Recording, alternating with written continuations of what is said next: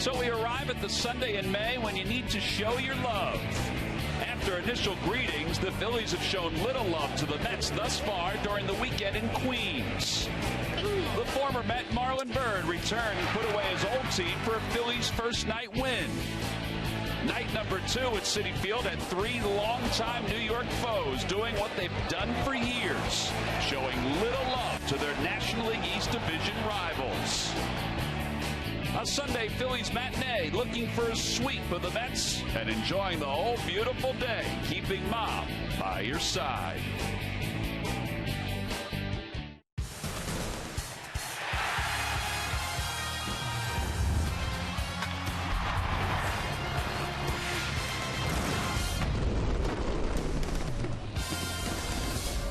It seems only appropriate that on Mother's Day, it's the best weather day of the year so far. Bright sunshine, temperature in the 70s, and it should be this way. Moms and grandmoms getting a chance to enjoy a little day baseball here at Citi Field. The Mets and the Phils wrap up this 3-game series. Hi, everybody. I'm Tom McCarthy, joined by Jamie Moyer and Matt Stairs as we get set to finish up this 3-game series here in Queens. We want to wish all the moms out there happy Mother's Day and all the grandmoms as well. And the Phillies have been kind of celebrating these last couple of days. They've bounced back after those games against Toronto. And last night, the core group led them to victory. They really did. And it comes from that meeting they had the first game here in New York. These guys came out last night. They had a game plan. They were working the count and getting in good hitter's position. The thing about these highlights you're going to see tonight is all these guys hit with 2 strikes. Jimmy Rollins hitting a fastball, mistake pitch, came back over, hits the subway sign for a big home run. Then all of a sudden, Chase Utley comes up versus the left-hander, realizing that he has to stay in the middle of the field, stays back on a slider low and away, destroys the slider to straightaway center off the wall, and then Ryan Howard comes up, Farnsworth misses a spot, throws a fastball down the middle. All these guys are doing a good job of staying in the middle of the park with 2 strikes and taking a nice, easy swing. Well, and the numbers from last night show that. Now, these guys are back in the lineup again today, and it's Ryan Howard who's batting cleanup against a left-hander. Yeah, and the key right here is Jimmy Rollins getting on base. What he does is he puts the speed on the base. The other guys behind him, he knows he has a chance to steal a base. These guys start getting a lot of fastballs, and they're a very good fastball hitting team. So that's the key with those guys is getting on base. The guys behind them will receive fastballs, and everyone knows they can hit a fastball well. All right, speaking of fastballs, the Phillies will deal with a guy that throws fastballs, and Jonathan Neese.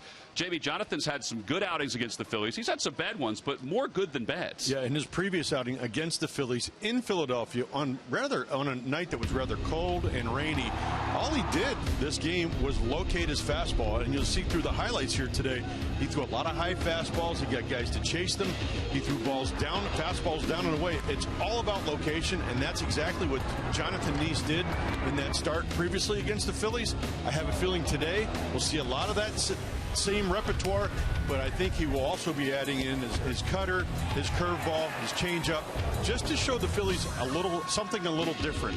And you can see here throughout this season here, he's had 6 starts. He's got a 2-2 record with a great ERA with 1.82. He's given up 1 earned run or less in 4 straight starts. So Jonathan Neese has gotten off to a really good start here for the Mets, and he's obviously proved to be a thorn in the Phillies side. All right, we'll see if the Phillies can handle him here this afternoon. Location was important in his start last time against the Phils. It was also important in Cole Hamels' outing. It was the same one. And speaking of Hamels, as he takes the baseball today, matching up against the Mets, we'll get a chance to discuss him and what he needs to do in preparation for today's start here at Citi Field. Phillies baseball is brought to you by Xfinity, your home for the most live sports. By Toyota, the Toyota Time Sales event is going on now. Toyota, let's go places. By Citizens Bank, introducing one deposit checking. Keeping things simple is helping you bank better. By Budweiser, here's to Budweiser, here's to baseball. And by Independence Blue Cross, the most preferred health plan in the region. Independence Blue Cross, live fearless.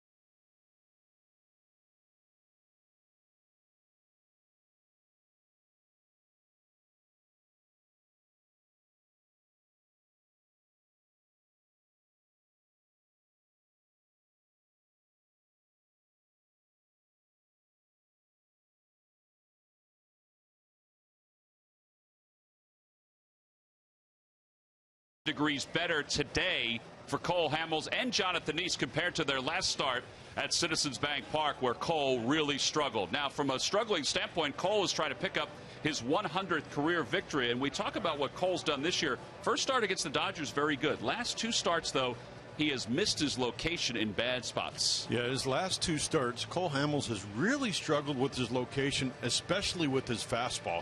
And for me, that's where it starts. You got to create things with good fastball location, with angle, and with depth on the fastball down. And you'll see here in these highlights exactly what I'm talking about. Carlos Ruiz is giving a great target there. Cole misses that target, and Palakaye, home run, right? Again, here you see another fastball location asked to be down and away, and he's missing back over the plate to a left-handed hitter in a power zone. And you look at Cole's reaction, he knew it right off the bat. Here again, the third pitch, we're looking for a pitch down and away. Again, the lack of execution is really coming to be a critical thing for Cole Hamels right now, especially the lack of execution with his fastball. And today he's going to need to locate that fastball down and away. And as you see here on this graphic, the New York Mets have been a huge nemesis for Cole Hamels over the course of his career, where he's 7-14 against the Mets.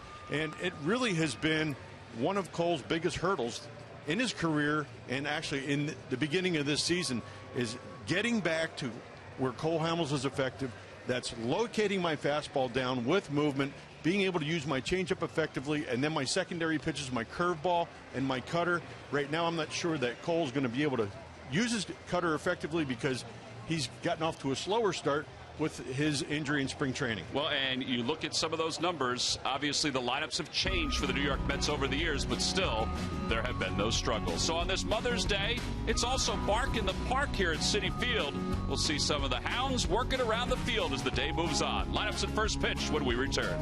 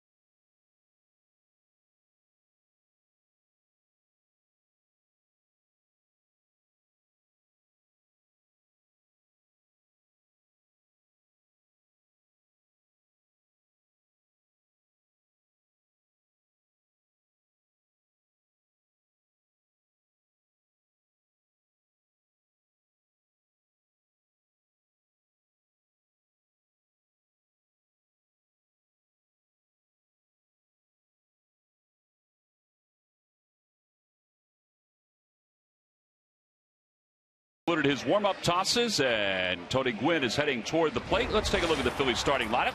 Brought to you by Xfinity, your home for the most live sports. It is Gwynn, Rollins, and Utley, followed by Howard, Bird, and Brown. And the bottom third of Will Nieves, Cody Asche, and Cole Hamels. And they will face the left-hander Jonathan Nice, the 27-year-old from Defiance, Ohio. On a bright, sunshiny afternoon here in New York, it is a gorgeous day. There's not a cloud in the sky. This is a sunblock day. Murph, you got your sunblock on today? I hope you have your sunblock on today. I do indeed, Tom. Excellent. Thank you for checking. Yep. Which SPF are you using? 50? 100? About 150. Well, here's the first pitch of the day to Tony Gwynn, and he takes upstairs. So we're underway. The count is 1-0. All right, here's Nice's numbers: 30 strikeouts and 39 2/3. He's had a solid start. Maybe he doesn't have the wins to show it, but a solid start. No, he has. This is one of the guys you got to get down in the zone with his fastball. He's been averaging, 87 to 91 miles an hour, and he's got a 4-pitch pitcher. Tony Gwynn is retired. Well, let's take a look at the Budweiser scatter report on Jonathan Nice. Yeah, and we just said his fastball is 87 to 91, and what he does, he relies on the fastball away, the fastball in. He keeps him off balance with the cutter, curveball, and change. And even though his 7-6 record, he's got a very nice ERA with a 3 versus the Phillies. 102 innings pitched against the Phillies. Here's Jimmy Rollins walking to the plate with his pink bat. Major League Baseball since 2006 has allowed players to swing those pink bats on Mother's Day. It's evolved from there to the wristbands, to the necklaces, and even the spikes that some of the players are wearing. And a lot of the proceeds, and there's the bat that we're talking about, a lot of the proceeds, and this is a great idea by Louisville Slugger. A lot of the proceeds will go to cancer research in association with the Susan G. Komen Search for the Cure. As Rollins hits one to left, and he's thinking about two. The throw to second base on one hop, up, and gets away. And then Rollins slides in safely with his 5th double of the year. And he tweeted out the picture of those shoes yesterday, and he was excited about getting a chance to wear them here today. You got to take a chance on this, don't you, to try to get 2 on this one? Most definitely. I think Jimmy squared that ball up pretty well. Hit a line drive down the left field line. He hit that ball hard. Left fielder got to it, but you still you have to force him to make a play on you at second base, and that's exactly what Jimmy did. It was a poor throw to second base, and it turns out being an easy double. He didn't think twice about it. He was going for 2 right out of the box. And that's, left fielder knows that, hey, Jimmy Rollins can run a little bit. I got to get to it. And he may have forced him to make that bad throw because he rushed himself. Well, now Chase Utley's the batter. And Utley swings at the first pitch and fouls it away. Eric Young is out in left field for the Mets today. He has 5 outfield assists. Did not get one there. Utley's had a very good series, 5 for 8. And is 7 for 15 on the road trip.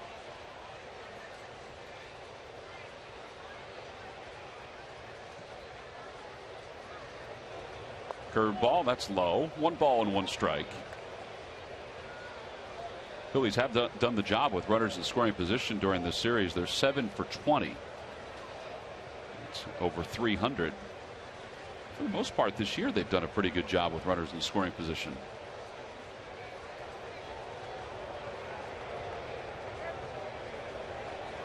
And he pulls it to the right side. It'll get Rollins over to third, but the second out is recorded. And there are 2 outs. Ryan Howard's coming up. All right, boys, it's time now for the Nissan keys to today's ball game. Today, starting off for the Phillies, Cole Hamels, it's really going to be important that he gets his fastball down with movement and establishes his fastball first before he tries to establish anything else. And that's where Cole has struggled thus far this season. And I know he's been working hard on trying to recreate himself with that fastball. Mine's very easy. Win 1 for Mom. That's exactly right. It's a nice day to win a game for Mom. There'll be Phillies fans who are moms all around the Delaware Valley. They'll have a better day. Here's Ryan Howard. Howard, 7 home runs, 21 runs batted in. Had a monster day yesterday with 4 hits. Well, if you recall the previous start that John Neese had against the Phillies in Philadelphia, he threw Ryan Howard a lot of fastballs, but they were very well located. And he starts Ryan off with a fastball here for a ball. A high fly ball to left center field. Lagares shading his eyes from the sun, now comes running in. And the side is retired. Jimmy Rollins left over at third after a 1-out double. So we go to the bottom of the first here in New York. Phillies nothing, and the Mets coming up.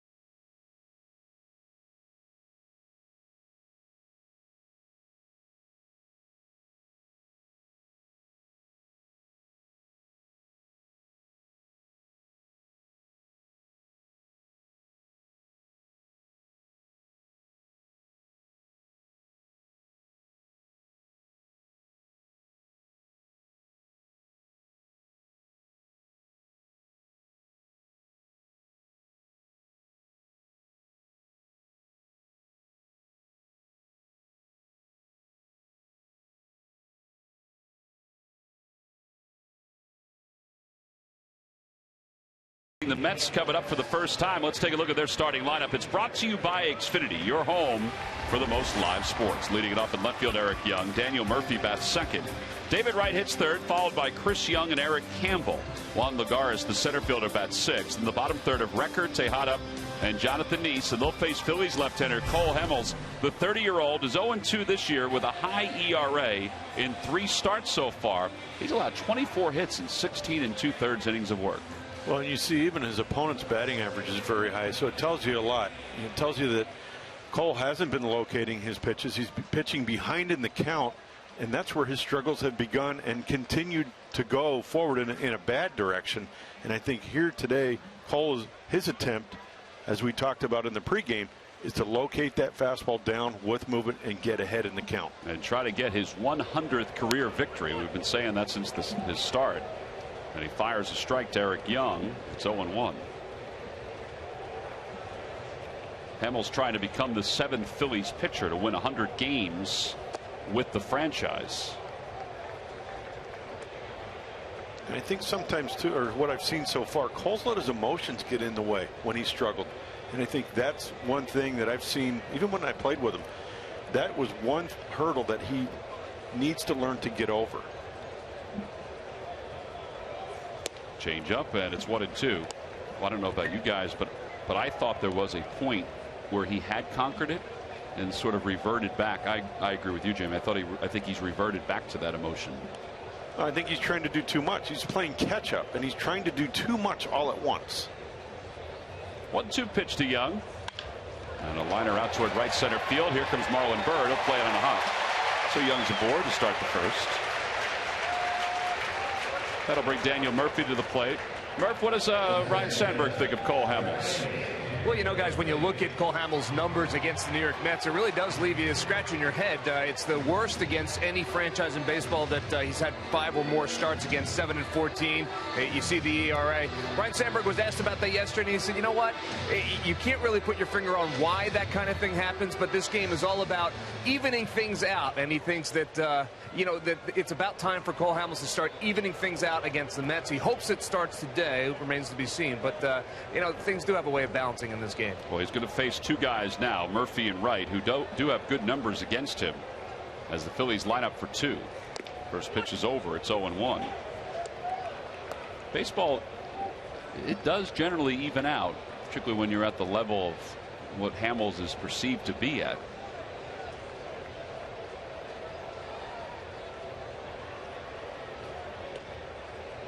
Eric Young draws that throw. He has stolen 12 bases. He's been caught 1 time.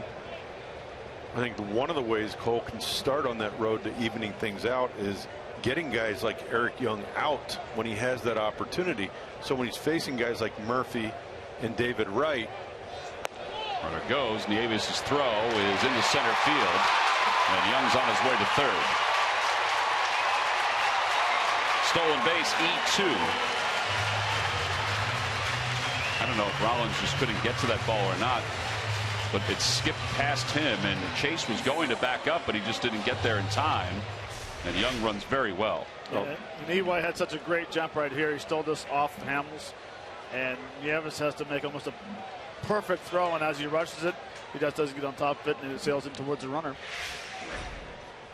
Well, now the infield is back, and they'll concede the run here in the first. Well, I'm trying to get back to what I was saying, and it's exactly the opposite of what I'm trying to say. You know, Eric Young gets on base. He steals second. There's an error. Gets him to third. This is why, one of the reasons why Cole has struggled instead of getting, you know, having a couple 1, 2, 3 innings early. Out of play, and it's 2-2. And when you allow good hitters to get into a situation like Cole's in right now, Murphy is swinging the bat well, swings the bat well off of Cole. He's got a man on third. You know, he can do many different things to get that runner to score, but ideally you're trying to get an out here. Whether he scores or not, you want to get an out. You don't want to let this thing go in a bad direction. Nieves with a nice block on the curveball. It's 3-2.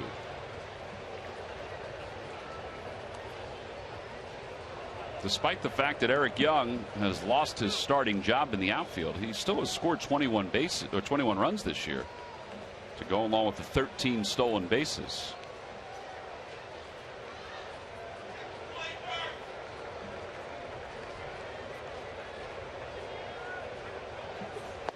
Check swing. Did he go? No, says the third base umpire Tim Timmons. Runners on first and third with nobody out. During the 2014 season, Turkey Hill, the official ice cream of the Phillies, will contribute $100 for each Phillies victory and 5 cents for each carton of Phillies Grand Slam ice cream. Sold to support the Phillies youth baseball and softball programs. And that's exactly what I'm talking about. You know, Eric Young gets on, as we saw, still second. He's on third base. Cole ends up walking Murphy. Now he takes a potential, maybe giving up 1 run in an inning, getting an out with the second hole hitter. Now he's got 2 guys on. Really hasn't established anything. A little frustrated, and now facing David Wright. Well, David Wright taking his time getting into the box is 5 for 9 in this series with the home run.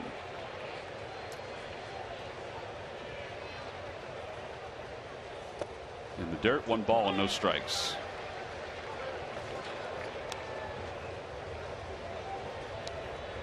And I had a small conversation with Cole the other day, and he also admitted that at times he feels like he's trying to force things, and that's exactly what it looks like is happening right now. Trying to force the ball to be down instead of just letting it be down. Broke his bat, flared out to center field. That's going to drop for a hit.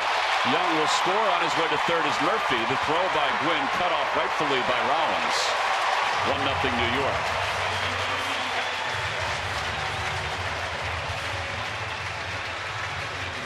.22 RBIs on the year for David Wright.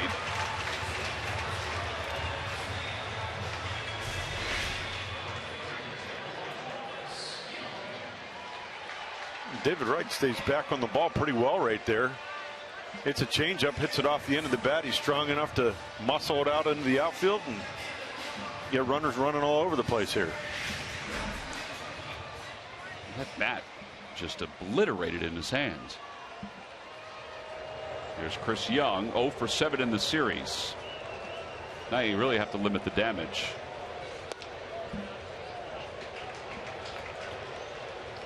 The A-base was trying to sell that right there by framing it a little bit. It was a little low.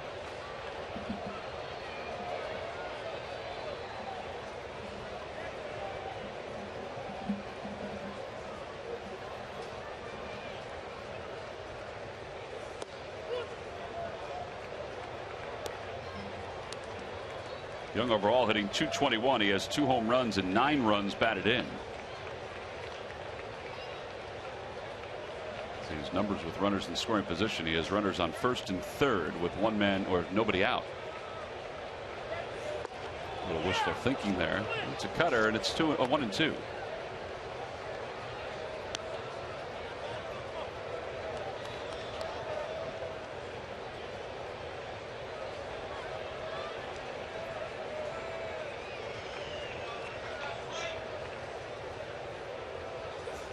Got him.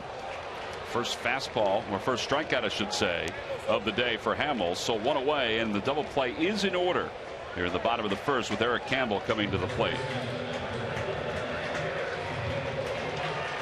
That was a great sequence right there by Cole Hamels, where he stayed in with Young, and Phillies have pretty much pitched Young away this series. So he kind of is going against how the Phillies had pitched Young, and I think that played right into Cole's hands. Because he's thinking something that he's seen the last couple of days. Well, I think he's thinking, well, you know, they're going to have gotten me out away. I've got to really protect away. Campbell takes a pitch a little low. It's 1 ball and no strikes. All right, Matt, now he has a chance if he gets a double play ball here to get out of this with only 1 run crossing the plates. Yeah, and this is where you basically want to stay low and away and try to get him to roll over on weak ground ball to shortstop. There's a lot of things. I mean, also, and I agree with Jamie said before. You know, with Young hitting, he's looking away, and all of a sudden the fastballs are inside.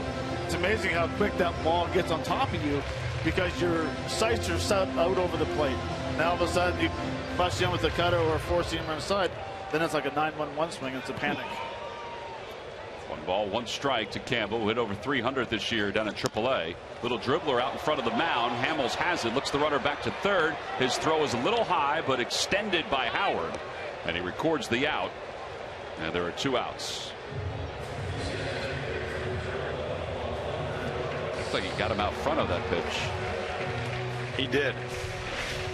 It's like a changeup here that's down, and Campbell, and it wasn't a real healthy swing, but he got on top of him, just topped the ball, and I mean, ideally, their Cole would have rather have had the double play, but to get the second out, now you have second and third. Now you can really focus on Lagares here. Lagares, who led off the first 2 games of this series, hitting .307, and he has 2 hits in the first 2 games.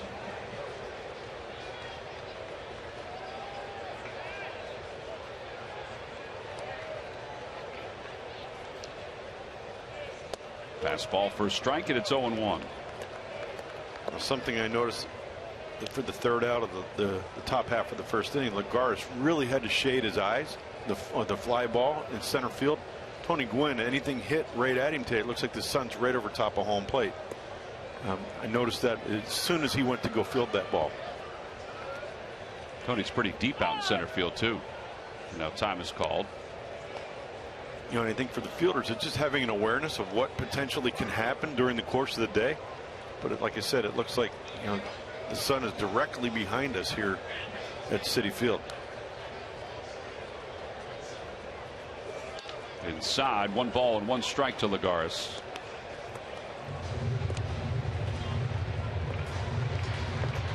Last night it was the Phillies who jumped out to a 2-0 lead in the first. The Mets answered by tying it at 2.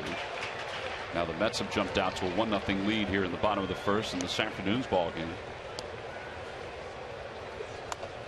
Late swing, and it's 1-2. And I really believe if Cole can get out of this inning right here, it's going to be a moral victory for him to move forward from this first inning. It's, you know, he's trying to build inning by or pitch by pitch, inning by inning.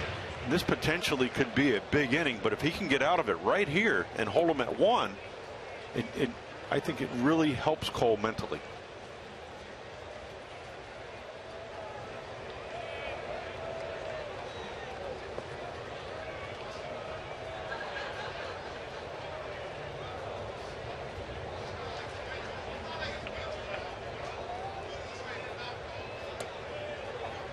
One ball and 2 strikes. Check swing. Did he go? Yes, he did. And Hamels gets out of the inning. A strikeout of Lagares. And the side is retired. He gets out of the inning, allowing just the 1 run. It could have been a whole lot worse. 1 run on 2 hits. 2 men left in scoring position. And a big-time strikeout to wrap up the bottom of the first with runners on second and third. We'll go to the seconds. Okay.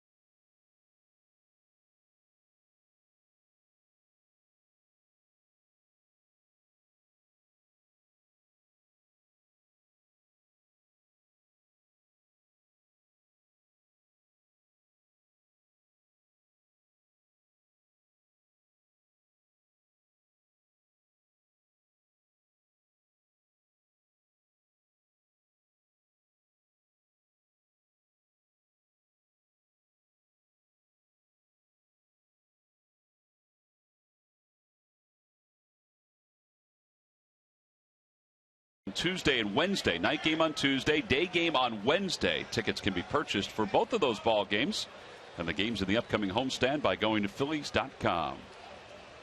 Citizens Bank Business Person Special on Wednesday. Marlon Byrd will lead it off here in the top of the second. And Byrd takes outside. It's 1 ball and no strikes. Marlin is 1 for 8 in this series, but over his last 14 games, his batting average is over 400.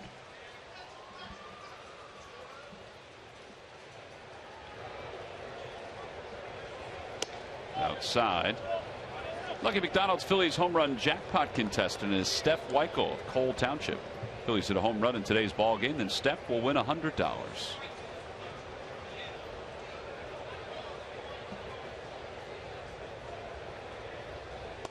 Fastball low, 3-0.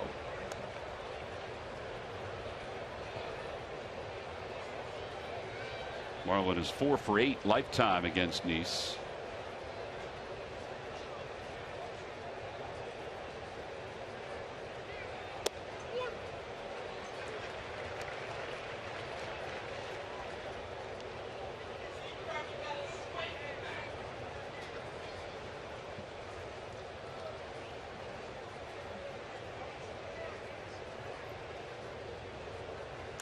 And a liner down the left field line out of play. It's 3-2. Marlin last year hit 21 home runs for the New York Mets, hit over 300, or almost 300 for them. Hit over 300 when he was traded over to the Pirates. They signed him to the free agent deal this year. Ask the Mets people, they say he was their best hitter last year for the trade. And he lines one out toward left field. Young coming on, and he dives, and he can't get it. It pops out of his glove, and it'll be a base hit for Marlon Byrd. And when you're going good, those things happen. Right, Matt? I hear you. How many times has that happened to you over the course of your career when things were going well? Well, and he does a nice job. He gets a fastball, the 3-1 count. I think that really sets up the next pitch. Fastball inside, turns on it like you're supposed to on a 3-1 a pitch, and it comes back to the 3-2 pitch. Supposed to be on side, stays away. UI Jr. has it, and then popped right in. But I agree, when you're going good, you get those hits. Roller off the mound. That's going to help Murphy. Another tough hop for him, and a double play on the first pitch. Ball was not hit all that hard, and once it hit the mound, it redirected itself, and then it took an odd hop before Murphy was able to handle it. Jonathan Nice has done a great job with managing Phillies runners on base. He did that in his previous start in Philadelphia, and here again he started off the same way. Gets a guy on, first pitch, jams. Dominic Brown hits a semi-easy ball that takes a big hop, but it's as we call it, a Sunday hop, and jumps right up to Murphy, and they turn an easy double play. Here's Nieves, and he takes a strike. It's 0-1, or takes a ball, I should say. It's 1-0. We've seen Jonathan Nice so often. 7 wins, 6 losses against the Phillies, and overall 45-42. That ball is ripped down the left field line, and it is a fair ball. It kicks up in the corner. Nieves on his way to second. The throw by Young sails way over Murphy's head. Yeah, that's the second double for the Phillies today, and the third double of the year for Nieves. Well, it's interesting. We down before the game, we were down in the dugout, and Will was looking for his pink bats and said that they didn't come in, so he must have borrowed somebody's pink bat. He said last year he was 3 for 4 on Mother's Day with a pink bat. So whoever bat he found today, I think he better hold on to that. Surprised he didn't use it the days after that, although I don't know if baseball would allow that after getting 3 hits with it. Cody Ashley takes high and in, 1-0. I told him if you had that good of a day with it, I'd be carrying that bat around with me, so I knew I'd have that good bat this year on Mother's Day. That's a good point. Put it in a case. I've seen that done. Guys carry bats around in a little big humidor type of a case. Raul Baños. Ichiro, well, he learned it from Ichiro Suzuki. Oh yeah. You know the cigar cases? Well, this is just a extended cigar case that holds bats. Oh yeah. How many bats does he put in it? Half a dozen. Oh really? There's that many? Yeah. Yeah, it's a humidor. I thought it was just one bat, his favorite bat, that he took care of. 2 balls and 1 strike. Does he let anybody else touch it, or does he have to carry it around? I don't think he's carrying it. No, the only people that touch it are the clubhouse guys. Okay. And actually, I think they can even lock those.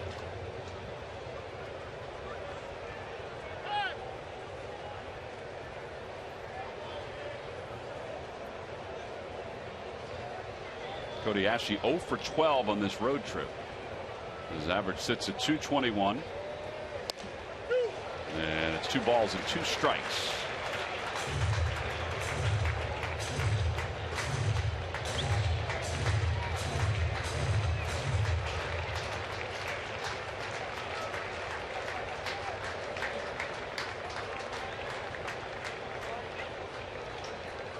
Opposite way, and it is a fair ball. It kicks up some chalk, and the Phillies will tie this ball game up. Nieves will score an RBI double for Ashe. It's the 3rd double of the day for the Phillies. Well, even when you're not going good, you have a little luck like that, and that's what Cody Ashe just got. After an 0 for 12 road trip, he picks up the RBI double. And this is a spot hitting that 8-hole. You just sit there and you want to be patient as possible, but you don't want to lose your aggressiveness. Gets a fastball out over the plate, stays inside the ball, and just stays inside the foul line down left field line. So Nieves coasts home from second, and now Cole Hamels. Hamels on the year 200 hitter.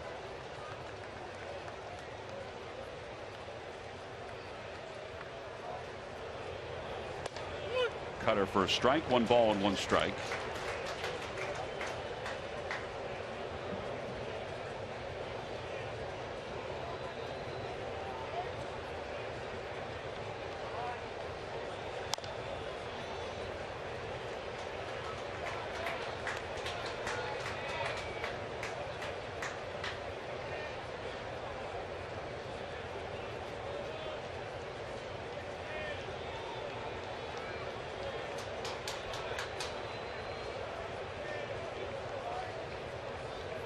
Swing and a miss, and Hamels is struck out, but the Phillies do tie it up.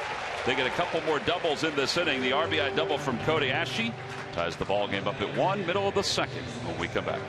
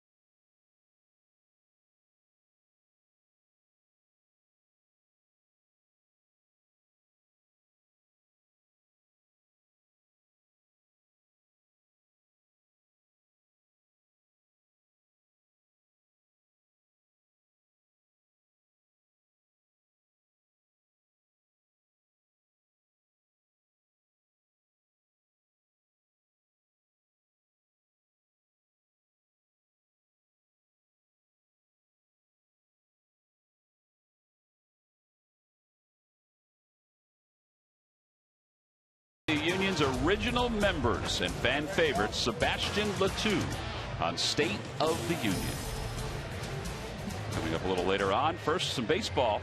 Phillies and the Mets tied at 1. We go to the bottom of the 2nd. Anthony Recker, Ruben Tejada, and Jonathan Niese will face Cole Hamels. Niese allows the RBI double to Ashe to tie the ball game up.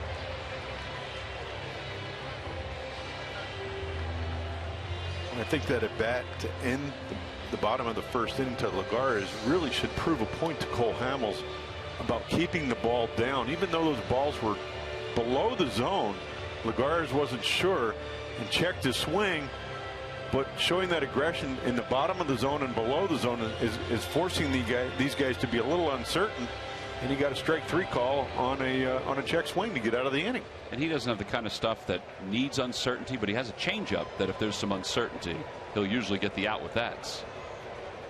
Here's Anthony Recker, 222 hitter, backup catcher. Fires the first pitch foul. It's 0-1.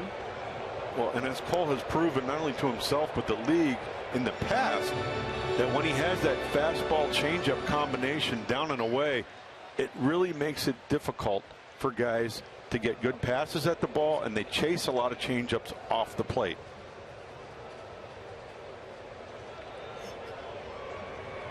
Record came on late in yesterday's game, did not have an at bat. Loops that one down the right field line. It'll slice out of play. It's now time for you to tweet your photo using hashtag PhillyFanPhoto for a chance to have it shown in an upcoming game broadcast. It's brought to you by AT&T.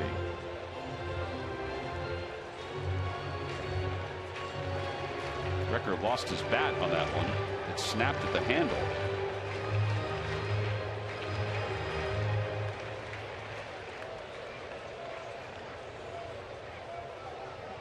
Anthony Recker out of Alvernia College in Reading, Pennsylvania. Former 18th round selection in 2005 by the Oakland A's.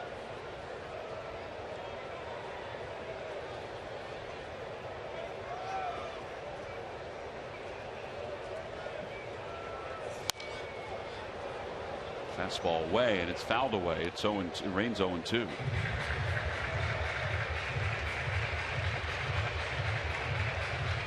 It was interesting that that pitch right there. Will called for a fastball in. Cole shook him off, went to the fastball away, and he kind of tipped his head. It looked like there was a little uncertainty, but Cole knew exactly what he wanted to do there, and he made a really good pitch on a fastball away. He just shook off a couple of signs from the A-base again. Fastball upstairs, 1-2. And that's what I'm talking about right there. It looked like he tried to lean on that, tried to overthrow that one, and the result was a high fastball that really had no value for Cole. It was a ball right out of his hand. Although it was an 0-2 pitch that we didn't give up, or he didn't give up a hit on. How many times have we seen that this year? Curveball and a called strike 3. Third strikeout for Hamels.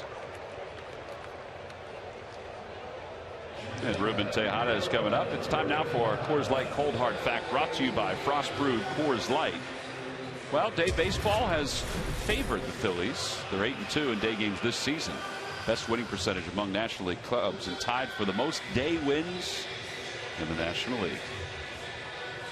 When you can pull a pitch like that, a curveball out of your back pocket sporadically, and show a hitter that you can throw it for a strike, it really kind of sends guys back to the dugout thinking, oh my gosh, now I've got another pitch I've got to look for that he can command and throw for strikes. Tejada fouls the fastball away. It's 0-1.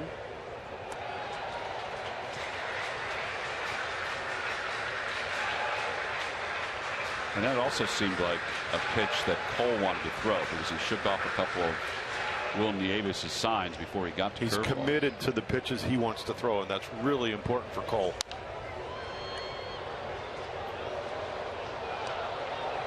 I just see a different aggression in him right now. Well, and it happened after David Wright hit some ball to left field that broke his bat. The next hitter with Wright, all of a sudden that thing kicks in a little bit. Looks like he's stepped his game up a little bit. And he's back on the mound quick, throwing. Outside, 1-2 to Tejada. Well, his velocity's gone up a mile or two this inning too. He's thrown a number of fastballs at 93. That one right there was 94. Where in the first inning he topped out at 92.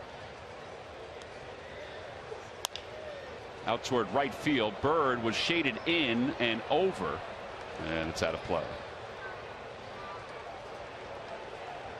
That was the exact same sequence as the last hitter. 2 fastballs away. He was laid on, came up with a high fastball, changed the eye level, then came back with that big curveball. Just this time he was able to foul the ball off. But you can tell he's starting to get in a little rhythm, feeling his rhythm with the pitches and what's getting him there. And what I like about it, and I know we talk about the 0-2 pitch, the high fastball It does have a purpose because it changes the level of the eyes of the hitter. Thinking looking down the zone, all of a sudden they throw one up in the zone. Well, the next thing that happens, the next pitch is a curveball comes out of the same slot that high fastball was in. Well, they throw a changeup, and it's 2-2.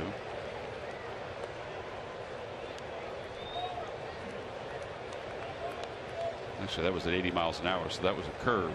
Just didn't have a big loop. That was a curveball that he tried to bury in the dirt. Might see a changeup right here. That one he looked like he overthrew. Again, just being easy and letting things happen, the results will be there. When you force things, bad things start to happen.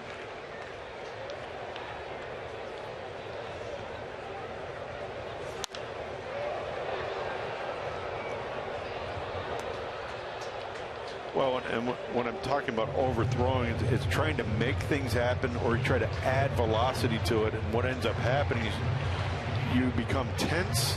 You may squeeze the ball a little bit and you don't have the same arm action and the ball doesn't jump out of your hand.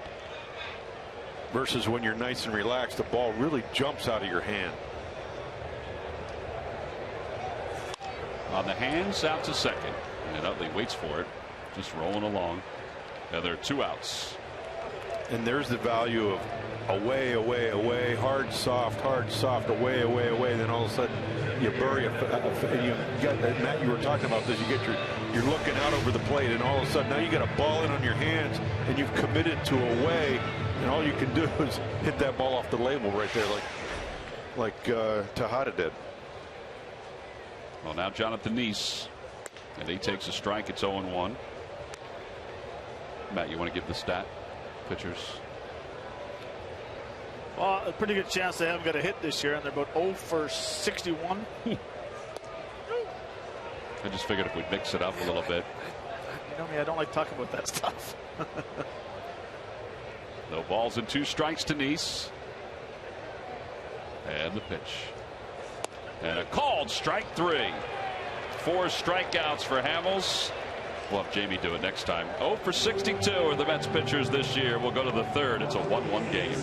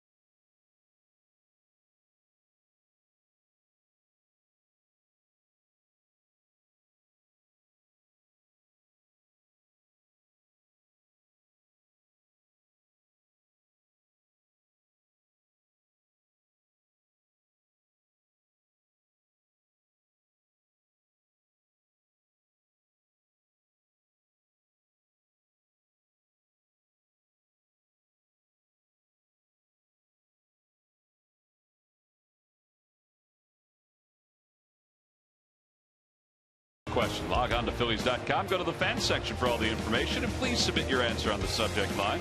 All right, the question is, which Oakland A's pitcher threw a perfect game on Mother's Day in 2010?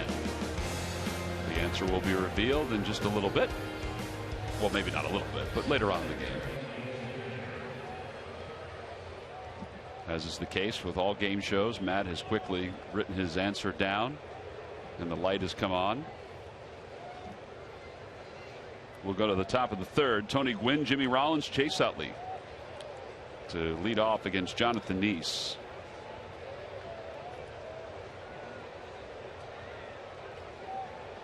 Tony popped out his first time up. A couple steps onto the grass in left center field.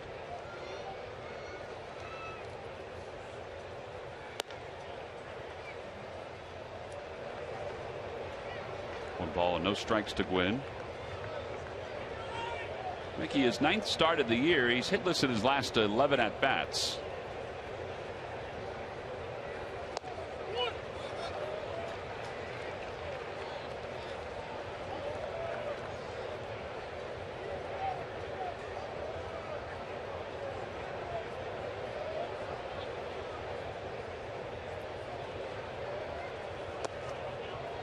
Two balls and 1 strike. A little different approach for Tony Gwynn this time compared to last time. Yeah, the first at bat, I was really surprised. He took the first pitch ball and then swung at the second pitch and flew it to short. This time he's being more patient. 0 for 11, but he's actually had some very good at bats. Even on this road trip, he's hit a couple balls pretty hard. They've been line drives right at the outfielders, right at the right fielder in particular.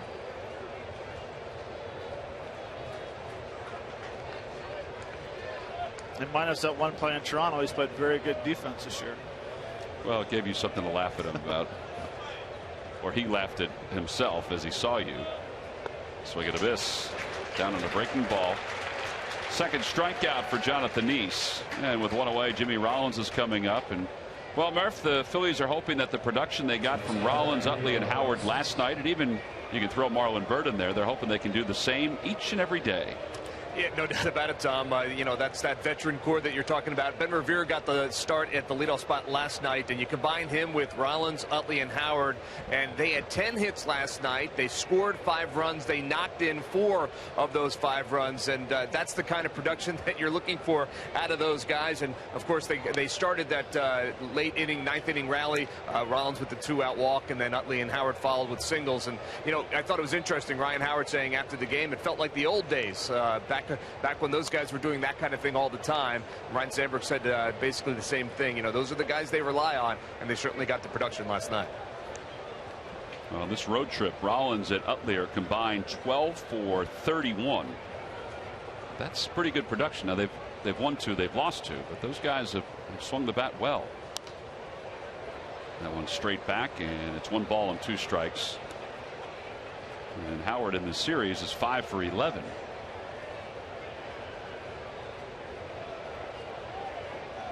Said last night he's on pace for 100 RBIs, even with all the issues that he's had. Does that mean Stanton's on pace for 200? Stanton's on pace, yeah, for 200. He's got what, 40? 41, I think 41. It is now. He'll cool off eventually. You hope. Check swing, slow roller. Well, what happens to guys, I think, when they start or when they stay that hot, teams start not pitching to them. And then they try to do more than they're capable of doing, and all of a sudden they find themselves, they get into a hole, and they try to force things instead of continuing to let things come at them, and then they go into a slump. Rollins fouls another one off. Well, wasn't it Juan Gonzalez 1 year with the Cleveland Indians had 100 RBIs at the break? And everyone was talking about who's going to break that big record, and then all of a sudden you end up with like 138 or 140. And I agree, Jamie. You start going out of your strike zone and trying to drive pitches to the opposite fielder, trying to pull balls that you really shouldn't swing at. Swing and a miss. Rollins is struck out. 3 strikeouts for Neese. Yeah, back in 1998, Juan Gonzalez had 101 RBIs at the All-Star break. Chase Utley's coming up, and speaking of the old times with the Phillies hitters, let's take a look at our Mazda leaders. And Howard, Utley, and Rollins are among the active leaders in home runs against the New York Mets. Adam Roach and Dan Uggla are there too. You would expect that. Now that Chipper Jones is retired, he's no longer at the top of all of those lists for home runs against teams in the National League East.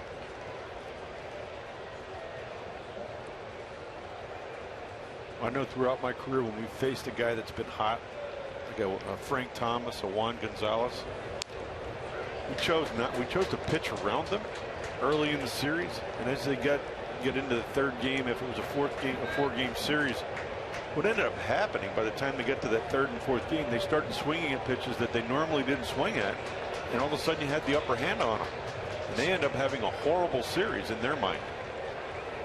So the frustration of it sort of led them to go outside their comfort zone. Most definitely. 1 ball and 2 strikes to Utley. He grounded out to second his first time up. And on both sides with pitching and hitting, this is such a mental game. Well, he stayed in there on that breaking pitch. Today's game is also available in Spanish. Just use the SAP button on your television or change the language through the menu on your cable box.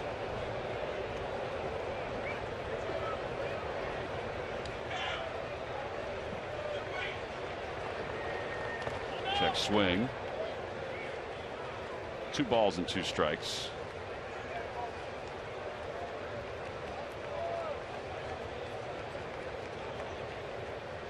That ball down and away was a little more comfortable for Utley than the one up at his head earlier in this count, or this at bat.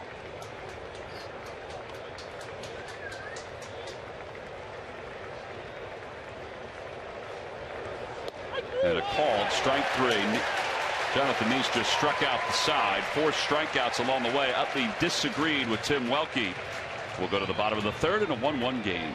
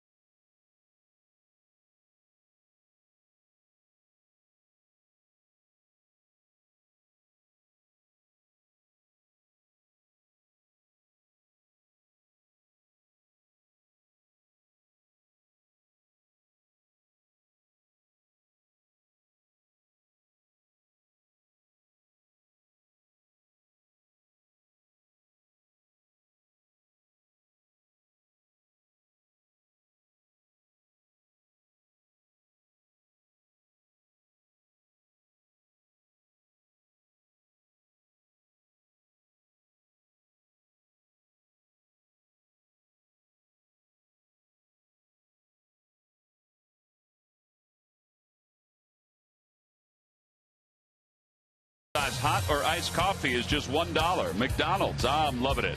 Buy WB Mason. You can't go wrong when you buy right. And buy Nissan. Choose Nissan today for great offers on our most exciting lineup ever. Shop at ChooseNissan.com. Well, that is the rotunda here at Citi Field. And as you walk in, it's sort of a throwback to Ebbets Field in Brooklyn. Here's the last pitch to Chase Utley, because it was kind of interesting to see what happened after the strike was called. From there, it looks pretty good pitch, right, guys? Yeah, I thought it was a pretty good pitch. I think he fooled Chase right there. And the other part of it, I think Chase just was trying to get the umpire to, hey, let's just give it a better look next time. Now, from center field, it looked like it was over the plate. I think it crossed over the plate. Over the top, it looked like it was just a little bit outside. It may have come through the zone, or the umpire thought it may have come through the zone. It's not really where they're not supposed to call it where the catcher catches it. They're supposed to call it where the ball's crossing the plate, if it's crossing the plate. Now, in between innings, Utley, he doesn't have a long conversation with a lot of people, but he did have a long conversation with Tim Welke, the home plate umpire. It wasn't at all adversarial. It was just a conversation. And I think Chase knows that Tim's one of those guys you can talk to about it. If you want to get argumentative, they're going to stick their chest out as well. But as you saw, Chase voiced his opinion, and then it became a conversation. Young bunts to the right side. Hamill's very athletic. Nice play. 1 out.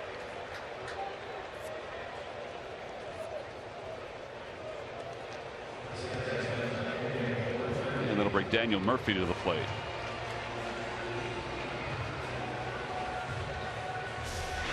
I mean, that is a very nice play, and he actually makes it very easy. Realizing that he's going to bunt, comes off the mound. If anything, EY bunted a little too easy.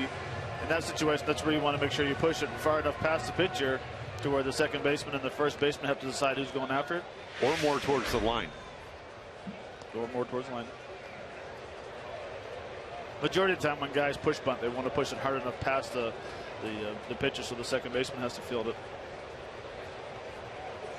Murphy takes a strike. It's 0-1. Back to the conversation I had earlier in the first inning of the game. Now he gets Young out. Now he can face Murphy with nobody on. And he throws strike one with a curveball.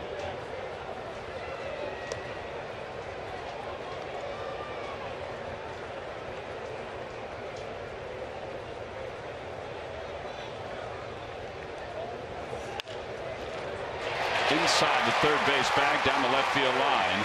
Dominic Brown gets to it and then bobbles it. That's going to enable Murphy to go to second.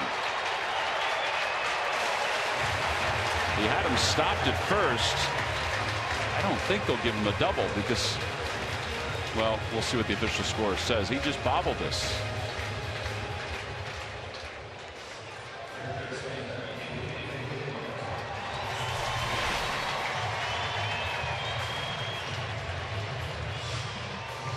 It looked like he almost took his eye off of it as the ball was getting to his glove.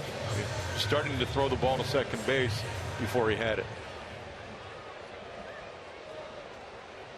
Well, he didn't stop, but I don't think he would have gotten to second base if he had fielded that ball cleanly. They do score a double, though.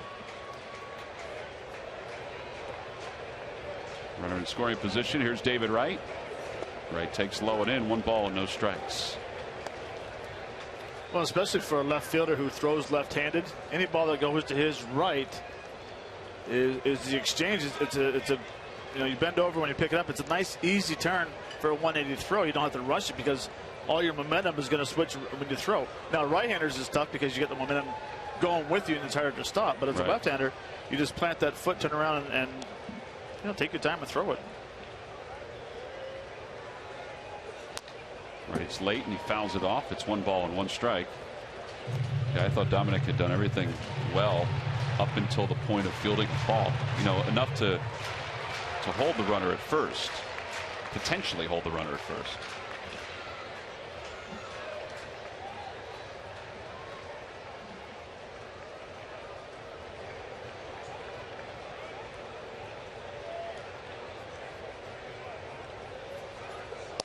Fastball, and it's 1-2.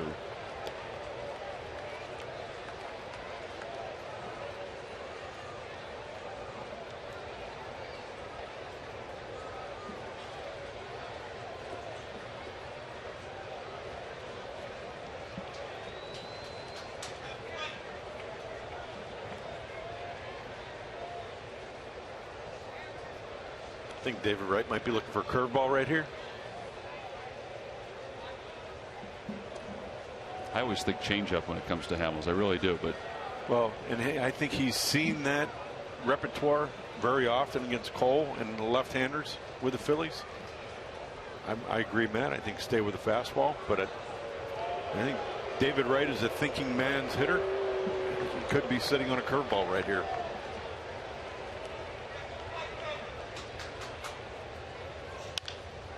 Fly ball right field. Marlon Byrd comes wandering in, makes the catch, and there are 2 outs. Mets are now 3 for 21 with runners in scoring position in this series. And speaking of the Mets offense, David Wright in our Geico quote of the day, it's tough to divide it up. Who's to blame? Pitching, offense, ultimately it's a combination. We're just not getting it done. We need to find a way. That's been accentuated during this 5-game losing streak by the Mets. Phillies hope that it's extended to 6 here this afternoon. Now, Chris Young has had an inning, 2 innings to think about that at bat, about pitching in where he had versus where he's been pitched away all series. What do you think he's potentially thinking here, Matt, in this at bat? Well, I don't think he's going to change his approach. I think he's going to look away early in the count and then maybe decide all of a sudden that, you know, with 2 strikes they might try to pound me out. But as a hitter, I've always thought you look inner half. If you have that inner half approach, you can still cover the outside plate with the coverage. But Oh, guys guess so much nowadays. They look on away. Or I don't understand how come hitters nowadays look away on pitches and think they can adjust to hitting a fastball inside. There's no man in baseball that has quick enough hands to look away and react in. On the outside corner, 1 ball and 1 strike. Well, I like how Cole started him off soft right there with a changeup, even though it wasn't a strike. You know, he changed his eyes and it was something soft. Now I'm sure, you know, Chris Young is thinking, geez, all right, now they started me off soft. Where are we going to go here? Now he throws a high fastball for a strike. Comes back with a fastball, and it's 1-2.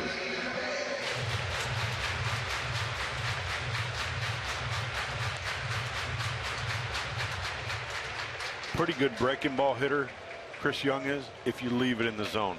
If you throw him a breaking ball here, you got to bury it. It's got to be in the dirt.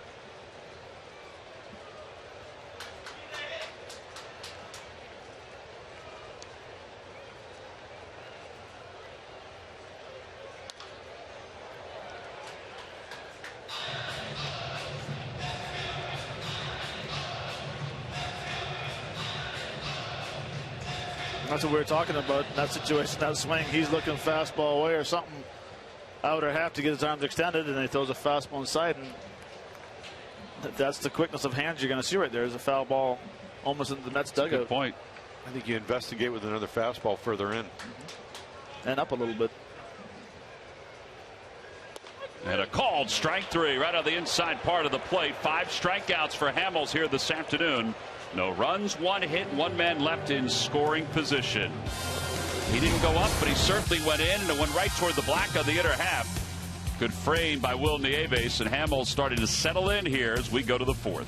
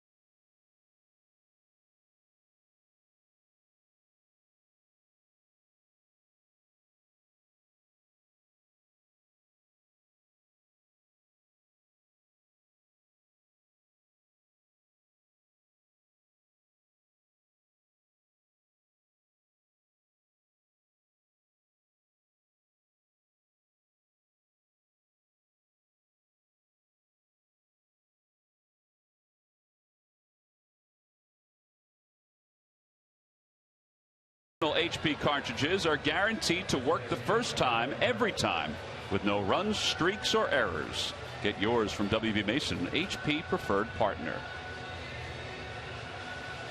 Well, that's the bark in the park here today at Citi Field.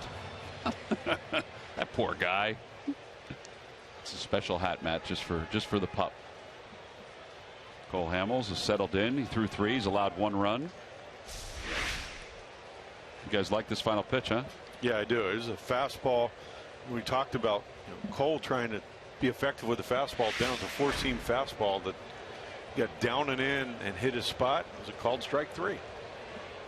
I don't know that he's going to need to throw another pitch into him for the rest of the day. He's got him out twice. Wow. On balls in. He's got to start looking in there. First pitch to Howard to begin the 4th is a strike. Howard flied to center his first time up.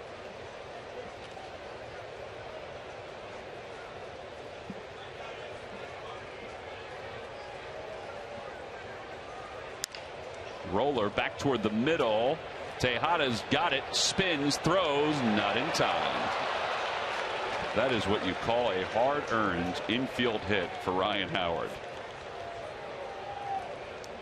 Friday, May 16th, it's Irish Heritage Night at Citizens Bank Park. And it's the start of a 3-game series against the Cincinnati Reds. Sunday the 18th is the Citizens Bank Fanatic Birthday. Free Fanatic Fun Glasses for fans 14 and under. Tickets can be purchased by going to Phillies.com.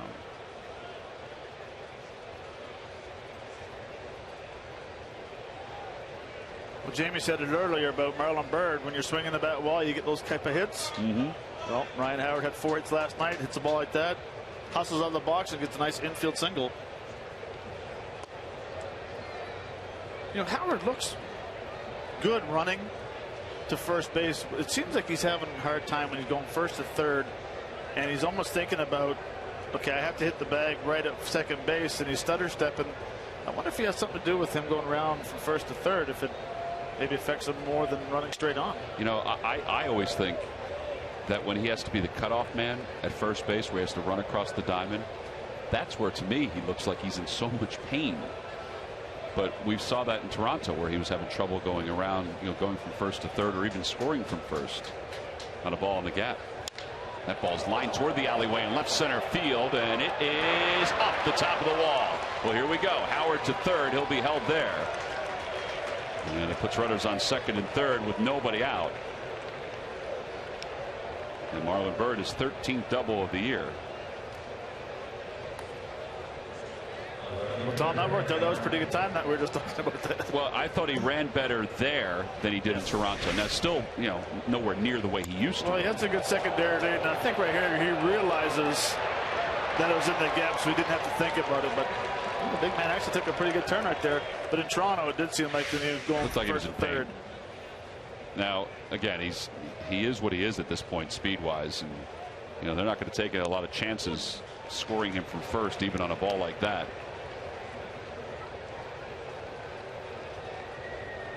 Dominic Brown hit into a double play his first time up. Trying to get some contact here to get Howard home on a ball toward the middle. Ground ball to first. And Campbell's coming home, and they're going to have Ryan Howard. Did they? No, he's safe at the plate. He got around the tag. That's agility right there. Huh? Well, he may not be able to run the way he used to run, but he was able to move as he got toward the plate. It's a 2-1 Phillies lead. Well, you get the infield knock, does an unbelievable slide coming home.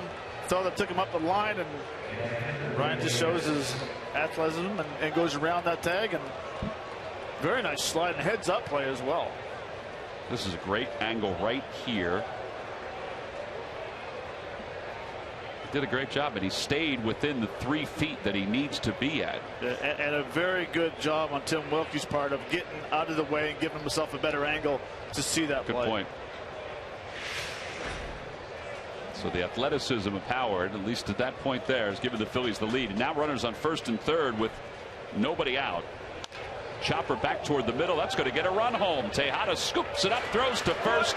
It's an RBI and a ground out as Byrd crosses the plate. It's 3-1 Phillies on top. Now that is a good out.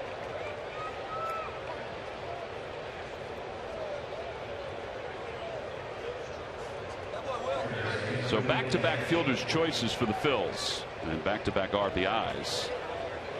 Dominic Brown and Will Nieves.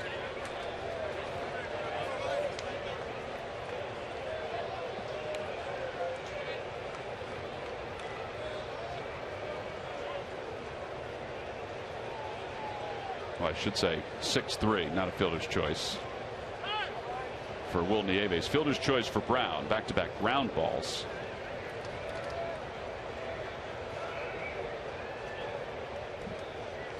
So Brown's in scoring position. Cody Ashley's the batter. He takes a pitch inside. I think that whole play for Ryan Howard there, as I'm reviewing that in my head, saw the catcher having to come up the line. That was a bad throw by the first baseman, and with being able to see that, he was able to make an adjustment in his approach to the plate well enough in front of the plate while the catcher was trying to catch the ball and sweep tag him. So it does pay to be slow, because if he was quick, he wouldn't have that time to react. If it was quick, he would have been by him already. Point. 2-0 to Ashe. There's a strike. It's 2-1.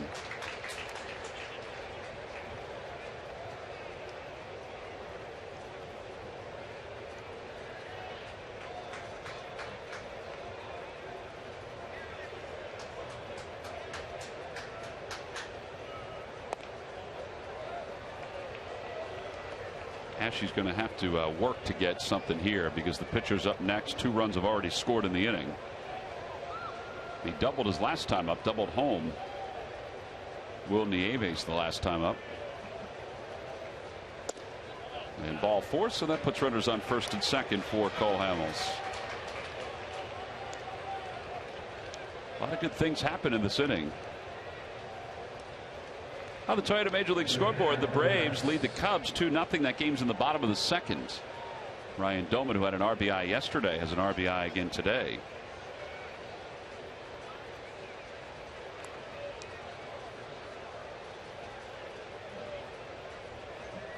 Braves have not scored a whole lot of runs, but they are winning again. They have 22 runs and are hitting .207 in the last 12 games.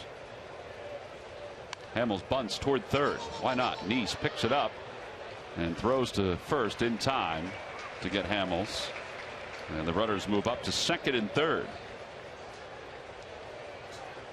Sacrifice is successful. 1-4 on the putout.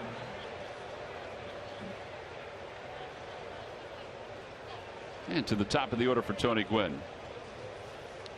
Here's to Budweiser. Here's to baseball. Great day for Mom to enjoy a Budweiser or two, right, on Mother's Day. Why not? Why not? Father's Day, birthday. I was going to say Matt would have a Budweiser in honor of Mother's Day. Yes, a Budweiser? Well, just trying to be conservative. Runners lead off second and third. Gwynn's 0 for 2. He's popped out and he's struck out. And he takes inside. It's 1-0.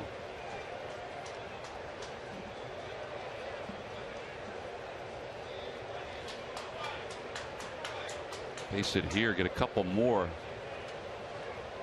A lot of positive vibes rolling through that dugout, even more so than there are now.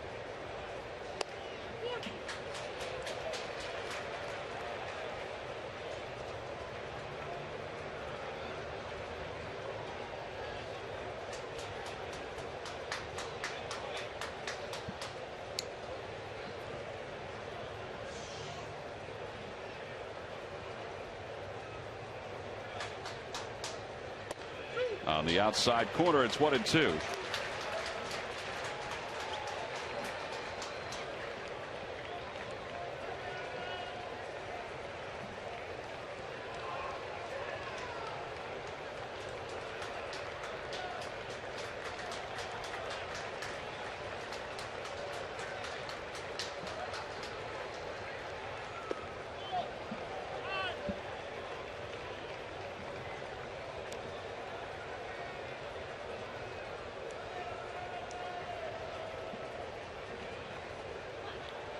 It's a big at bat right here. If he can get one of these runs or both of these runs across the plate, this could be a big factor in this game. Could help Hamels' cause. There's no doubt about that. The sacrifice bunt certainly did. 2 balls and 2 strikes to Gwynn. Cole has a 2-run lead right now, hoping for some more.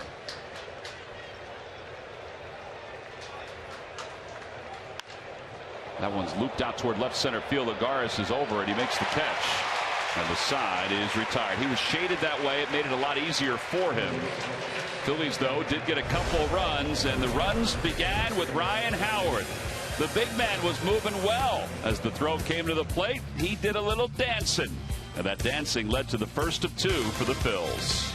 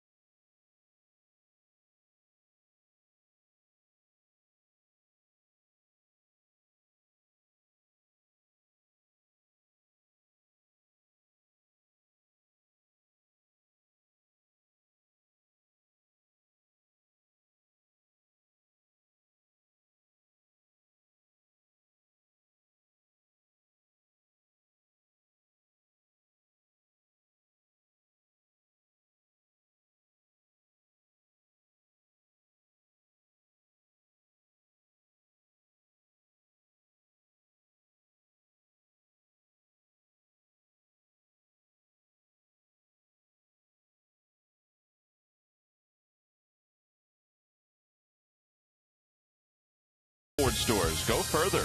By Thomas Jefferson University Hospitals. Call 1-800-JEFF-NOW for an appointment. And by Toyota. The Toyota Times sales event is going on now. Toyota, let's go places. Phillies lead it 3-1 as we go to the bottom of the fourth inning. It's that kind of a day. First time this year, really, that you can come out with shorts and tank top and enjoy a ball game. Bright sunshiny afternoon. And as we go to the bottom of the fourth, Eric Campbell will lead it off. He takes a strike. It's 0-1.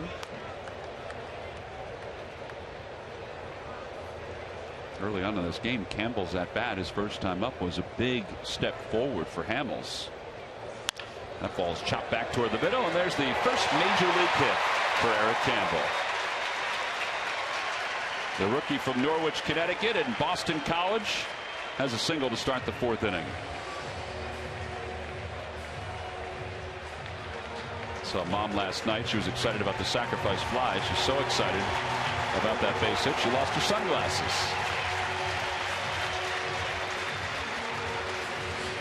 And the crowd here just acknowledged the message on the board that that was his first big league hit. So they're going to authenticate it.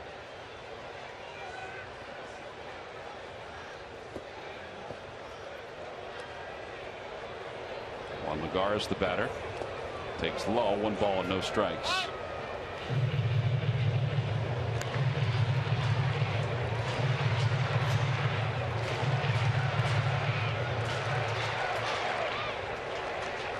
Lagares struck out his first time up.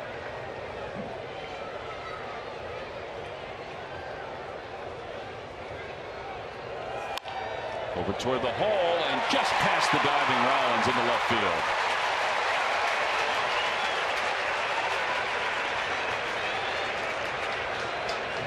Couple of frustrating hits for Hamels. Neither one really hit particularly hard, but as they say, sometimes it has eyes and it gets out into the outfield. Oh, and here's a situation where you don't really need to panic. Again, focusing on down and away, hard and soft, trying to get a rollover ground ball here again and turn a double play, and before you know it, you can be out of the inning. All about execution, staying within the plan.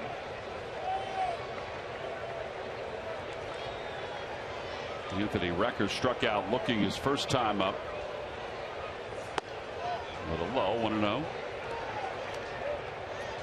Really like what I see from Cole today with the ball consistently down in the zone. That's a borderline pitch. It didn't go his way, but he consistently is making that pitch, and I think it's been the difference in Cole's outing today.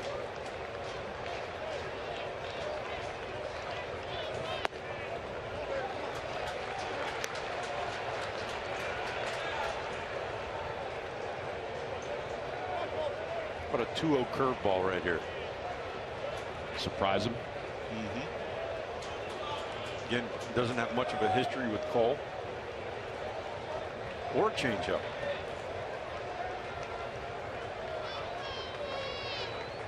I think a changeup is probably the better pitch of the two, because now all of a sudden he sees that big curveball. He doesn't have to necessarily swing at it. He'll notice it earlier.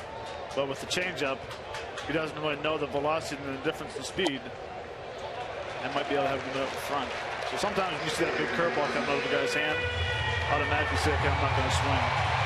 But changeup can stay on the same plane the majority of the night, the day for it. Well, he opted for the fastball and it sailed down again. The only reason I said that was the curveball. You got a young hitter that is trying to prove himself here. He might be a little more aggressive than he normally would be.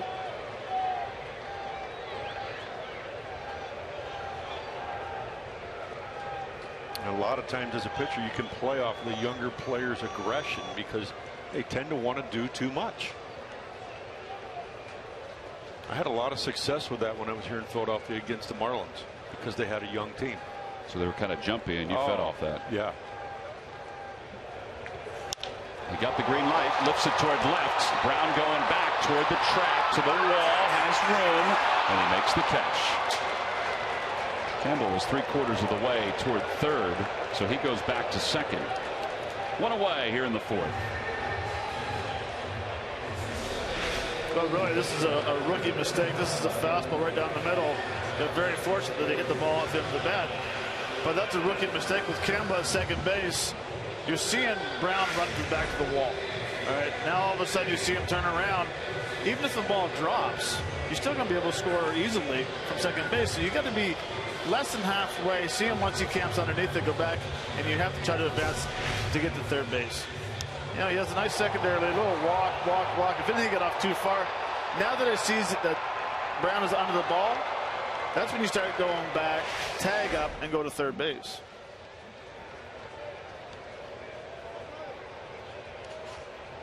Yeah, by the time Brown got back to it, it was either going to be off the wall, over the wall, or he was going to grab it. One out. Tejada, who grounded softly to second his first time up, takes low and inside. 1 ball and no strikes. Tejada's a guy that if you leave the ball in the outer third of the plate here, he's pretty good at shooting the ball to the right side. So you got to be careful in how you're going to approach him right here. Looks like Cole and Nieves are having a little hard time right now. Get on the same page. Yeah, they haven't worked together that often.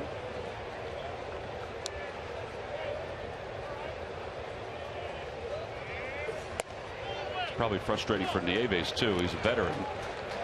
Cole used to have, at least last year, used to have the same kind of issues with Eric Kratz when he would catch for Ruiz. You grow so comfortable with a guy like Carlos Ruiz that sometimes he's thinking the same way you are. Yeah.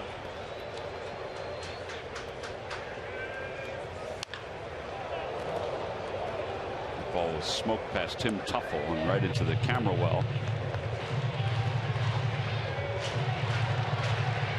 I wonder what he would do right here with a changeup and sped him up with a fastball. I think even if he swung at a changeup in here, but it has to be in. Either swings and misses, he takes it for a strike, and if he makes contact with it, he pulls it even further foul.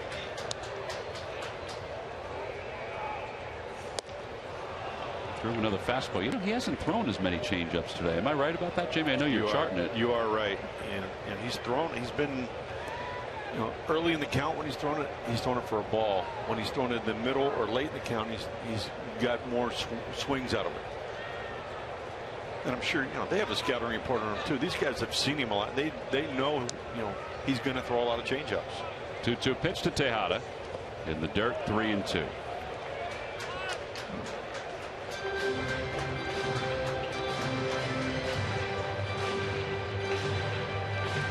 Davis out to talk to Hamels.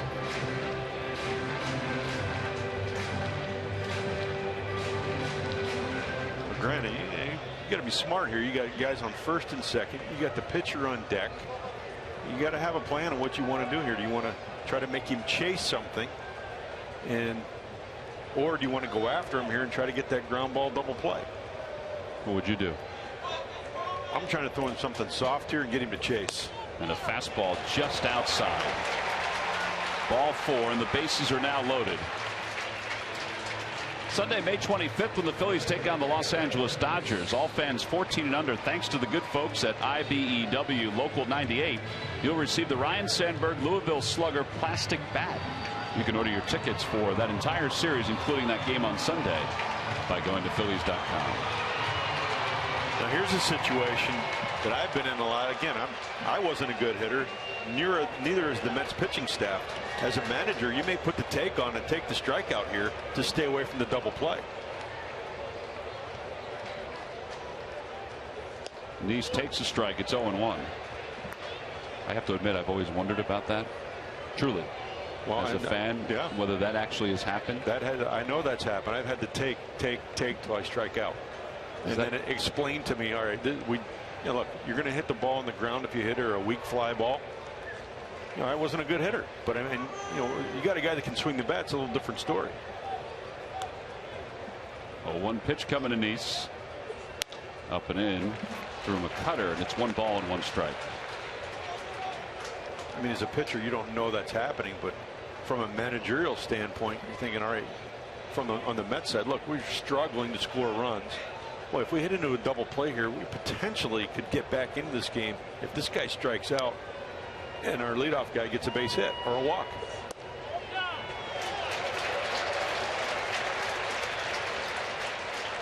Actually, if I knew that going to the plate, I would crowd the plate, knowing that I wasn't going to swing, but maybe force the pitcher to say, I don't want to hit him and throw the ball away. All of a sudden, he starts playing mind games with himself. Well, you remember the last time the Phillies faced the Mets, and it was Hamels against Nice. He walked him with the bases loaded, and he takes a swing and lines it foul. Nice catch by that fan down the left field line. It's 2 balls and 2 strikes. I think it really all comes down to the hunch of the manager and what he wants to do.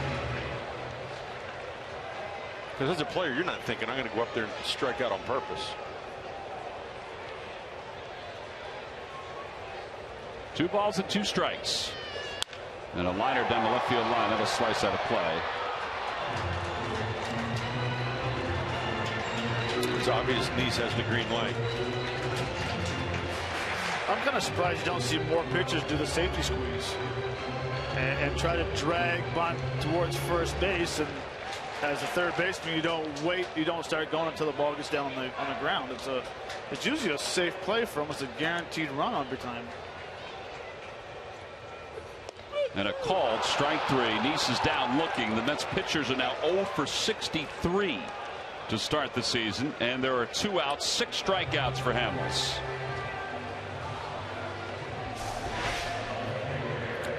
You see a cutter. Actually, where Will catches it, that ball's well off the plate. And Nice's reaction will tell you that he thought that too. No, he wants that same pitch. But I like that idea, Matt, especially with 2 strikes. You look at the Phillies, Ashy's playing back, Ryan's playing back. Just kind of throw something out there, force the defense to make a play. Oh, yeah. Will did a good job. He caught it and held it there. But he also called that pitch on Chase Utley earlier in the game, too. So maybe he said, well, that's as far as I'm going to go outside. My strike zone is going to be a little wider. Both ways. Eric Young is 1 for 2. Singled and scored in the first. Hit one a bunt back toward the mound his last time up.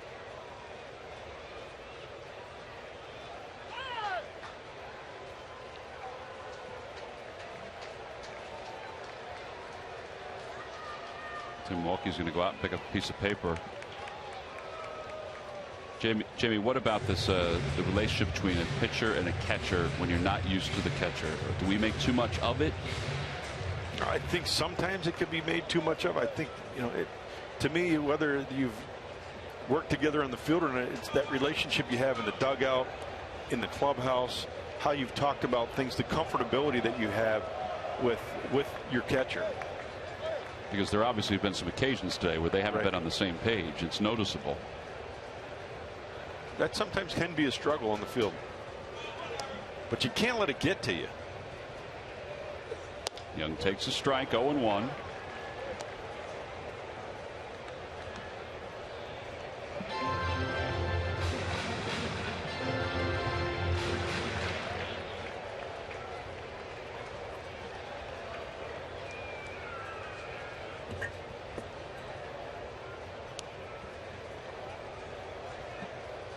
He bunts, foul.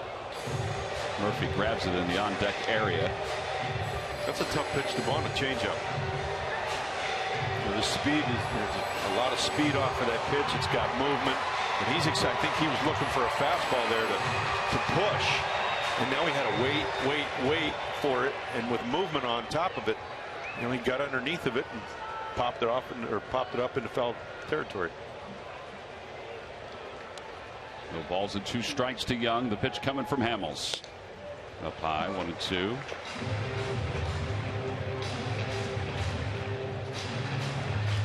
I like a backdoor cutter here. I don't think Cole's throwing one all day, but I think if Cole could pull that off, a good backdoor cutter, borderline ball strike.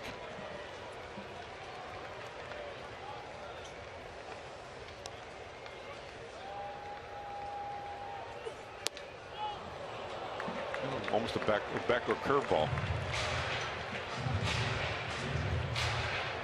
Let's give him a little different look.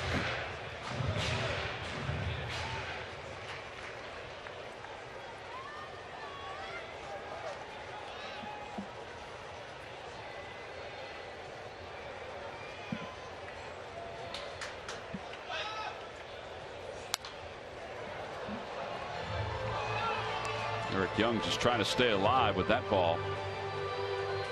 And it's 2 balls and 2 strikes with 2 outs here in the bottom of the 4th. Phillies on top 3-1.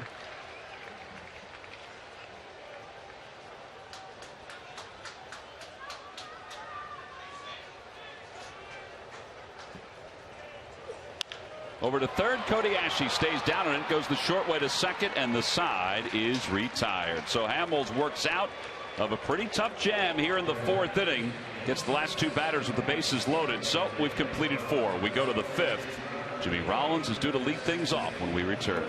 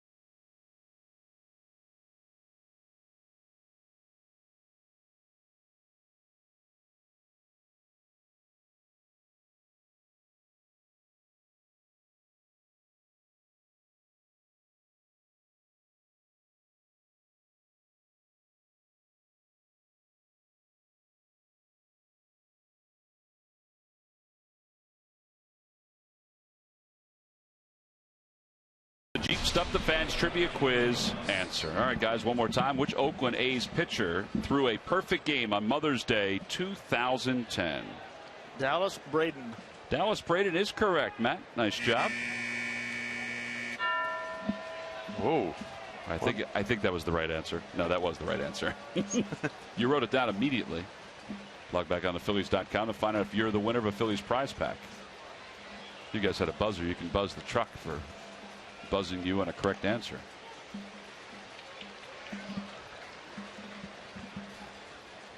Oh, and 1 Rollins.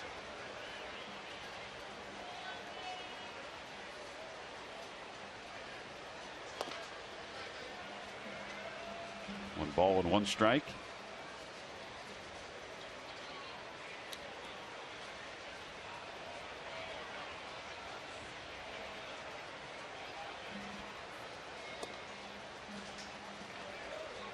Rollins today has doubled. He's also struck out.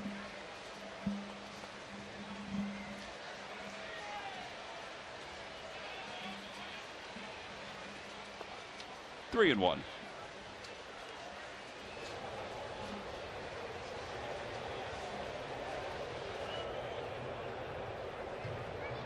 Up. Rollins hits it foul past Pete Buchanan. And it's 3 balls and 2 strikes. Rollins using the pink bat. Chase Utley was using it earlier in the game. He's back to his old bat.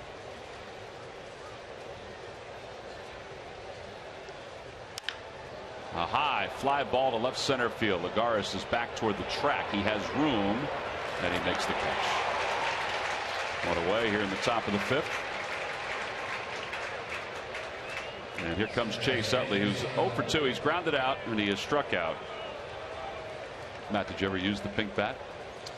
A couple times. I had a couple good games with it. Like Chase, if I was 0 for 2, I switched, went back to my old bat. But I also used a blue bat that I painted on Father's Day, and I also used a green bat that I painted on Star Wars Day, representing the lightsaber? There you go. Where did you use a green bat? Oakland? No, I think it was with Kansas City or might have been Toronto. Louisville Slugger provided us with the bat, a sample of the bat that the players use. And they have raised over $300,000 annually with the items that the players are using in these the games on Mother's Day that are eventually auctioned off to raise money for breast cancer awareness. No balls and 1 strike to Utley. And that pitch is low. It's 1-1. What'd you do with the green bat? It is home. Oh, you still have it? I still have it. Was it May 4th that you did it? Is that the Star Wars day that you used the green bat in Kansas City? Going way back too many years right now. Ground ball softly to the right side. Murphy waited on that, and Utley nearly beat it out. 2 outs. On the Toyota Major League scoreboard, the Angels are having a little different success than the Phillies did up in Toronto. They lead the Blue Jays 3-1.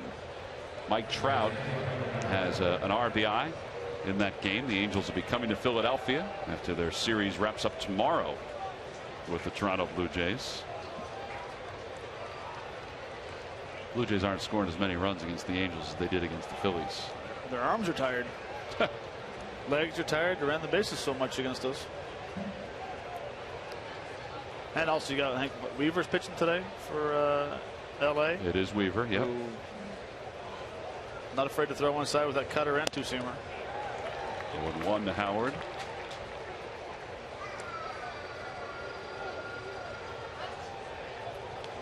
Howard had an infield hit his last time up and then came around to score what is now the go-ahead run.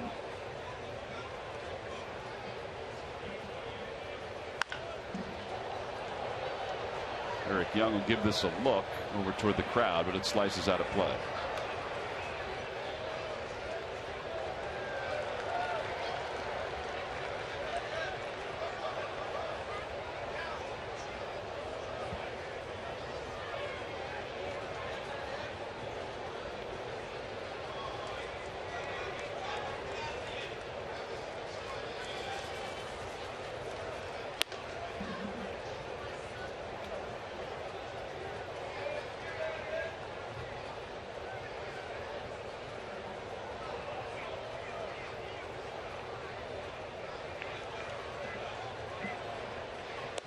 On the outside corner, that is a pitcher's pitch, and the side is retired. Recker was throwing it around the horn thinking there was still another out or so to get.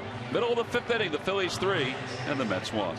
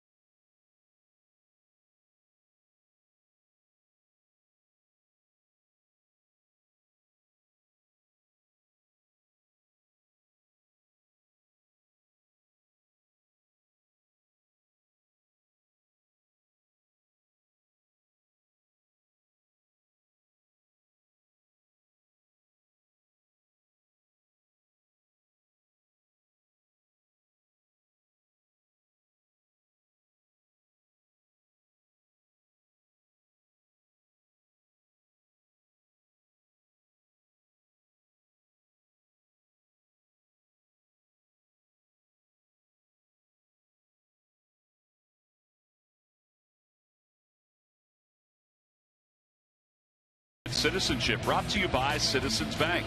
Since 2007, Cradles to Crayons has served nearly 100,000 children living in poverty with everything they need: clothes, shoes, books, toys, and school supplies to feel warm, safe, and ready to learn. To make a donation or volunteer your time, visit cradlestocrayons.org. Good banking is simple, clear, and personal, and that's helping you bank better. Citizens Bank, good banking is good citizenship. What better place to spend Mother's Day than at a ball game? In the sunshine on a beautiful afternoon, temperatures in the 70s, no rain in sight. And we begin the bottom of the 5th. It'll be Daniel Murphy, David Wright, Chris Young. We'll head home after this. Off day tomorrow. And then the Angels on Tuesday and Wednesday, and the Reds this weekend. And then, Jamie, we'll see you on the road, right? That's the next time we'll see you, next week when we're in Miami. See you in Miami. So it'll be Matt, myself this week, and then Schmitty on next Sunday when the Cincinnati Reds are in town on the outside corner. What do you got planned for your time away? Got anything exciting planned? Spend some time with the kids. Gonna mow the lawn? No. Gonna work in my garden though. Are you? Yeah. Planted my garden before I left, so should have some growth by the time I get back. Pull weeds, definitely. Pull weeds. Matt cannot start his garden yet because it's still frost season. Still frozen. Yeah, there's still snow on the ground. 2 balls and 1 strike to Murphy. Over to the left side, Cody Ashe. And there's 1 away. Nice for Hamels to get a real easy 5th inning here. Sort of be the bridge to the back end of this game for him. Well, his pitch count's starting to climb here a little bit, so hopefully he can get through this inning easily and kind of get his second win going and get as deep as he can into the game. Because that would be Cole's next hurdle. How to find a way to get deeper into the game. Somebody asked me the other day if the 100th victory is weighing on him at all. I said I don't think it's even on his mind to kind of get that out of the way. I mean, maybe it is, but that one's out toward right. Marlon Byrd comes in. So then you go back and look at, let's say, past years for Hamels, and all you have to do is go back to last year.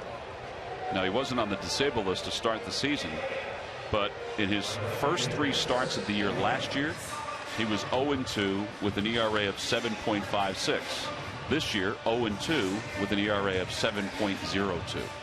So there's a correlation. Well, honestly, looking back to this year, I can't speak for last year, but coming to spring training 100% healthy, I think is ultimately the key for Cole. So I remember a few years back, he had a lot of success. I think it was after 208. Came back to spring training, was kind of behind the 8 ball a little bit, and really struggled for the first half of the season. And kind of started to find things as we got into the second half and kind of righted the ship. Chase Utley's unable to corral that. It's a foul ball. Boy, that would have been huge for Hamels to get out of this with very few pitches. And now he's got to go back after Chris Young. Kind of righted the ship in the second half of the season, and from there, he started to move forward in a great way. Chase kind of overran that ball. It may have come back on him a little bit. I know that the flags are blowing that way, but inside the ballpark here, it may be swirling a little bit. Fortunately, he was in foul territory when he caught that, or when he touched it.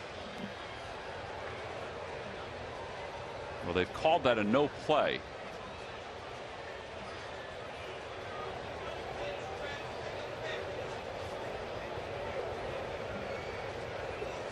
Swing and a foul. It's 1-2 to Chris Young.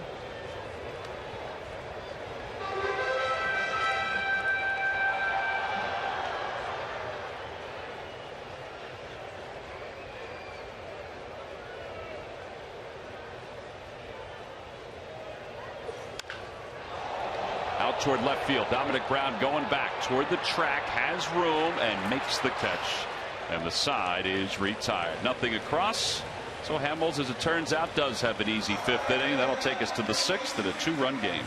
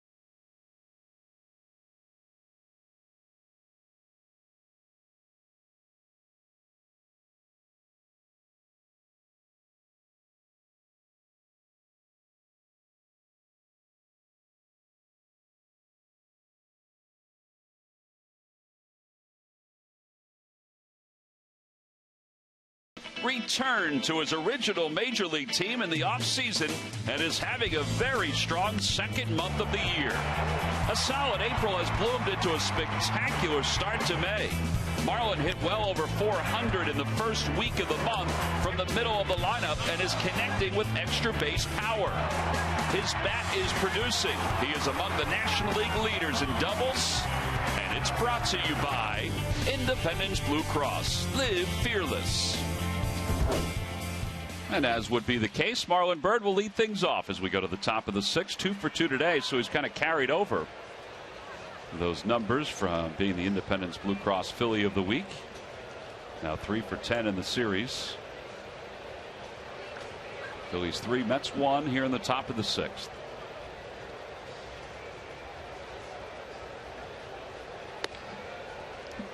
Marlin and Dominic Brown are the first 2 hitters, both using the pink bats. I mentioned that in 2006, that's when Major League Baseball first introduced the pink bats on Mother's Day to help raise money and awareness for the Susan G. Komen for the Cure organization.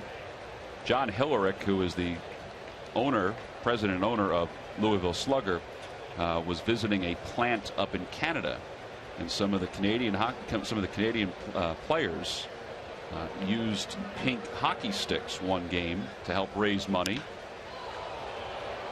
And he liked that idea, thought, that could work for baseball. And in all honesty, it's something easy to do to promote breast cancer research. And as we said, a lot of the items that are seen today around baseball will be autographed by the players and will eventually be auctioned off, and the monies will be raised to promote breast cancer awareness.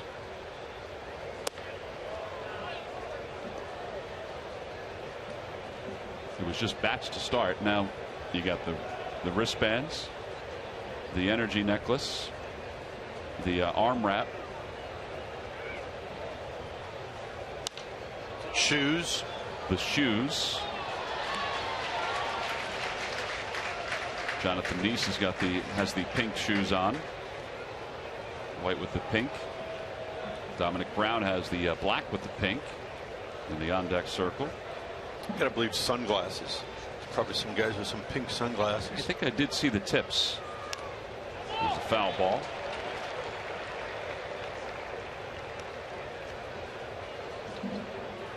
It'd be a good idea to have the home team wear a pink shirt, then have a auction after the game, or what is it called, shirt off the back.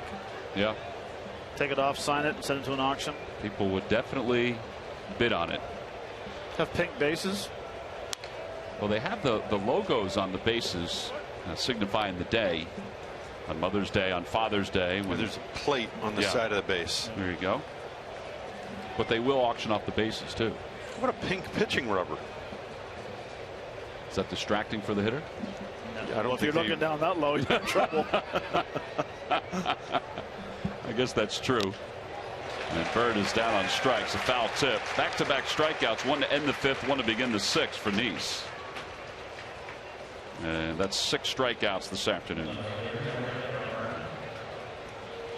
I think the lineup cards are bordered in pink, or maybe some might be all pink. And the Phillies one today is all pink.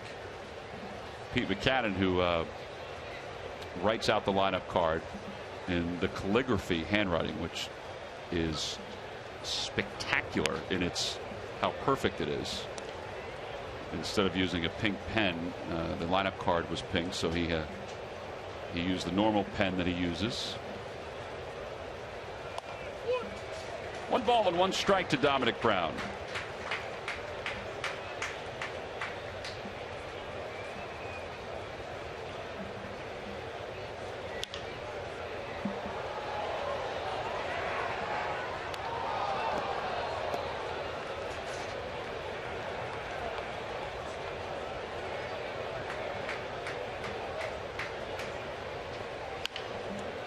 Dominic hits it toward third. David Wright has it, and there are 2 outs. So 2 away, and it'll bring Will Nieves to the plate. Will is 1 for 2, but he has an RBI on a ground out, as well as a double And a run scored his first time up.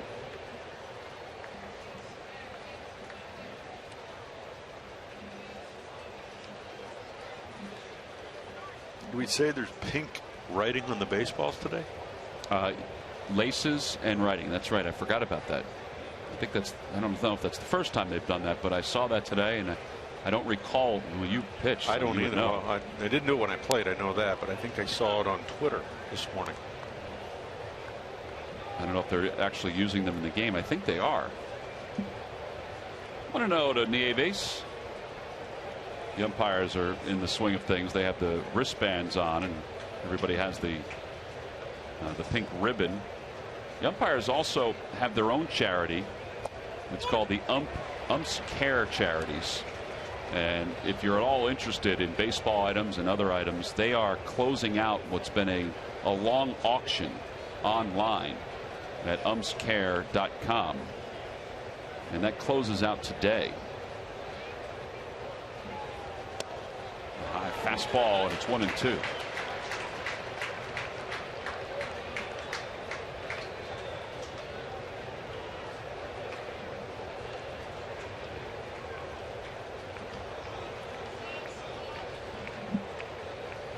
Back toward the middle. Nice loses his glove, and Nieves picks up another base hit. There's another first. Is that a triple? I wonder if it would have been if the glove left his hand and the ball went into the glove after it left his hand. I think it becomes a judgment call by the umpires, but I've never seen a guy go after the ball with behind his back where his glove flies off his hand. Obviously, we remember the ball that Terry Mulholland picked up and got stuck in his glove, and he couldn't get it out, and he threw his whole glove to first base. El Duque did that too at one point.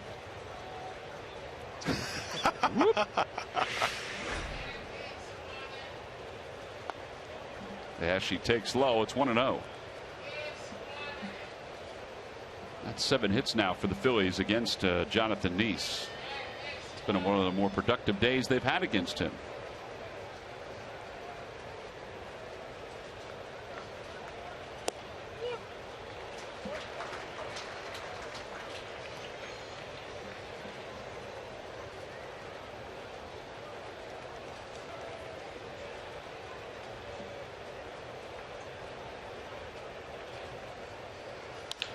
Opposite way, and a base hit for Cody Ashley. So back-to-back singles for the Phils.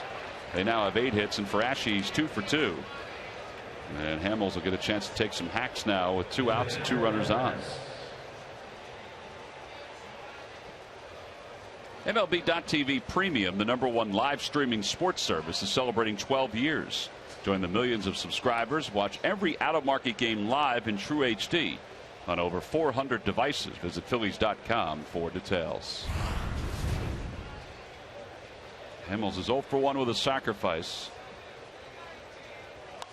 Pulls that one toward first. Campbell's got it. Nice didn't get over to cover first, but Hamels didn't get a good break out of the box. He thought it was a routine ball.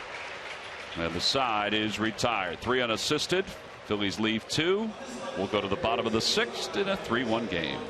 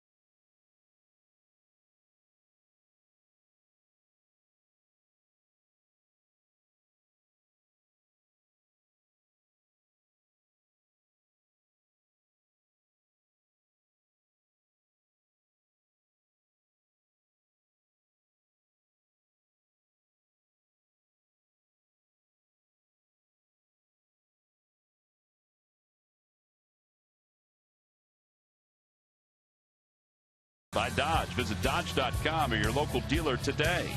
By Budweiser. Here's to Budweiser. Here's to baseball. And by Xfinity, your home for the most live sports. Well, there's the baseball that Jamie was alluding to before. They are actually using the ones with the pink laces here today. 3-1 Phillies lead it as we go to the bottom of the 6th inning. I don't know how much of a difference that is for the hitter. The pink laces instead of the normal red laces. I wouldn't think anything. Hitter, what do you think? I was talking to Jamie. No, I'm just kidding. It should. And a lot of people talk about how they can see the rotation, that little red dot coming at them on a slider. I'm yet not to see that. I still haven't been able to see that my whole career. I've heard that debate for years, that people say, yeah, you can see the dot. But you have not, in your time out on the field, you've never seen it. Never. Then again, majority of my career I was blind as a bat and never wore contacts either, which I was supposed to, but I didn't want to wear contacts. Just imagine what your career would have been if you wore contacts. I might have hit 200 and had maybe 100 home runs. And I'll tell you the reason why I did not like to wear contacts is I liked the fact that I had to squint to see the ball because it seemed like all of a sudden everything slowed down a lot. Now I know it might not sound right. Doesn't. But if I wore contacts a few times, but when I did wear it, I just saw the ball. It came in so big that it just everything sped up. Now all of a sudden, when I was squinting, I had to relax. I had to really concentrate on the ball, and it made me slow down. Off the outside corner, 2-2. I can't believe that you needed contacts your entire career and you didn't wear them. You never heard Vince Scully talk about when I was hitting, and he always said that I failed like 11 eye tests. Where he got those numbers, I do not know. Inside 3-2. Hamels has thought he's had Campbell struck out with the last 2 pitches. Some barking coming from the dugout. Well, with that poor vision, how many times did you mistakenly put salt in your coffee rather than sugar? 0. That's pretty good. I use equal, and it's blue. 3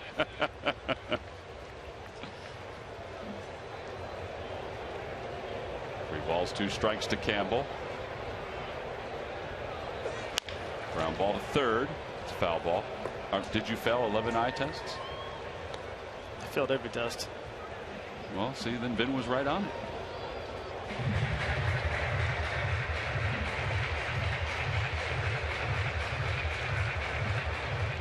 Trying to squint, and I can't see any clearer if I squint. Outside ball 4, and you're going to have a frustrated Cole Hamels on your hand right now.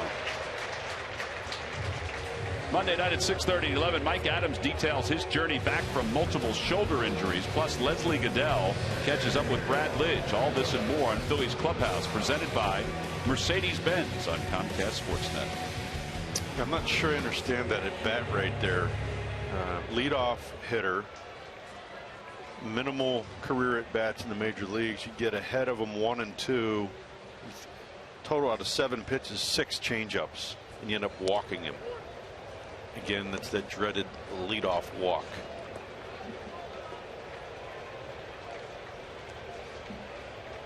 Well, he was obviously displeased with 2 of those pitches that were called balls that ran the count up after he got ahead 1-2. Swing and a miss, 0-2. Murph, what about the leadoff numbers for the opposition against Phillies pitchers? Not leading off the game, but leading off an inning. They're somewhat high, aren't they? Yeah, they are, and if you throw in the walks to boot, it's an on-base percentage for the opponent of .345. It's been an issue all season long, really, for Phil's pitching, letting that first guy get on base, and how many times, I think you talked about it last night, how many times you see that first guy get on base, whether it be a hit or a walk, and he ends up coming around to score. Well, it's a nice follow-up that he got the strikeout, but they're the numbers Murph's talking about. .278 average for hitters leading off the inning, but 24 walks. Honestly, I didn't realize it was that high, 24 walks. Yeah, that's in 313 plate appearances, so, you know, it's a significant number.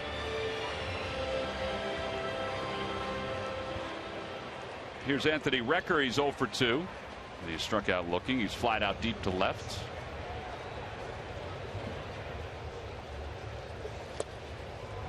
threw a changeup and he whiffed at it. 0-1.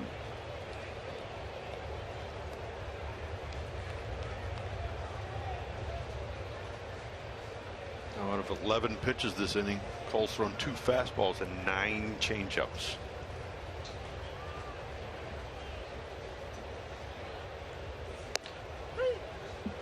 Now, compared to the other innings, he wasn't really throwing many changeups. He probably has thrown 9 changeups all game. So you know what? Now all of a sudden he's making an adjustment here, and I'm sure the Mets are at least considering. Oh, look at all the changeups he's thrown. All of a sudden, going to the plate, you may have a different approach or a different thought process. Foul ball. Nieves was on it quickly, and it's no balls and 2 strikes to Anthony Recker. Okay, let's be smart here. No balls, 2 strikes. Something to chase, move his feet, throw something in the dirt, elevate something.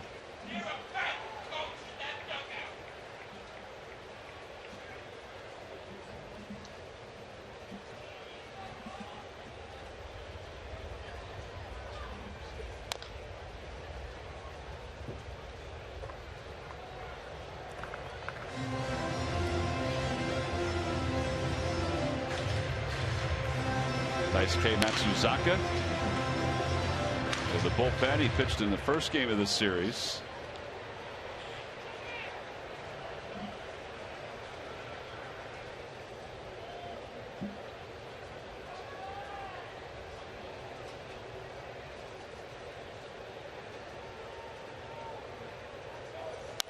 Another one fouled back and out of play. Every time the Phillies pitchers retire, the opposition 1-2-3. Comcast will make a contribution to Phillies charities. Phillies baseball is brought to you by Xfinity, your home for the most live sports. Jonathan Neese sitting and waiting as the Phillies lead it 3-1 here in the bottom of the 6th. His spot is due up after Tejada, who's on deck. Got him. He went fishing after a high fastball. 2 strikeouts in the inning for Hamels, 8 overall.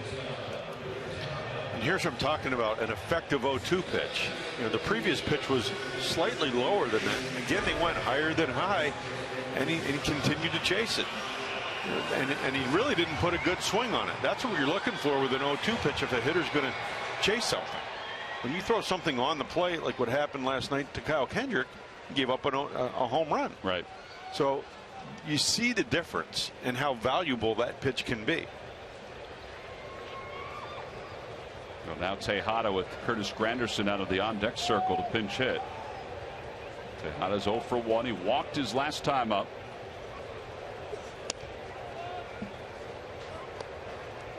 And that's getting back to every pitch you make has a purpose.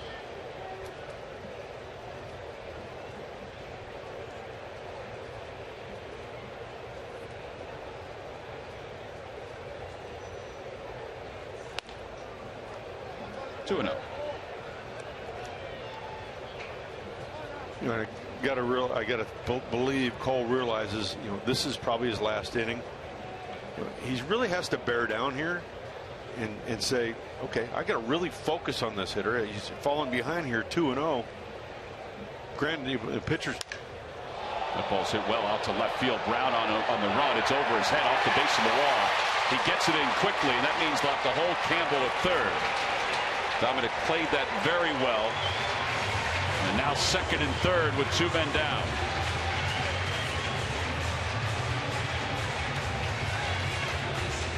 And Curtis Granderson will be announced as the pinch hitter for the Mets.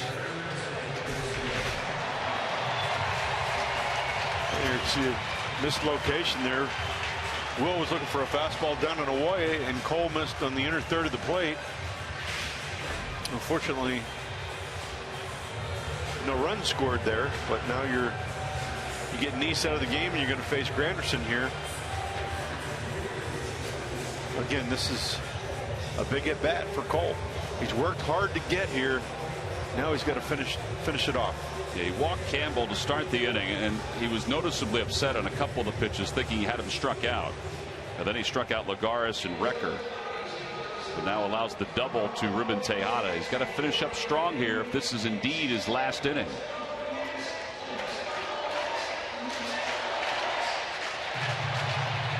Nobody up in the pen just yet. From all accounts, Papelbon is available today, even though he pitched the last couple of days.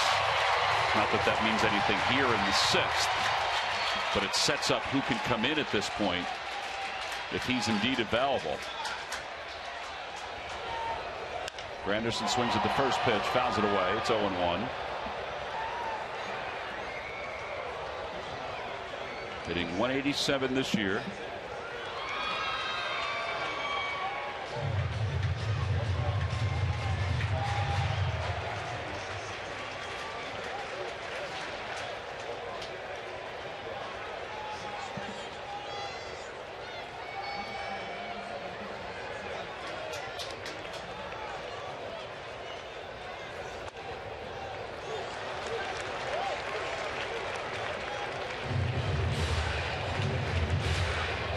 And now Bastardo starts the Mario Holland starts to throw in the bullpen.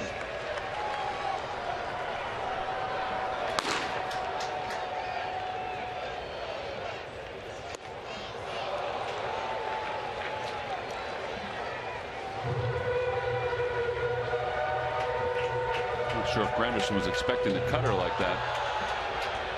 1-2.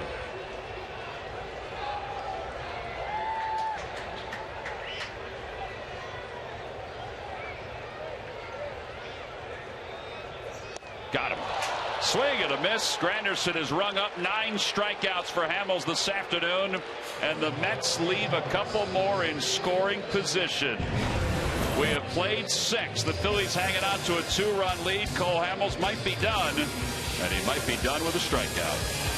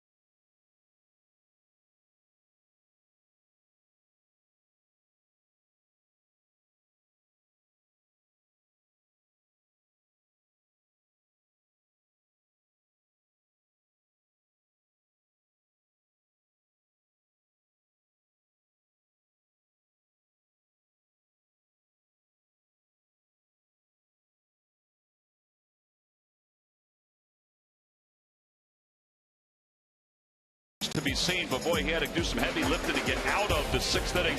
9 strikeouts today, though, Jamie. Yeah, Cole location was far better today. He got ahead of far more hitters, pitched down in the zone, relied on good movement down in the zone, off-speed pitches, and relied on some very good defense as well. This is the last out of the 6th inning, getting Granderson. So as we take a look at our game summary, brought to you by your local Honda dealers. Will Nieves, 2 for 3, a double and an RBI. The Phillies have 3 runs on 8 hits. Nice goes 6, but Matt, the Phillies kind of handled Nice better today than certainly they did the last time they faced him. They really did, especially early in the game. They were more aggressive swinging at that fastball. And I thought they did a good job being aggressive early in the game, making throw some pitches, and the key was getting those big hits with runners in scoring position. And Dominic Brown doing a nice job with the 2nd, 3rd, hitting the ground ball to first base, and Ryan Howard making the great slide at home plate. So Nice is indeed out of the game. Daisuke Matsuzaka is in for the second time in this series. He'll face the top of the order, Tony Gwynn, Jimmy Rollins, and Chase Utley. Phillies trying to wrap up this series with a sweep of the Mets. They did sweep them last year. But man, that would be so good to go home at 500 after the way the week began with the 4 straight losses to the Toronto Blue Jays. Well, 50% of Cole's outs today came via the strikeout. It's kind of the way he usually, that's when he has success. Cole that's Hamels good. of the past. Yeah. Tony Gwynn is 0 for 3. He's popped out to short. He is struck out. He's flied out to center.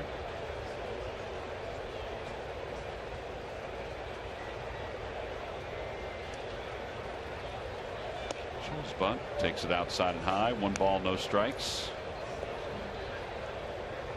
Matsuzaka has tried to improve on his pace, but as we say with a lot of players, he is what he is. He takes a long time in between pitches. You know what's remarkable is that he still has a number of the same members of the Japanese media who cover him now, who covered him with the Red Sox when he began his career in the States. They basically have been his biographer here in the States. Gwynn drags one up the first base side. Campbell makes the tag. 1 out. Jimmy Rollins is coming up. It's time for the Major League Notebook. Murph. All right, thanks, Tom. Brought to you by Gwen at Mercy University, and some injury notes in the NL East. Justin Upton of the Braves scratched from today's game with a sore back. They say the move is just precautionary. He was hit in the back with a pitch ball last night in their game. And a more serious injury for the Nats, Adam LaRoche. He has been placed on the 15-day disabled list with a quad strain, something that he has been dealing with for quite some time. He joins Ryan Zimmerman and Bryce Harper on the DL. The news for the Orioles, they activate Chris Davis today, their slugger. He is back from his oblique strain, but they have put Matt Wieters, their catcher, on the disabled list. He is battling a sore elbow. No timetable for his return. Guys? All right, Murph, there have been a lot of injuries that have been reported these last 24 hours. In baseball, apparently CC Sabathia, this just came across a moment ago, fluid on his knee after he gave up, what was it, 3 more home runs last night, Murph, and now he's given up 11? Yeah, he has been struggling with that as well, and they're going to shut him down, which is probably a good move at this point. 1 ball and 1 strike to Rollins.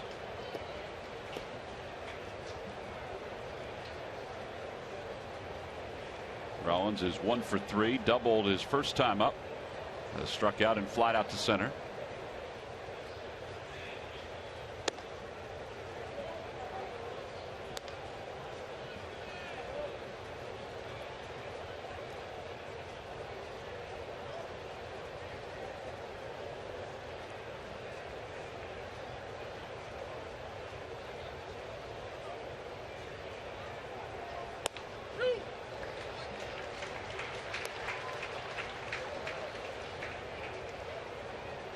Rollins is now 1 hit away from tying Ed Delahanty for 3rd place in Phillies history in base hits.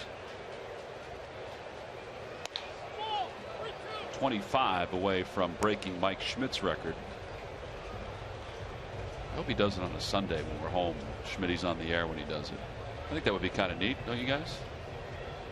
It'd be awesome. I think it would be a really cool thing for Mike to see, and I'm sure afterwards Mike and Jimmy would be sharing.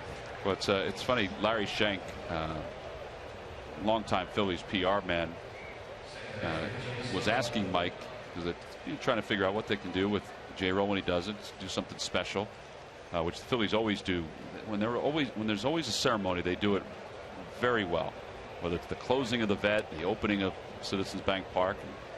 Mike was trying to remember what he received when he passed Whitey, and he said, I think I got the ball, but that was it. I don't even think he knows where the ball is at this point.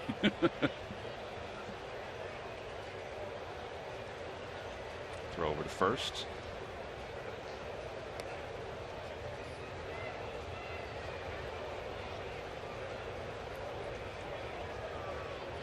It took 58 years for Whitey to break Ed Delahanty's record. It didn't take as long for Mike Schmidt to do that to Whitey, but they were very close. I think that was part of it. That it was an honor for Schmidt to pass Whitey when he did. That one is served out toward left. It's playable for Eric Young. Back to first goes Rollins. 2 outs.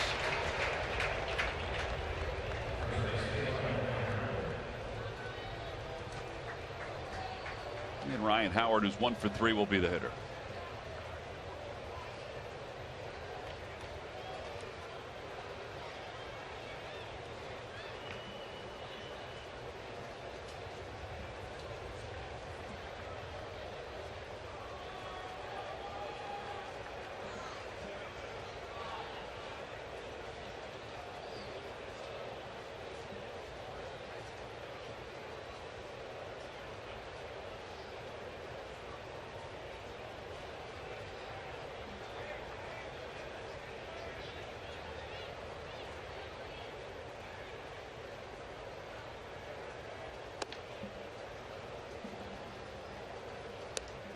I wonder if they thought about maybe bringing Smitty in to some home games if he's 1 or 2 hits away from breaking his record, and have him be part of the broadcast then. Yeah, they may have him around.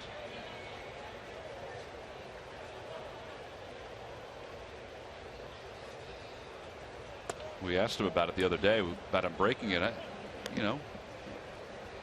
Mike understands the rituals of the game, the history of the game, and knows that all records will eventually come to a close.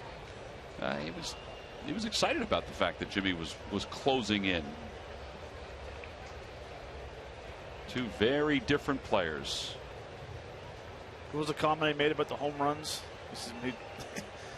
He's the way he's swinging, he thinks he's going to catch it, but he's stick with the singles or the hits. Yeah, he does. He does have a keen assessment. He does know, what players do to make themselves tick, that type of thing. He knows the styles, and he's not afraid of voicing that opinion about it either. 2-1 to Ryan Howard. Although yesterday came in handy that Rollins did hit the home run.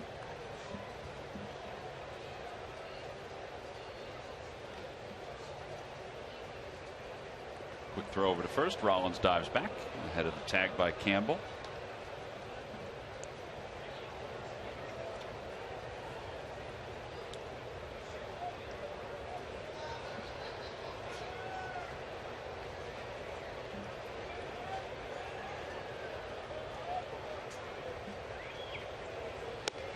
Three balls and 1 strike. I agree, Tom. The pace has slowed down immensely. It's remarkable, isn't it? I know everybody has their own style, but it is remarkable. We're going so slow, the game's going backwards.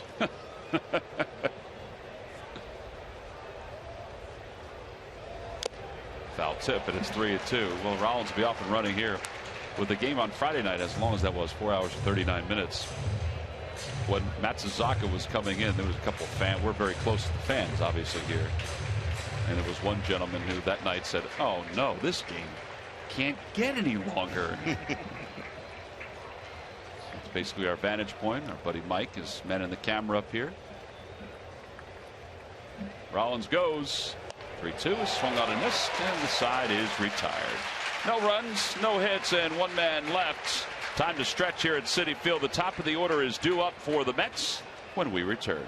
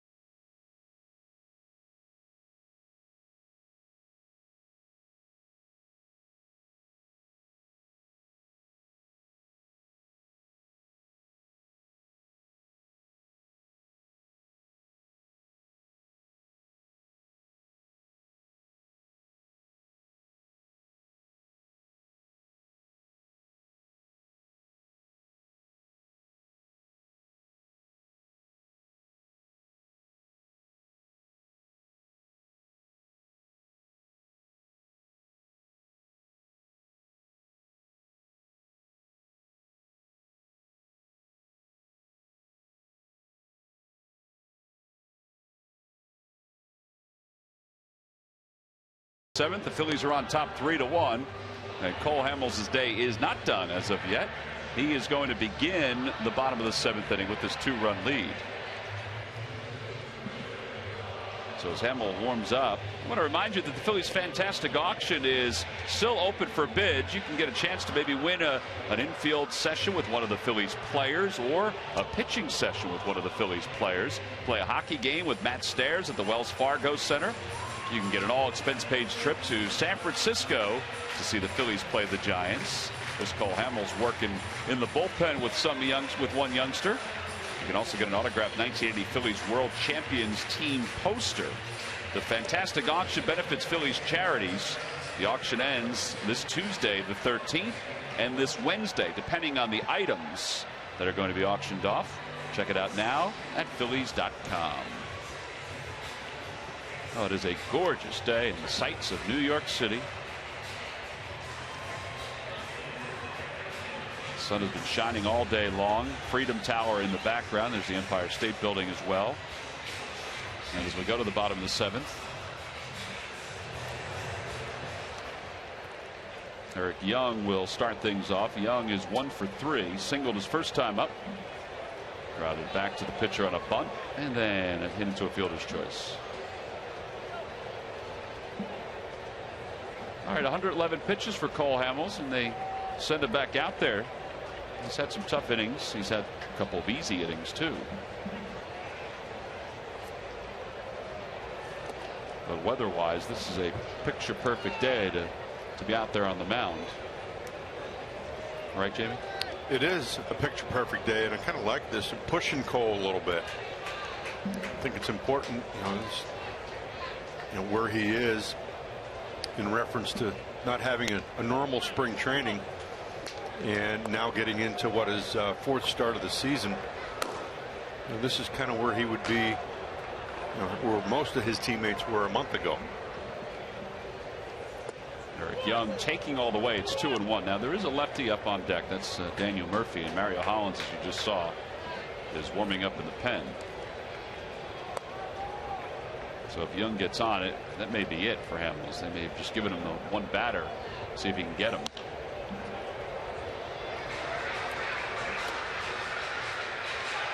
Two and two.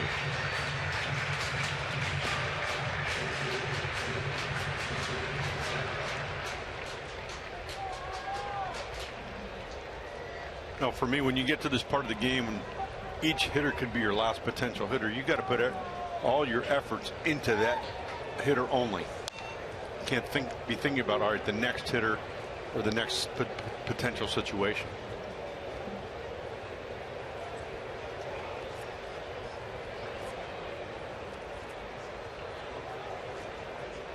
Bob McClure and Ryan Sandberg were chatting in between innings. Now it's McClure, Larry Boa, and Sandberg. 2-2 pitch. Low ball 3, 3-2.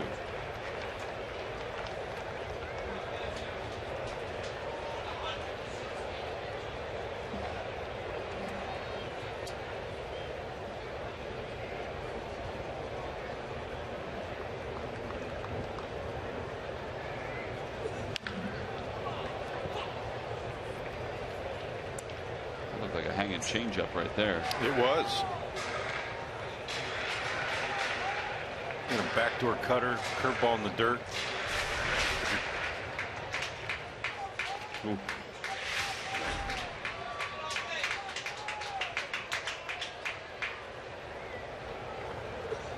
Ground ball to third.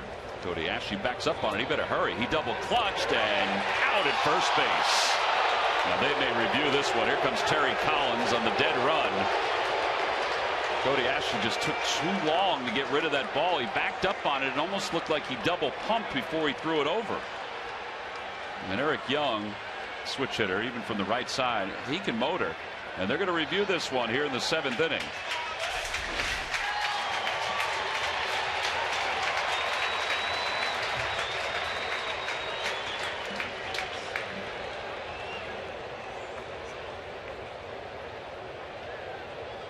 I think he's out. I think he's out too. I mean, if it goes along the lines, now we've had 2 of these plays in the last week. One was overturned, one was confirmed. And they were very similar. Not exact, but similar. That one, if it goes along with a couple of the others that we've seen, they should uphold that. But again, it's the discretion of the umpires who are at the command center here in New York that are reviewing it. They're seeing the same.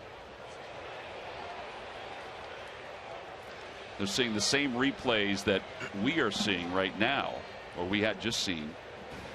And they're slowing him down just as we slowed it down. They're showing it up on the board here. And up on the board, the fans are cheering, but I think up on the board it looks like he's out. See, look at his foot. Ball's in his glove, and his foot is just now arriving on the bag. I don't know. This will be the best view right here. You can actually see where the ball is going in the glove.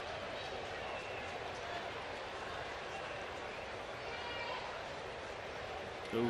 Oh, now there it looks like he's safe. I mean, it all comes down to Cody just took way too long to make that throw. I don't know if he didn't get a grip on it or not, but he's got to get rid of that faster. Well, that second little crow hop there, I think, did him in. And you have to know that Eric Young's running, and I mean, he can fly. Well, they're taking a long look. It's not an easy call. It really isn't to overturn. It's probably an easier call to confirm than to overturn. Hamels was told he can throw some warm-up tosses. They're showing it up on the big board here. Yeah, up on the big board here, it looks like he's out. I know you're not seeing it at home, but you've seen the same views that they're showing up here on the big board.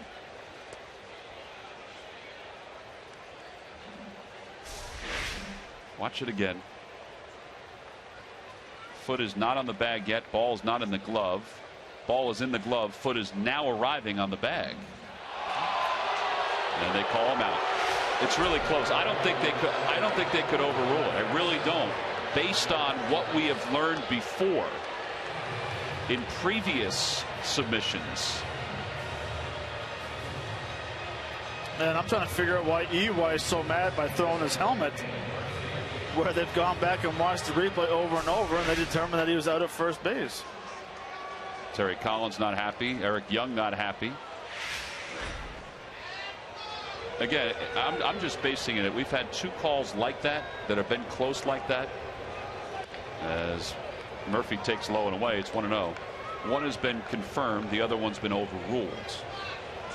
Well, and we would have had the same situation if they would have called him safe. When we challenged, they would have left him at safe in that situation because there's no way you could overturn it.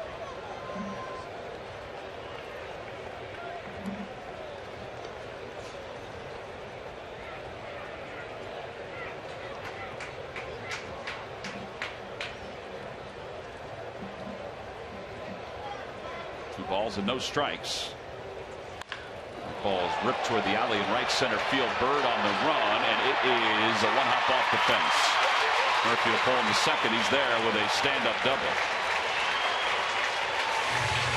Second double of the day for Daniel Murphy. By the way, the review took 2 minutes and 32 seconds if you're interested in those kind of things. Well, they've got a left-hander warming up. There's no right-hander warming up currently in the bullpen for the Phillies.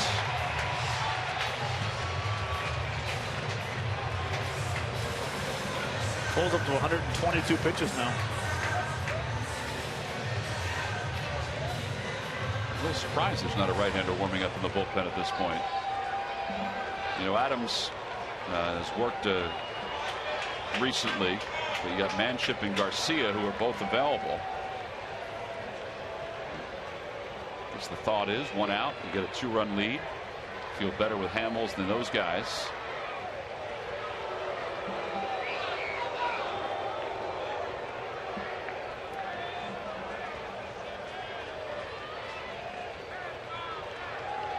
David Wright is 1 for 3, singled his first time up, drove in a run. Little broken bat flare. Takes low, 1 ball and no strikes. Holes falling behind each hitter that he's faced this inning. I definitely think he's getting tired, but not sure I'm understanding. Previous outing 98 pitches, and here we're sitting on 123.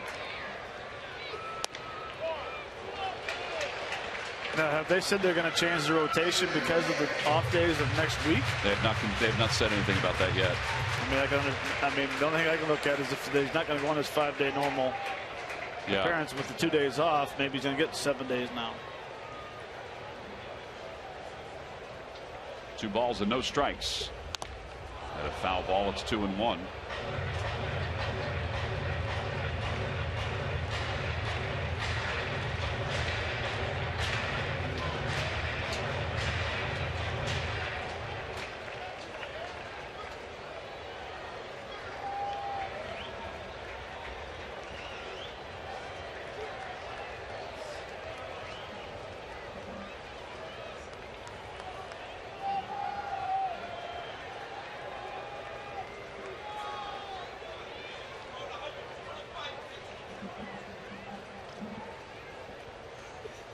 On the outside corner, pitch number 126, right on the black. And it's 2-2. Is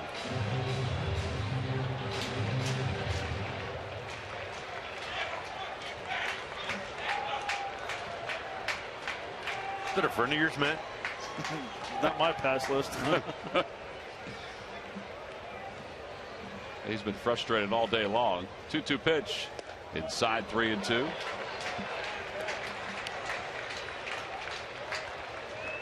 Now he's going to be kicked out for using profanity. Yeah.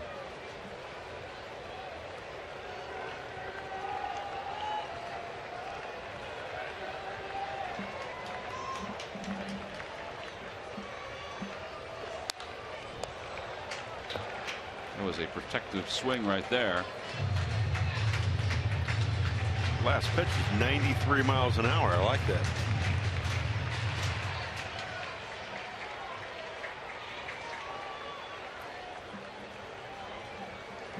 He's back. I think he had a sock in his mouth when he walked back, though.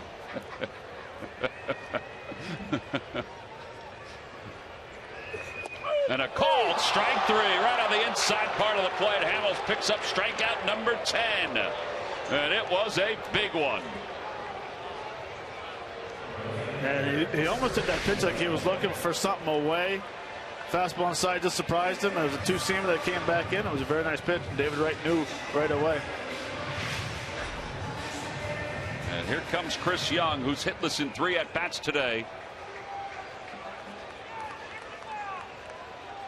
The 129 pitches, a career high for Hamels. And Young takes wide, 1-0. On a couple of fronts, that call, which was confirmed on the ground ball hit by Eric Young, is big. You should figure he would have scored on the ball by Murphy. Not only that, there are now 2 outs, even though it's 2-0 to Young. And Hamels is a step away from getting through 7 innings. And 6 of his 10 strikeouts today have come on the fastball. I don't think we could have said that in previous outings. Usually it's the changeup. Yep.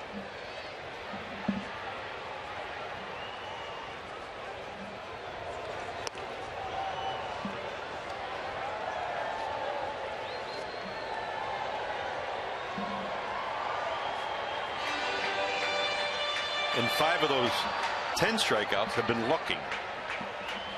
That kind of tells you what kind of stuff you have right there if they're looking. A lot of times on the inside part of that plate, too. Fly ball center field. Tony Gwynn is there. He dances back, makes the catch, and Cole Hamels 7 innings here this afternoon. A career high 133 pitches. And he leaves one in scoring position. Well, a couple of really big pitches in the last couple innings for Hamels. This was a whopper right here to David Wright. It got him looking. That was the 2nd out of the inning. And then the fly out finishes off the 7th.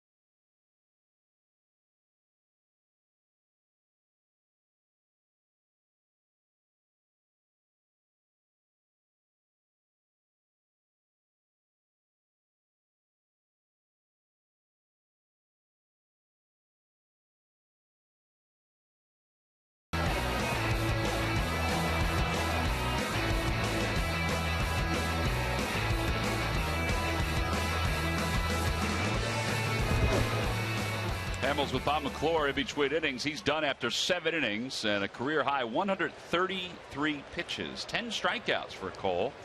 Scattered 7 hits and 1 run. They did a heck of a job, and now he hopes the bullpen can hang on and give him his 100th career victory. Marlon Byrd will lead it off as we go to the top of the 8th inning. Byrd is 2 for 3. He has singled and doubled. He struck out his last time up. Ball high, 1-0. I think it's safe to say that's a big step forward for Cole Hamels. 7 innings today, the way he was able to work this Mets lineup. It's a huge step. First, you're right. It's against the Mets, number 1. Number 2, located his fastball very well. Had a number of strikeouts looking. Changeup was very effective. Threw some very good curveballs. Threw a couple of cutters.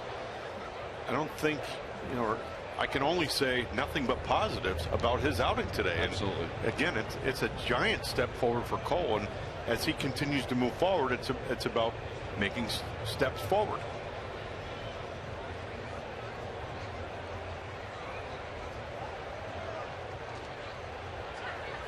Two balls and 1 strike to Byrd.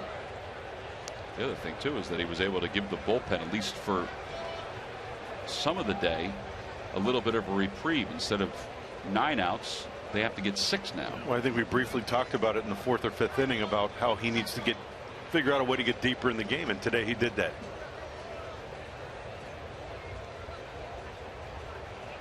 Two 2-1 pitch to Byrd. Swing and a miss, 2-2.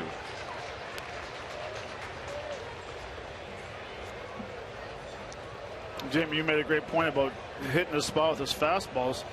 The whole game, his fastball maintained pretty much the same, anywhere between 89 and 93 the entire game. Hitting 92, 93. Last inning with about 133 pitches that time. Well, the plus is there's no question about his health anymore. Well, that's a good point. And I know as a player, when you're not healthy and you're continually asked, it does wear on you. And I think you can kind of let that one go. Let's move on and let's focus on the positive here. Ground ball foul over the head of Dominic Brown. And it remains even. 2 balls and 2 strikes.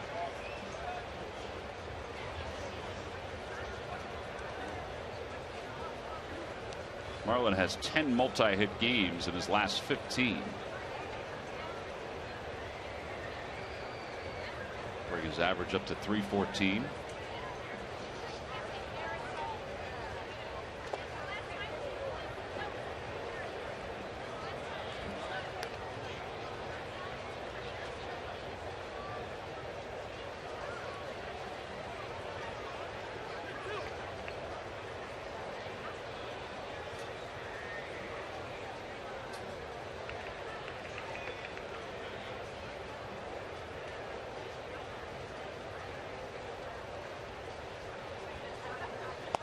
Ball 4. So Byrd works out a walk. Second walk issued by Matsuzaka. Friday, May 23rd, the Phillies will take on the Los Angeles Dodgers. It's the start of a 3-game series. 7:05, 3:05, and 1:35. The International Brotherhood of Electrical Workers Local 98 Ryan Sandberg Plastic Louisville Slugger Bat, free to fans 14 and under. You can order your tickets now by going to Phillies.com.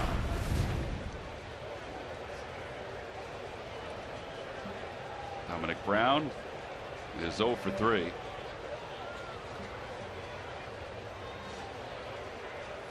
Ground ball right side. That might be the second double play of the day that Brown has hit into. I don't know what happened between Tejada and Marlon Byrd at second base, but Murphy was staring at Marlon a little bit as he lost his helmet.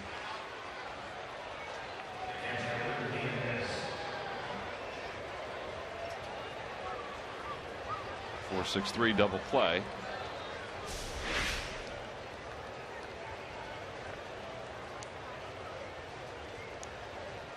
I think Tejada's probably wondering, why didn't you slide or peel off to the right?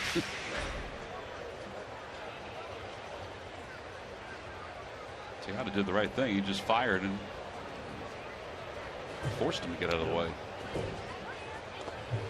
Well, I think what happens a lot of times is the base runner usually peels off to the right. Tejada moved to his right, and I feel like Marlin was kind of in no man's land.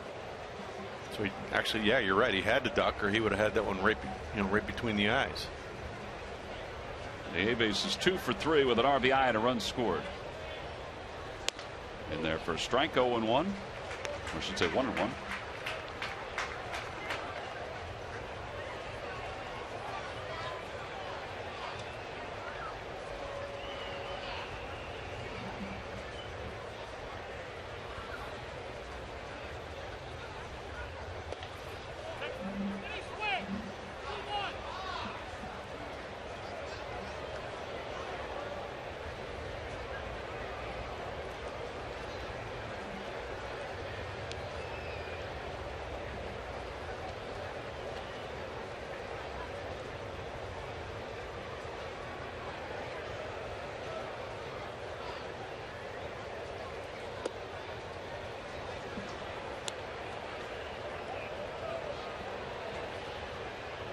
The Avis has done a nice job offensively today, and you can say that he helped manage Hamels through this game behind the plate.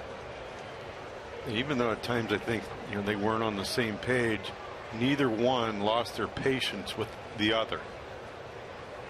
That may have gotten Avis right in the hand, and they're going to award him first base. He may have pinched right on the knob of the bat.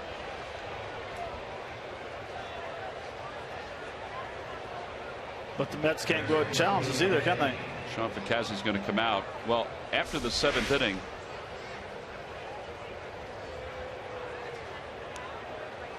I think it hit him. I don't think it hit the knob of the bat. I think it hit him right in the hand. I think it hit the knob of the bat. Oh, you do?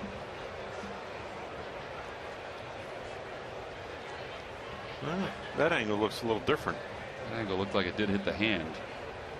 Well, he doesn't have to sell it anymore. Sean Ficazzi's out looking at it with Will Nieves. Now the Mets used their challenge, but after the 7th inning, you can still request from the umpire to look at something like that.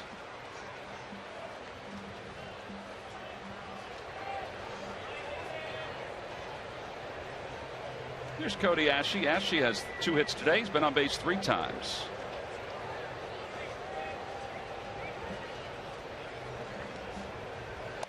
On the outside corner, it's 0-1.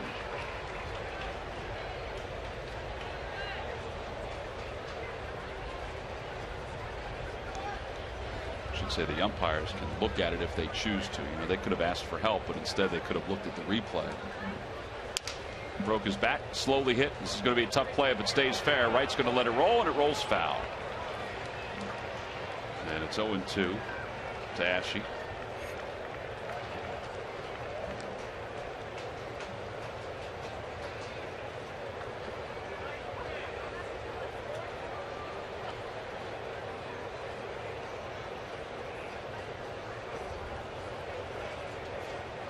That pink bat's done for Ashe. He's going to have to go back to the old one. Another souvenir.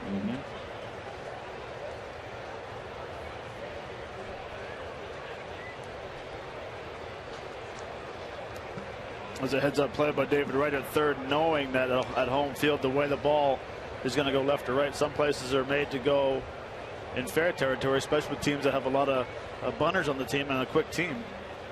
Now, this is a fairly thick infield grass too.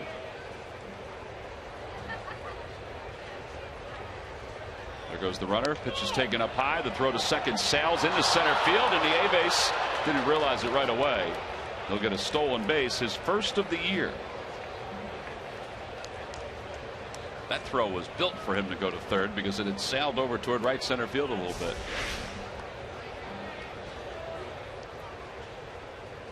Yeah, we're not sure what happened. He had lots of time to make a strong throw to second base, but kind of hurried up, and his arm never caught up to his feet.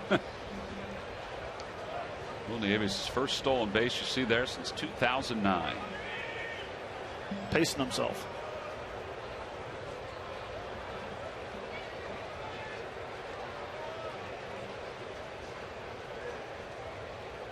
Big run right here.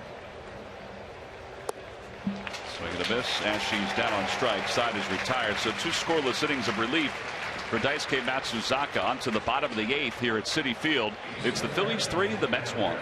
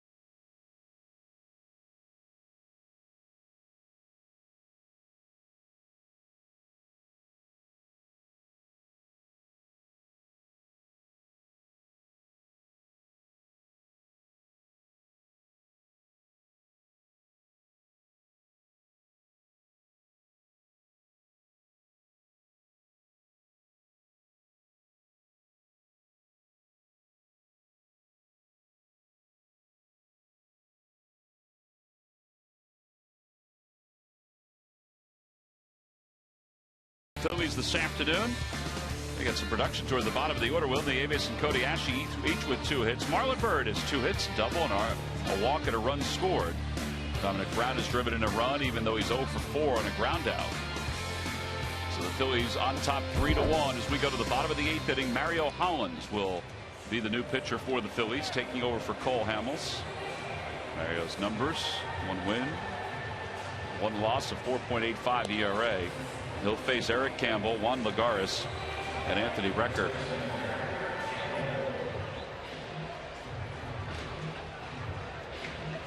Now this Mother's Day, getting a chance to soak in a little sun, watching a ball game. You know, we didn't talk yet today about Campbell's at bat last night with Mike Adams out on the mound.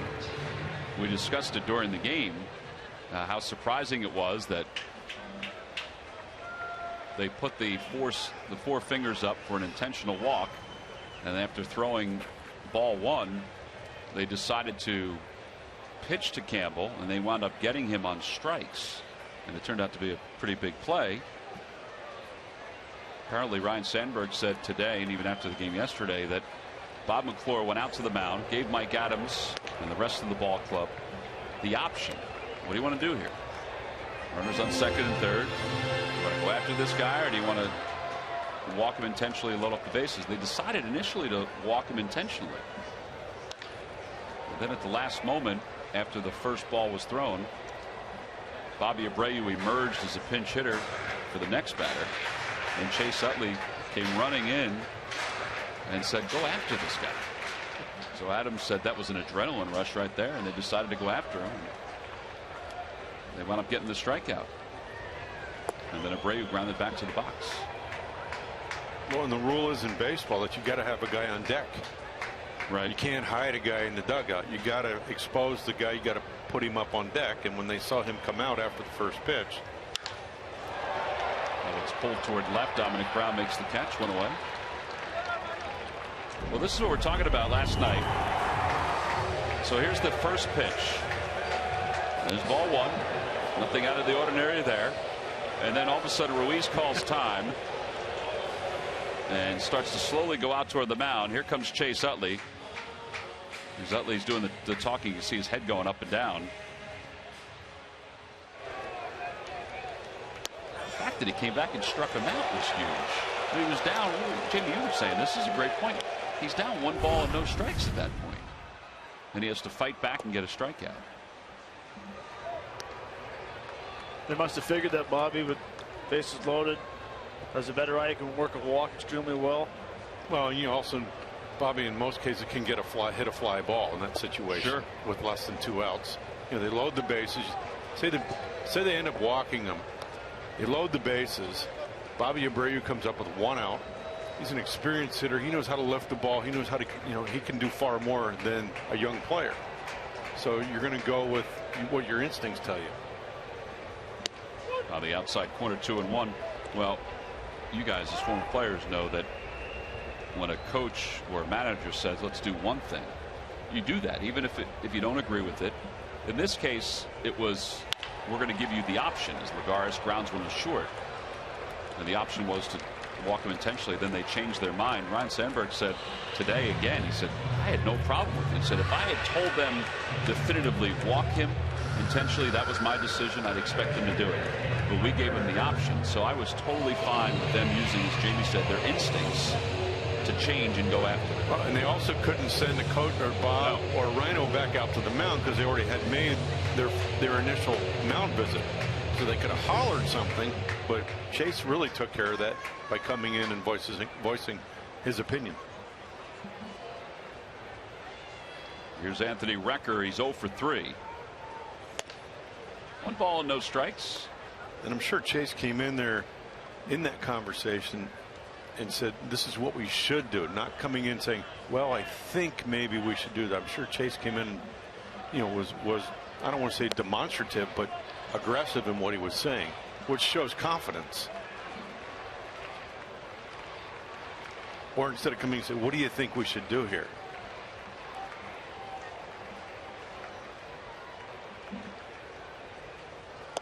In there for a strike. It's 2-1. Well, we've been around the game for a long time. You guys have played the game for a long time.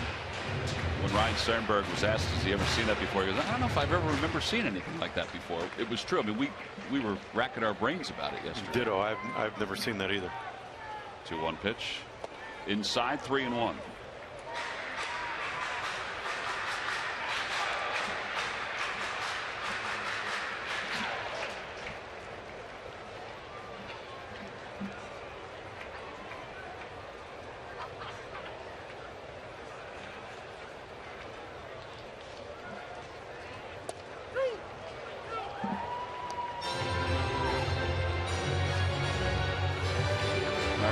Picked up his first major league win in game 1 of this series.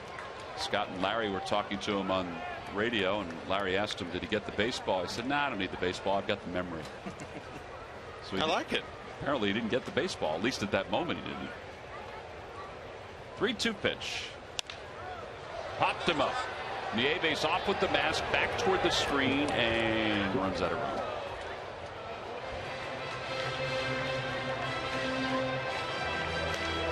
Hey, Tom, did you hear what Larry said right after that? He said, well, if you have a memory like mine, you might want to get that baseball. Only L.A. Oh, that is perfect. I did not know that. I just heard Larry telling the other part of the story. Well, Larry said when you get to his age. He probably forgot the second part of the story.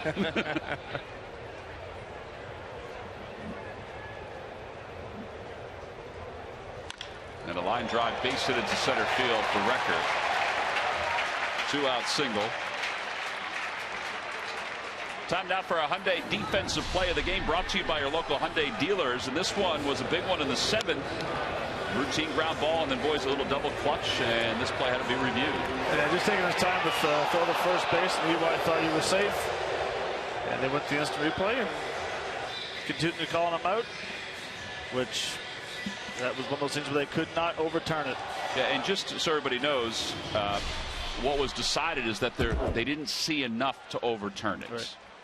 So that's why they made that decision. We can most times hear what's discussed when the decision comes down, and that's what we were told. Ruben Tejada, who doubled his last time up, he's 1 for 2. It's a big at bat for me right here. You get the 3rd out, you come up with a pitcher spot coming up next, or in the 9th inning, and then you get to the top of the order. You get another hit here, you're going to get down through to David Wright potentially. So this is a big out. Do you want to see David Wright in the 9th or not?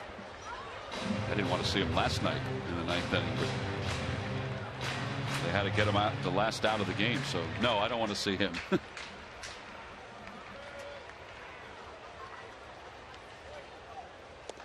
Inside 2-0.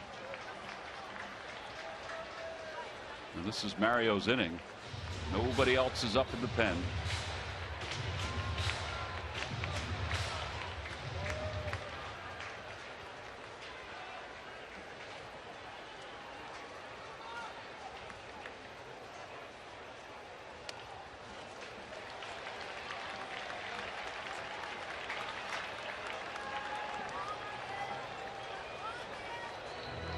Three balls and no strikes. Bob McClure on the phone. Figure they got to get a right-hander up soon, right? I mean, they have Darno in the on-deck circle. Then you got a switch hitter in Eric Young and the lefty Murphy.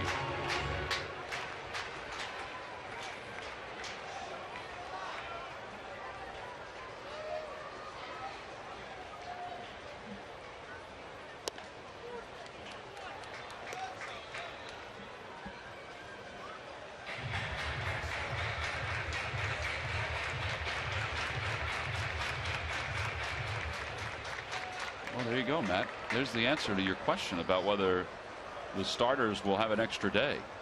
Roberto Hernandez will start to throw in the bullpen. Runners on first and second, and Darno will pinch hit.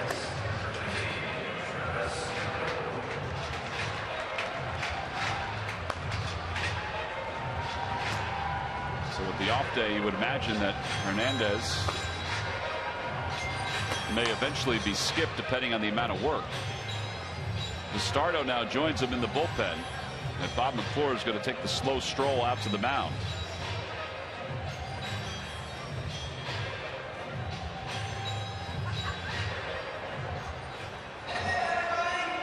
Phillies Baseball Academy is open for business for boys and girls aged 6 to 14. You get professional coaching, skill development from Phillies players, coaches, and Baseball Academy instructors. It includes official Phillies Baseball Academy uniforms, 15 different locations.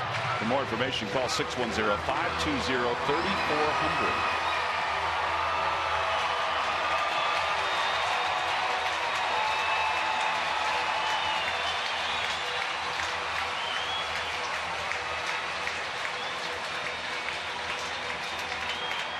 The Mets opt for Travis d'Arnaud, their backup catcher, instead of Wilmer Flores.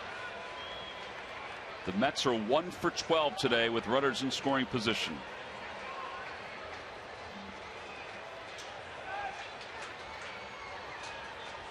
d'Arnaud, a .204 hitter. Swing and a miss. It's 0-1.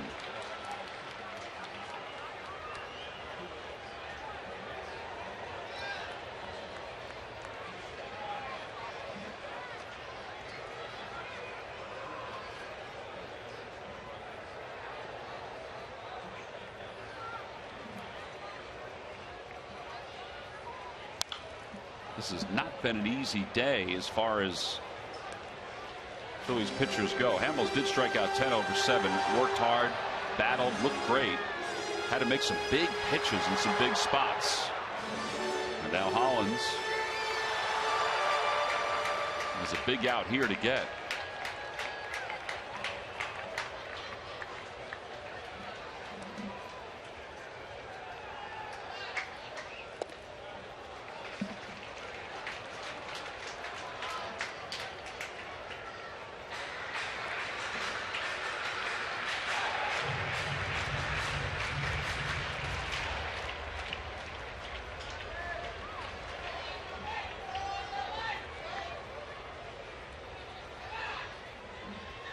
And a called strike 3.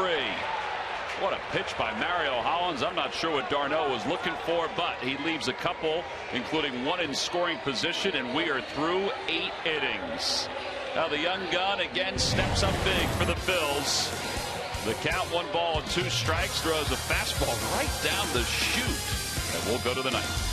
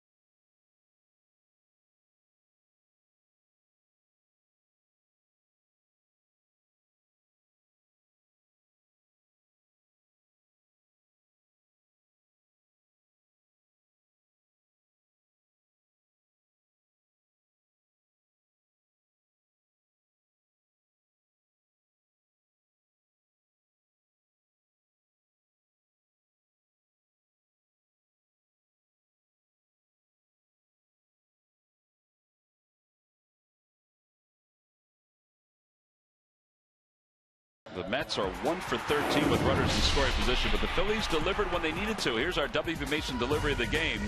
Dominic Brown just put the bat on the ball here in the fourth. Yeah, he did. Breaking ball. He pulls the ball.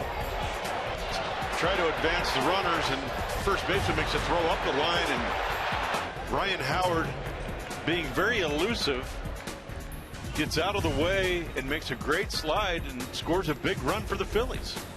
What Matt talked about too. Look where Tim Welke was positioned. Perfect view of that swipe tag. That's our WB Mason delivery of the game. So we go to the top of the 9th inning. Total pitches today for the Phillies 131, for the Mets 157. Hamels wound up going 7. He threw a career high 133 pitches. Jonathan East went 6. And then Dice K pitched the last 2. Now Jose Valverde will pitch the 9th inning. Jamie, the Mets are 3 for 30 in this series with runners in scoring position. That's why they're struggling right now as an offensive club. And I mean, at times, you know, as a manager, I got to believe you want to try to make things happen to kind of kickstart your offense, but they really haven't been able to do that or been in a situation to do that thus far in this series. No, Ben Revere will lead it off for the Phils as a pinch hitter against Valverde. First pitch is over for a strike. And by the way, it looks as if it will be Antonio Bastardo in the 9th inning, not Jonathan Papelbon.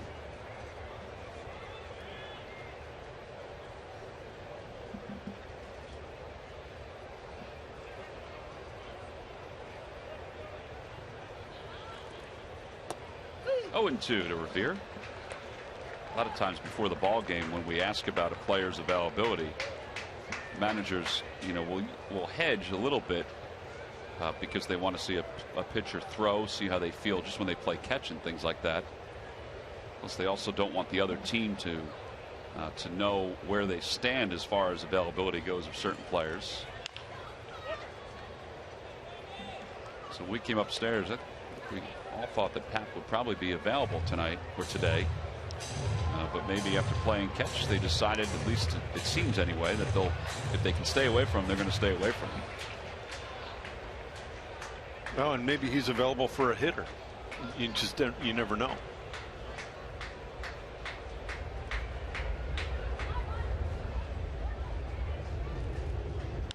Ground ball back towards second. Murphy is there. And Revere is retired. First out here in the 9th inning. And Tony Gwynn Jr. will be up for the Phillies.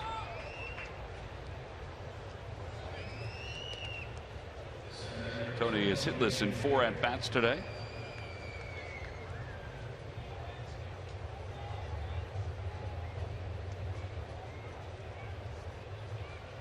It's grounded out and popped out, struck out, and flied out to center field.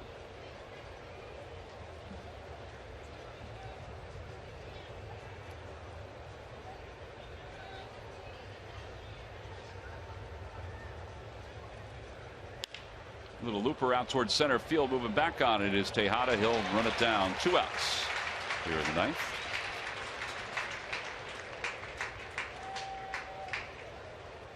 And Jimmy Rollins is due up.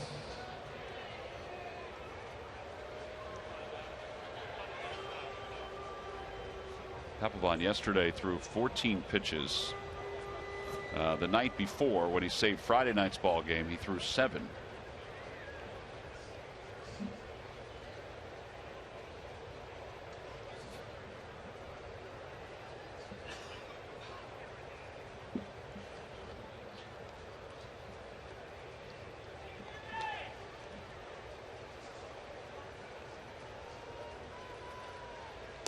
Inside, 1 ball, no strikes.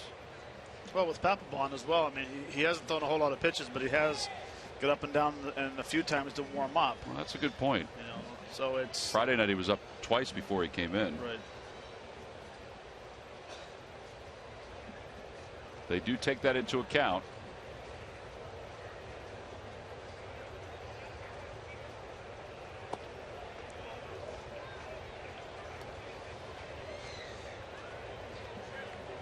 Rollins doubled back in the first. That was career hit number 2,210. Walked his last time up.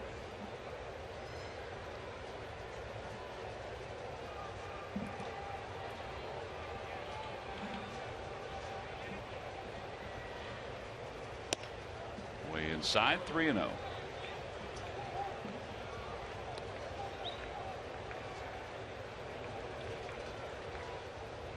I think green light right here. Yeah, I'd say green light. What do you think, Jamie? Yeah, I think so.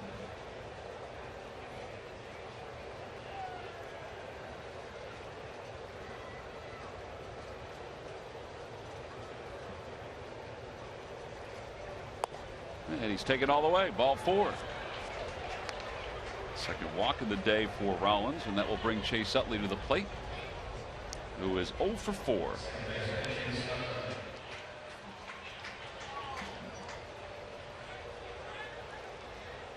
Wouldn't it be nice before we get out of here that Chase Utley deposits a ball over in his little corner over there, just to keep the streak alive? Yeah, just put a bow on Murph's story from the other night. Murph, why don't you go sit down the right field line and try to catch another one? Yeah, try to catch another one. Where you're sitting right now, you're not going to be able to catch one. Not unless they change the foul lines like Ryan suggests. Yeah, the Roberto Hernandez foul lines. Sorry, we didn't mean to interrupt that gentleman's conversation with the people behind you. It's all good. Yeah, Murph, if you catch a ball down there, that means it's a very bad swing. Yeah. So we don't want to see that. I echo that. Because it also means it's coming in like a seed. Yeah, it's coming in fast. Rollins leads off first.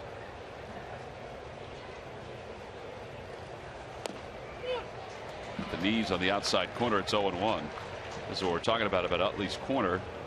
8 home runs here at Citi Field, right down the line.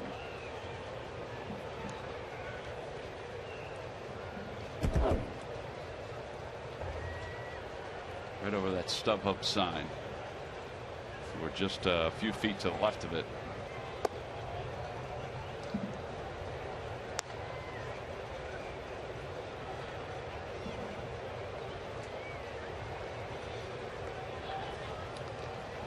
Which is really remarkable that he hits 8 home runs down in that corner, and during batting practice he'll hit everything to left field. He wants to hit the 370 sign in left center, back up the middle. He does not like the pull in BP. Does it cause him to stay on the ball more during the game? Is that what it is? Yeah, just lets the ball get deeper in the zone. When he's hitting the ball well to left field, you're seeing it longer. Nice, easier swing. He's not forcing a swing to left field. And then he gets in the game. It's just a reaction when he pulls. Fastball away, and it's 2-1.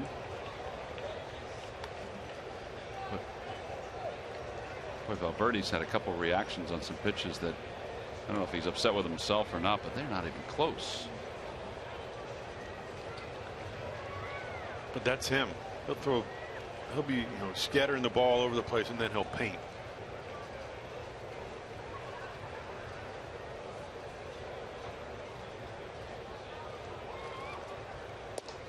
Mm. 2-2.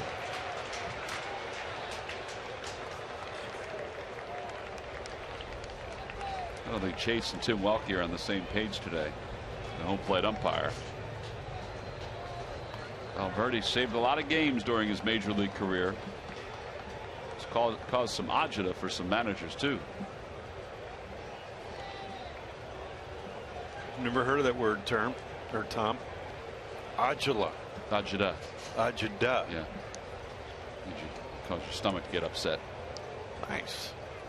I don't know where it came from. I know I heard my mom and dad say it all the time when I was a kid.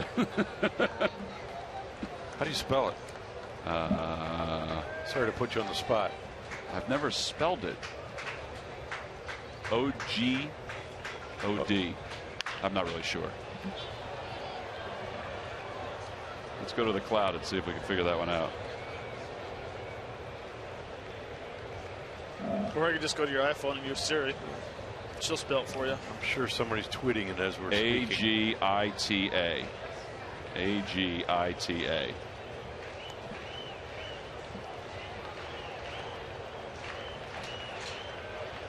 to make nervous or to worry.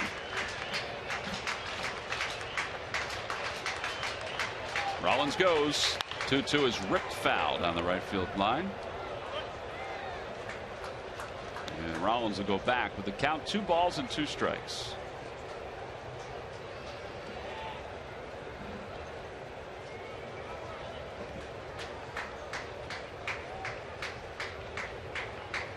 I don't know if Siri would even get that. No, Siri would spell it way different. With my accent, your accent, Matt's accent, I don't know if they would. I don't know if Siri would understand it. 2-2 pitch in the air to right field. It's pretty well hit. Going back on it is Young. Back toward the track to the wall, and it is off the wall, and it gets away from Lagares. Rollins around third, heading home. Here comes Utley. He'll be held at third. An RBI triple for Chase Utley. It's a 4-1 ball game.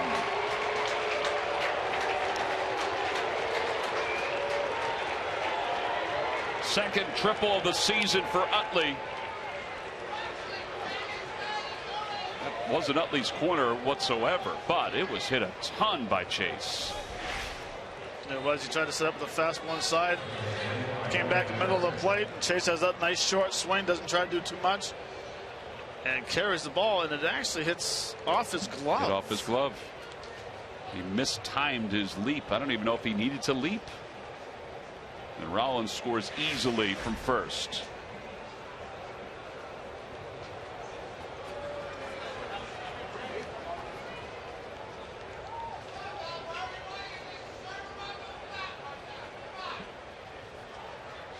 Ryan Howard 1 for 4.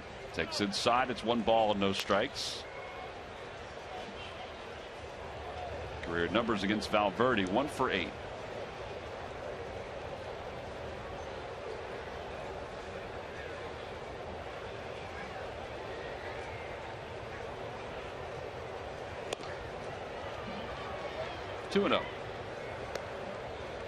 Well, that's a huge run, as you mentioned before, just to get an extra one, make it a 4-1 game.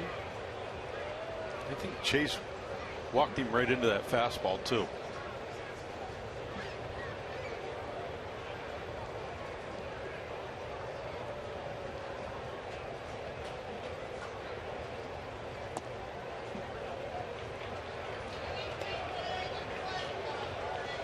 Now I would think green light here with Ryan Howard. Terry Collins.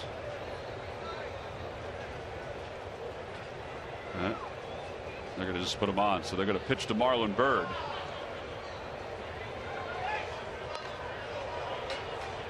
Yeah, that'll put runners on first and third for Marlon. Marlon has singled, he's doubled, he has struck out and walks. It's now time for you to tweet your photo using hashtag #PhillyFanPhoto for a chance to have it shown in an upcoming game broadcast.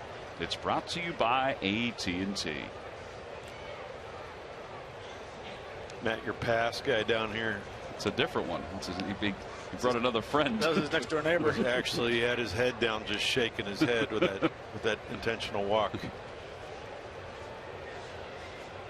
A John Kruk fan down in front of us too. Old school John Kruk jersey down there.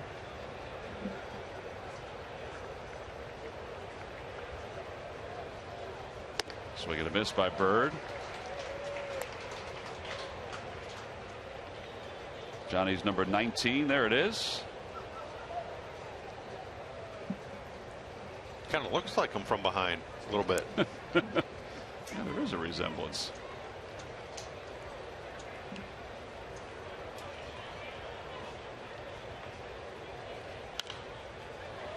Just in front of us, a gentleman had it in his hands, and unfortunately it went right out of his hands. Matt's going to be a good Samaritan here.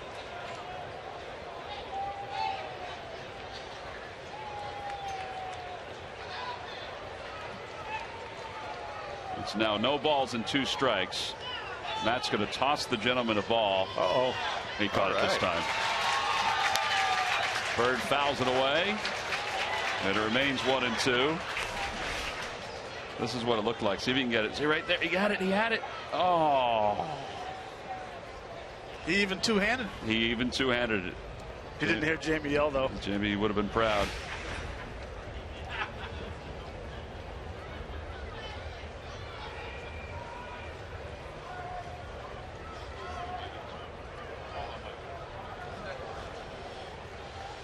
Outside and low. 1 ball and 2 strikes.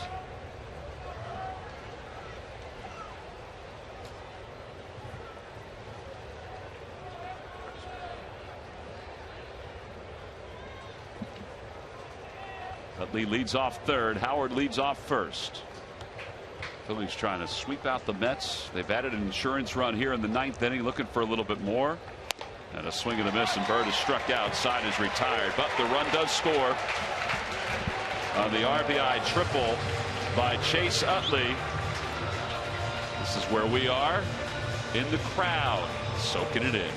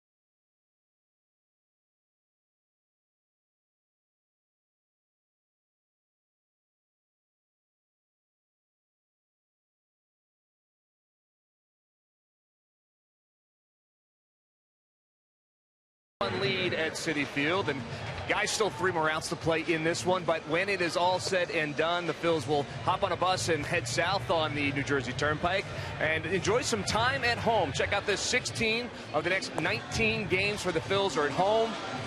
As you mentioned earlier, Tom, the Angels coming to town for 2, and then over the weekend 3 with the Mets, then down to Miami for 3, then back against the Dodgers, Rockies, and that 5-game series against the New York Mets. So the Phils have played more away games than most teams in baseball, 3rd most in baseball, so we'll get a chance to spend some time at home and hopefully get some wins as well. Yeah, absolutely. That's the key, Murph, is to try to reclaim home field advantage for the Phillies. 6-9 so far this year. So it all begins Tuesday with Cliff Lee, who will face the LA Angels. Mike Trout, and, oh yeah, we forgot about Albert Pujols. Raul Ibanez will be back in town, although Raul hasn't played as much recently because he's struggling a little bit. It'd be nice to see him. John Mayberry will take over at first base as Antonio Bastardo is going to come on and try to close this out. Antonio's had one other save opportunity, and he was unable to secure it. So he'll face the top of the order. It'll be Eric Young, Daniel Murphy, David Wright, with the Phillies on top 4-1.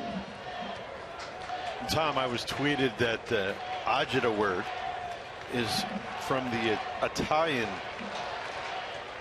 dialect. Well, that makes sense then. My mom is very Italian. The Italian community is very happy in Philadelphia. Oh, that's nice. Tweeted. That's great. We're always happy to help. No balls and 1 strike. I did get a tweet from some fan who said that they tried to do it with Siri, and it was actually quite entertaining. There's a strike. It's 0-2 to Young. Young is singled today and scored. Grounded out in the 3rd. Fielder's choice in the 4th. Grounded out in the 7th.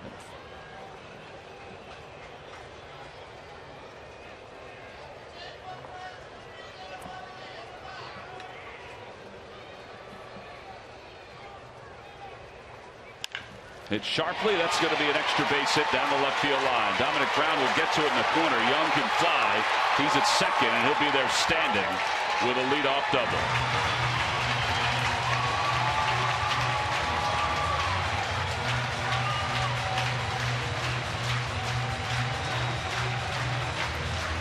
hate to bring it up, but there's another 0-2 hit.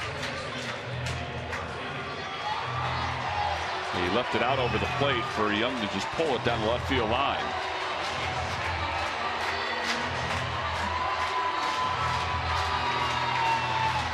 Well, that extra run they scored at the top of the ninth is huge right now, because now if they hadn't scored it, the tying run will be coming to the plate. Instead, the tying run's in the on-deck circle. So they're going to try to get Murphy here with a runner at second.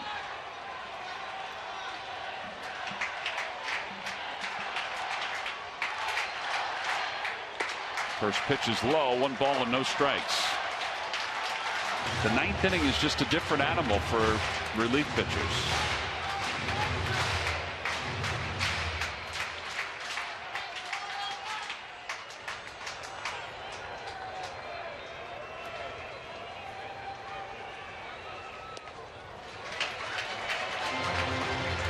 Toyota Major League Scoreboard.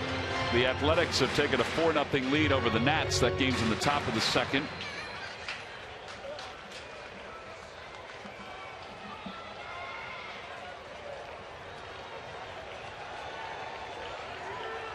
Now the 2-0 pitch to Murphy. In the dirt, and the Aves keeps it. It's 3-0.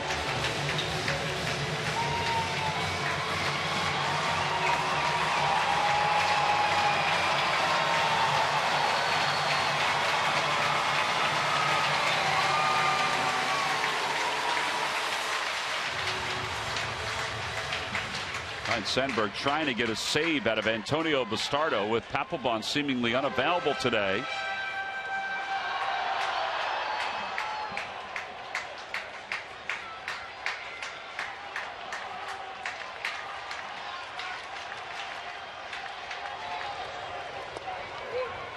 Murphy was taking a strike. It's 3-1. Must be with Diekman as well. He's down. Adams is probably down. Diekman, it makes sense. I mean, it makes sense for whoever they feel like can't pitch, but because Diekman's worked a lot lately.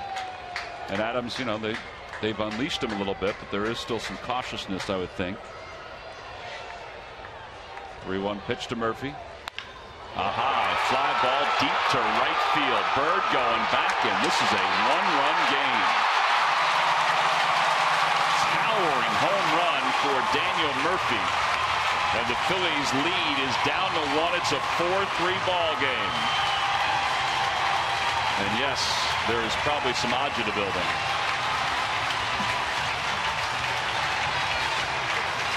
Second home run of the year for Murphy. Bob McClure going out to the mound. Rod Nichols has his clipboard. Somebody's going to get up in the Phillies bullpen. This is just a 3-1 fastball thrown inner half. Nice swing, easy swing, generate nice power, but the problem is pitching behind the count, that whole at bat. That's what happens when you do it. You get in a lot of trouble. And it's Adams who's going to get up in the bullpen.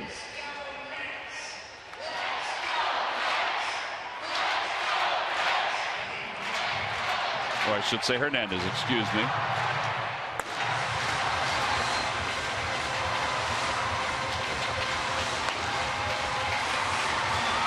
David Wright is the batter. Nobody out, nobody on, but 2 runs have scored. Now you start fresh if you're Bastardo, but you start with just a 1-run lead.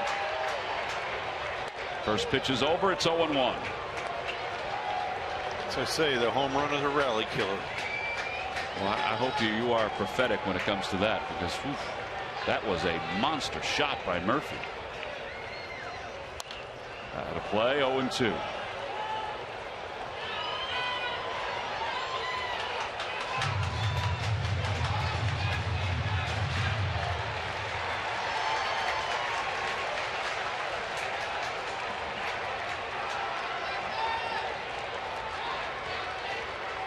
Pitch coming to right. Mayberry will give it a look. It'll slice out of play, and it remains 0-2.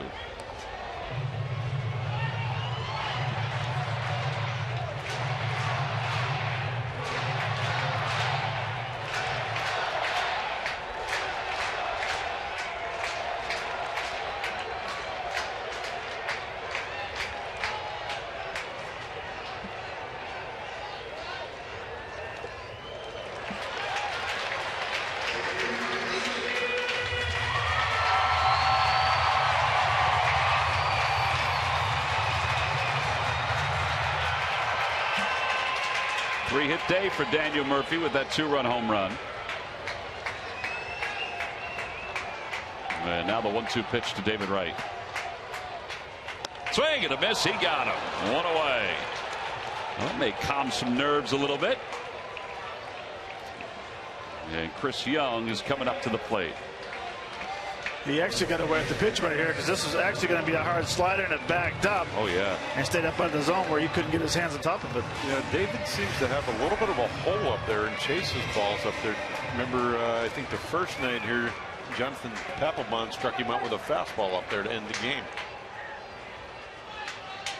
Yeah, for a couple of years it was the pitch up and in because he got hit in the head. Young is 0 for 3, fouls it away. It's 0-1. All right, now Bastardo has worked ahead of the last 2 hitters.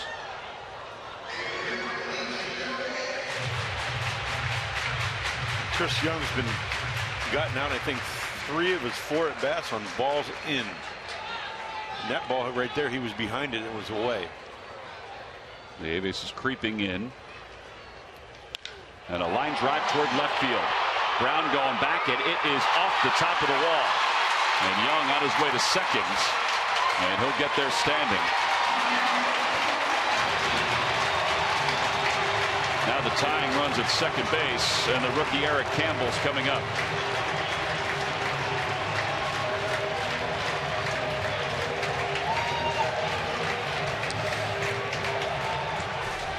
And this is what we've been talking about with fastballs being late all day in the whole series. Now we're doing them a favor by throwing them a slider, speeding the bat to the zone, and getting to the zone quicker. And very fortunate that ball hit the zone, the wall, and came back in. But Dominic Brown's got to take that ball off the wall and not assume nothing and come out firing to second base because it was a laser off the wall. And after double clutching, the throw got there quickly. So if he didn't double clutch and got it there faster, they may have had a play at second base. So that's going to be it for Antonio Bastardo. They're going to bring in Roberto Hernandez to try to close this game out. How about that? It's a 4-3 ball game here in the bottom of the 9th inning. The Phillies lead is down to 1. The tying run is at second, and here comes Roberto.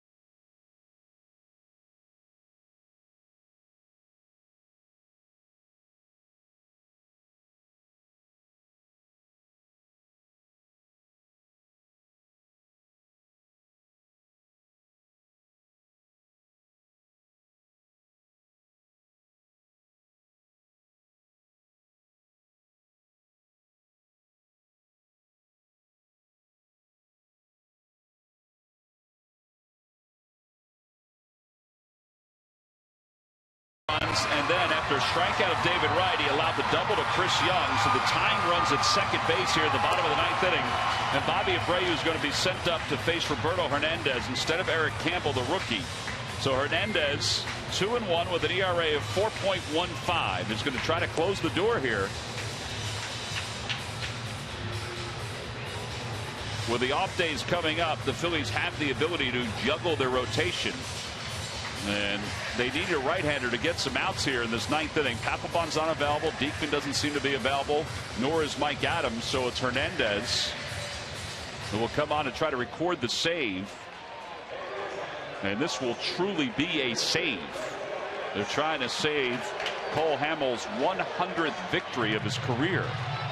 and get out of Dodge with a 3-game sweep. Roberto did have a save last year for the Tampa Bay Rays. It's his only career save.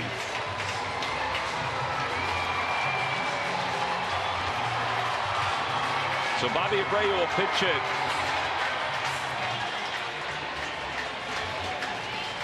With Lagares on deck. Bobby has faced Hernandez 19 times, really 25, but 19 official at bats and then the 6 walks.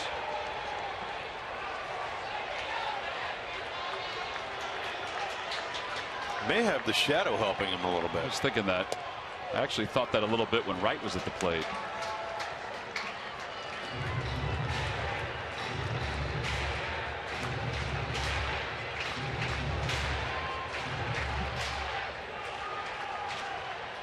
No balls and 1 strike.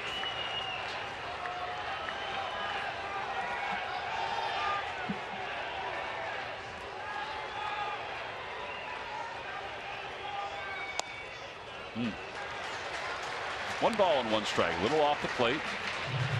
Bobby was in spring training, of course, with the Phillies. Didn't have his swing totally down. Phillies wanted him to go to AAA.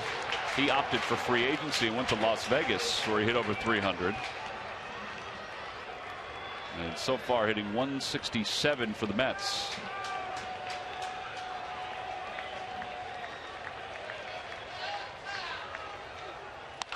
And he pulls that one off the glove of Chase Utley into shallow right field. Young, who hesitated, will stop at third.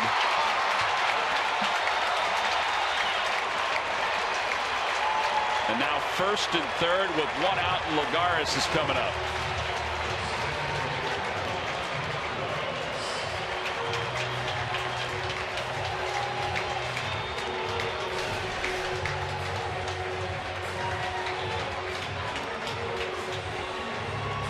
Ball hit off the thumb of Chase's glove.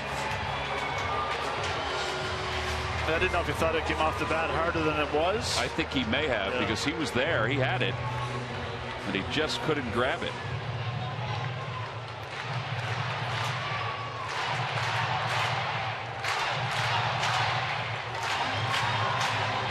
All right, what do you do here? You play the infield to double play depth? It looks like that's what they're going to do. And you try to get the ground ball. First and third, 1 out. Tying runs at third, the winning runs at first. And a ground ball foul. It's 0-1.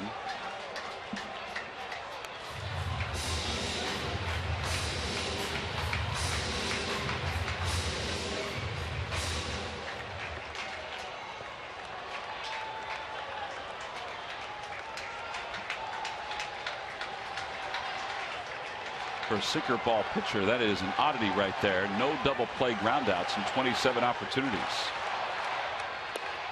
Low, 1 ball and 1 strike.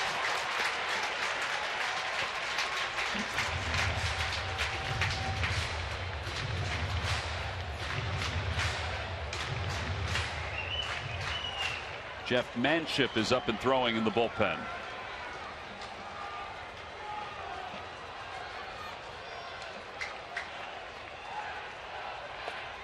Good play by Nieves. 2-1.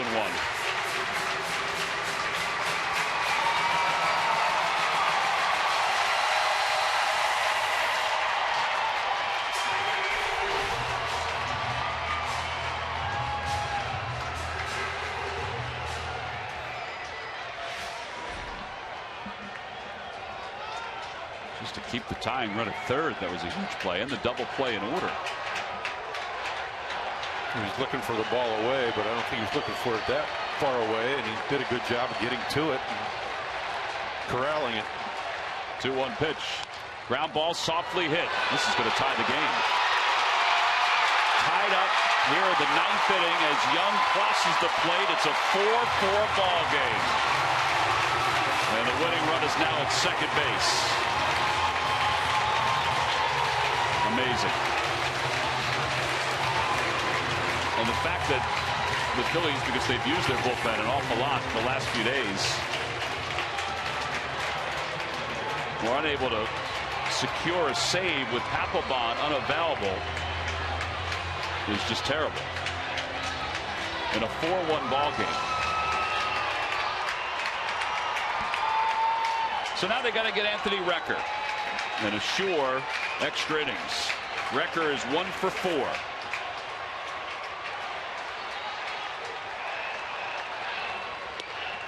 Pitch is inside, 1 ball and no strikes.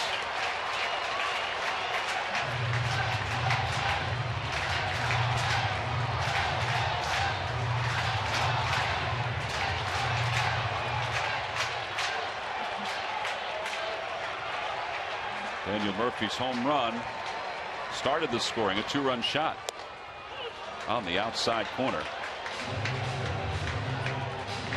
1 ball, 1 strike.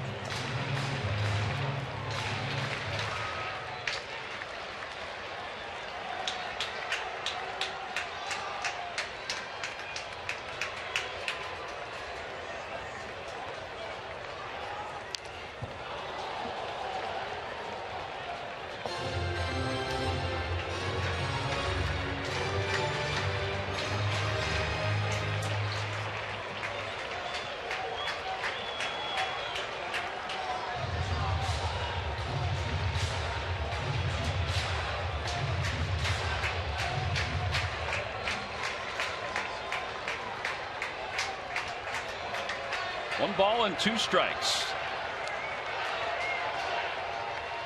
Swing and a miss. He got him. So we're going to extra innings. 3 runs have scored in the inning for the New York Mets. A 2-run home run by Daniel Murphy. An RBI and a ground out. And we're going to the 10th extra innings for the 2nd time in this series.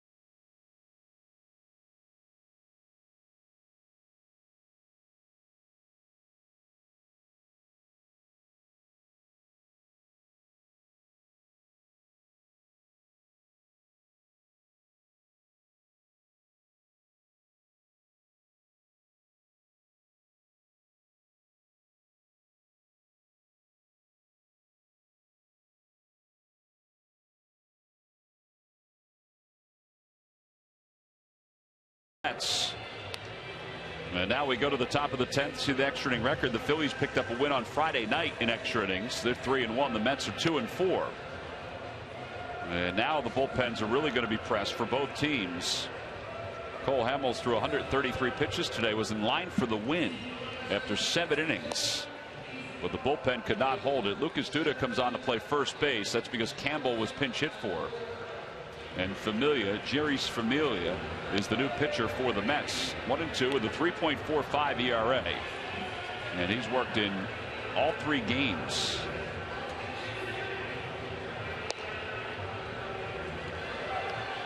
Reminder, coming up after the ball game is Phillies post-game live presented by Cure Auto Insurance. Ben Davis is going to break down today's ball game between the Phillies and the New York Mets. A lot to talk about now. Not that there wasn't before, but even more to talk about now. The fact that the bullpen could not hold a 3-run lead in the 9th inning. It's just exasperating. So here's Brown to lead it off against Familia. Oh, not having a right-hander in the bullpen that you trust, I guess.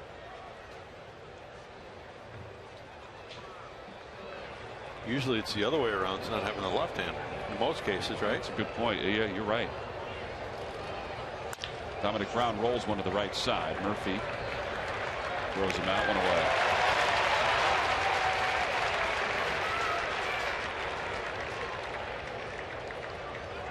And now Nieves, who has a couple hits today, including a double and a run scored, will be the hitter.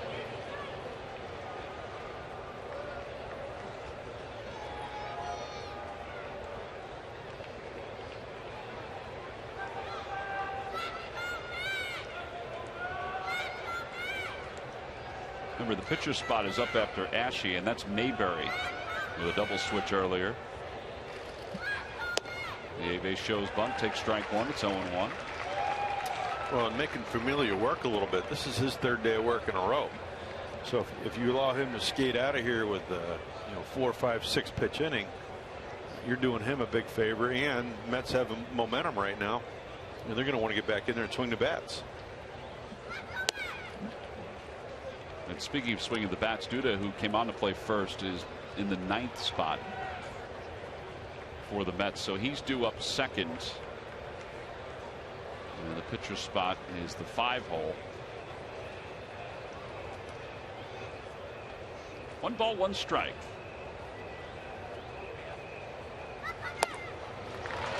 And now 1-2.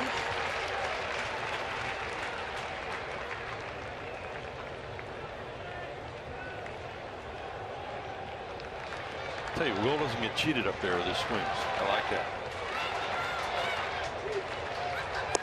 Figured he bought himself another slider after that 1-1 pitch, right? Or 2 more.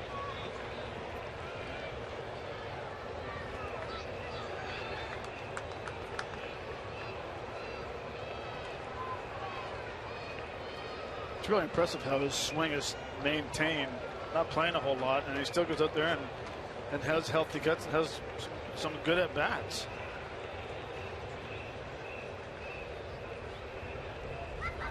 He's down on strikes, not on the swing, but on the call. 2 outs. And now Cody Ashley's coming up.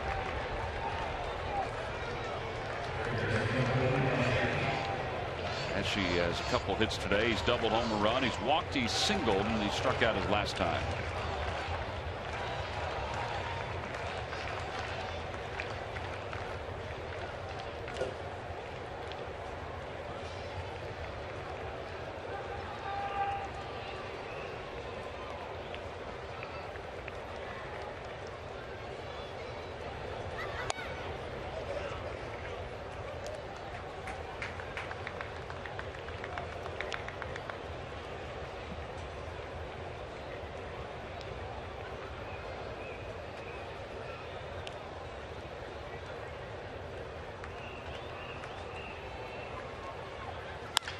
To the right side, and Duda's got it. Familia's over there to cover, and he's there just in time to get Ashley 3-1 in the payout. Phillies are retired in order in their half of the 10th. We go to the bottom of the 10th inning. It's the Mets 4, the Phillies 4.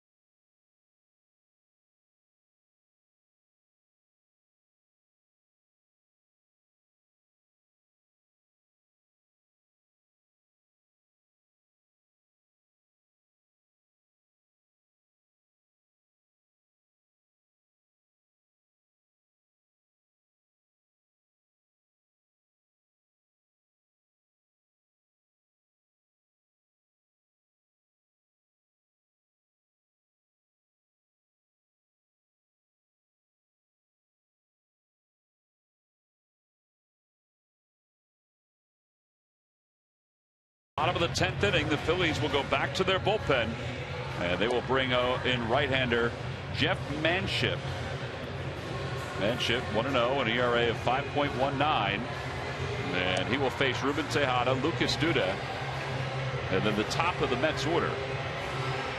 The assumption is that the Phillies are down to Manship and Garcia. Switches over third. Reed Brignac will take over for Cody Ashley. That means Brignac will bat fourth, the way the lineup has been set up. And Mayberry, who's in the 9 hole, is due to lead off the 11th. Got to get there first, and Tejada will be the first batter for Manship here in the bottom of the 10th inning.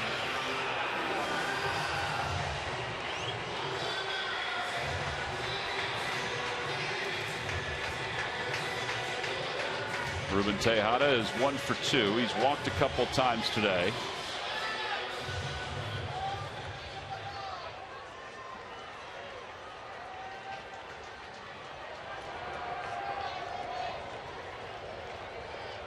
Brignac will be about a step back from the infield grass over third.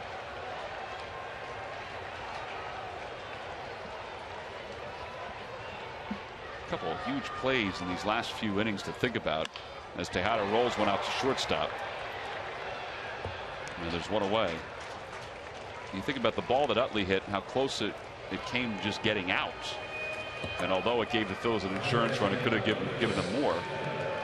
And then you think about the ball that Abreu hit toward Utley, that hit the thumb of his glove, a ball that he should have had. Yeah, you have to wonder if he saw it as well off the bat, you know, with that shadow of the ball coming through the shadow. Right. Maybe thought it was hit a little bit harder than it really was. But you're right, it did go off his thumb. But then also the ball that Lagares hit, how slowly it was hit towards shortstop, that Rollins, he had only one play, but some big plays these last couple innings. That ball is ripped deep to right field. Bird going back toward the track, has room, makes the catch. It was a line drive that was sinking once it left the bat, which was a good thing.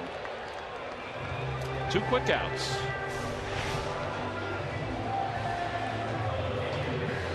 That's the one off the top of the wall from Utley. Scored an insurance run.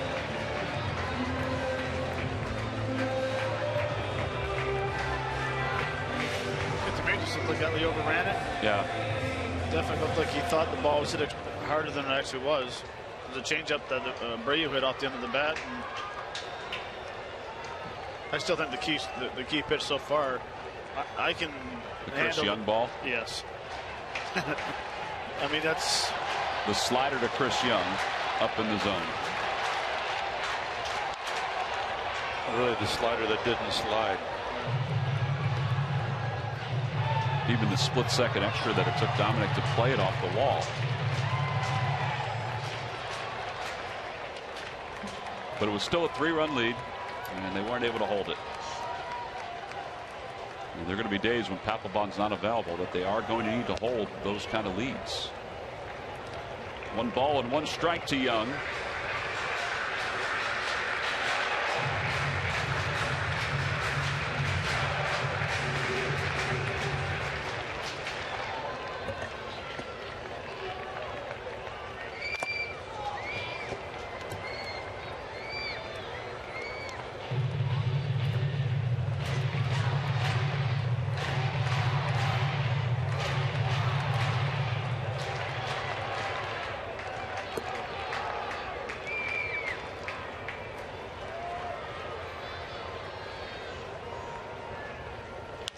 Back toward the middle. This is going to be a tough play, and Utley gets to it, but he's got no chance to get Young. 3-hit night, or 3 a day, I should say, for Young.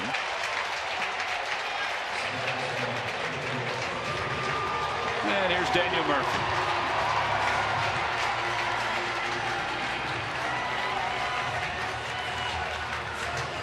Thinking about sending Young here at all with Murphy up? if you do, it's going to be very early in the count, I think. Not the first pitch, maybe the second pitch. First pitch, you might try to see what kind of move he has or how long he is to home plate. But as soon as he gets a read, then he's going to go. Inching off a little bit more. He got back easily. There wasn't much of a throw over. Young has stolen a base today. He has 13 on the year. Well, if he doesn't go, you still have that big hole that Murphy has to play with too on the right side.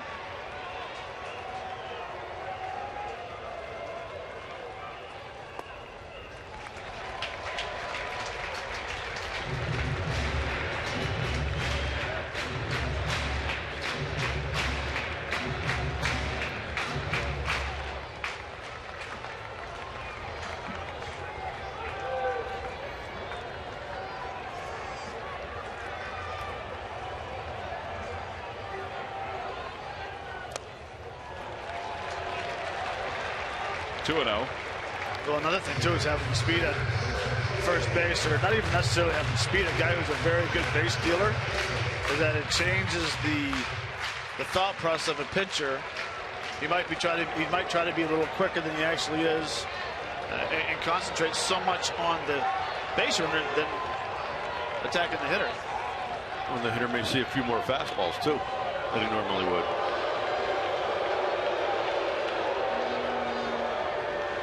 Which, as we alluded, I think in the first game, that Duda was hitting, there was a very high percentage of his hits came off of the fastball.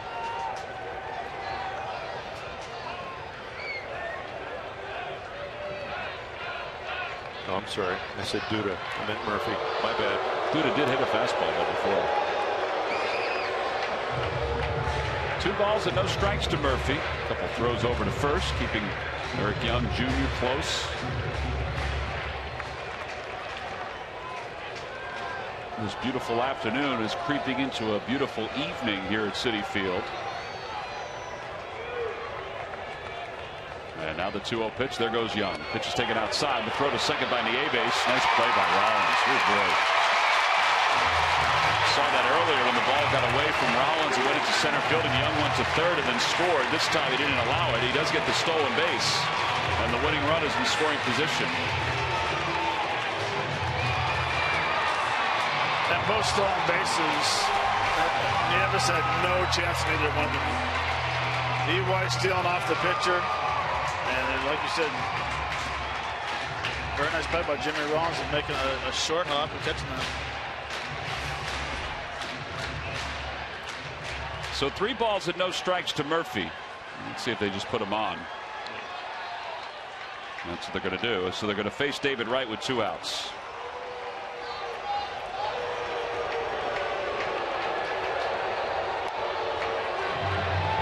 David Wright in last night's ball game made the final out with a runner at second base.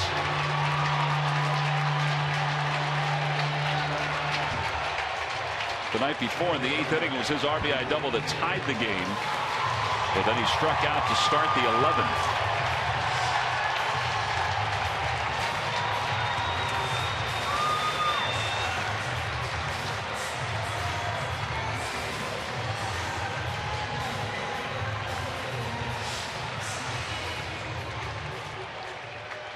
Chase Utley said the other night that winning that ball game on Friday was a true test for the Phillies.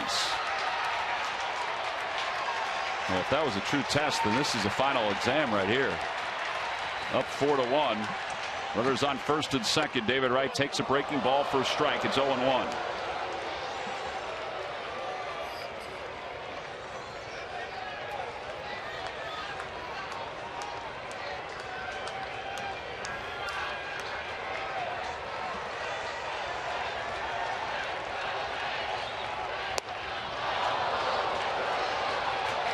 Good pitch right there.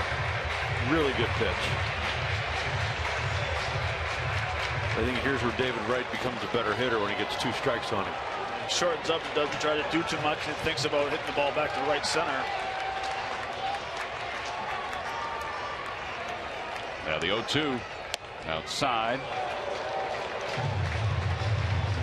Creeping a little bit more toward the outer edge when you're ahead 0-2.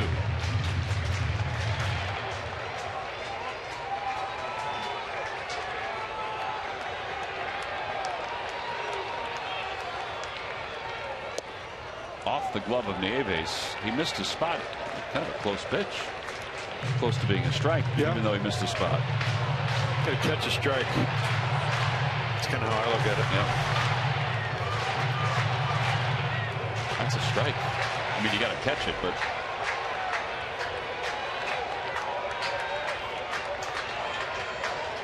A lot of times when you miss by that much, they don't call it. Sometimes they do, but not all the time. 2-2 is chopped back toward the middle. Rollins is there. He'll take it to the bag, and we will go to the 11th inning.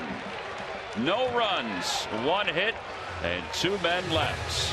Here we go. We're on record pace again as far as the left on base go. We'll go to the 11th inning in a 4-4 game.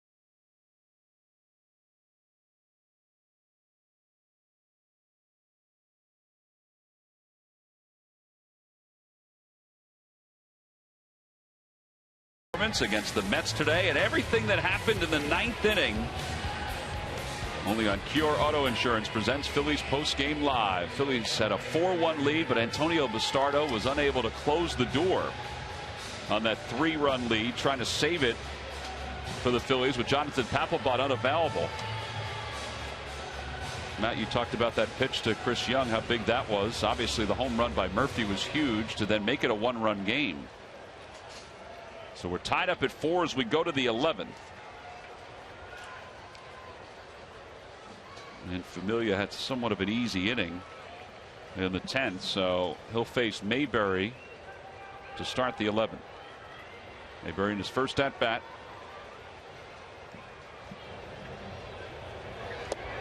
And it's 1 ball and no strikes. So Jeff Manship has a clean 10th inning. And he is the long man, so he's going to continue on here.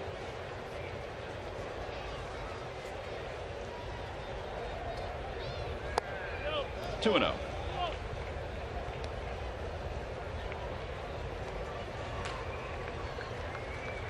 Scott Rice, the lefty in the pen.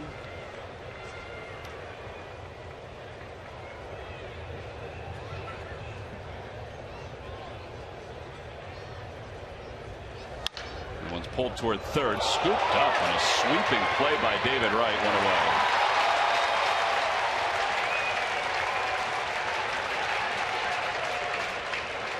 That was a huge play to start this 11th inning. It really was. It's kind of surprising that he's not standing right on the side of the third base line, taking doubles away. But, I mean, it was a very nice short hop, and basically pretty routine for him. He makes those plays all the time. 1 away. Tony Gwynn's coming up.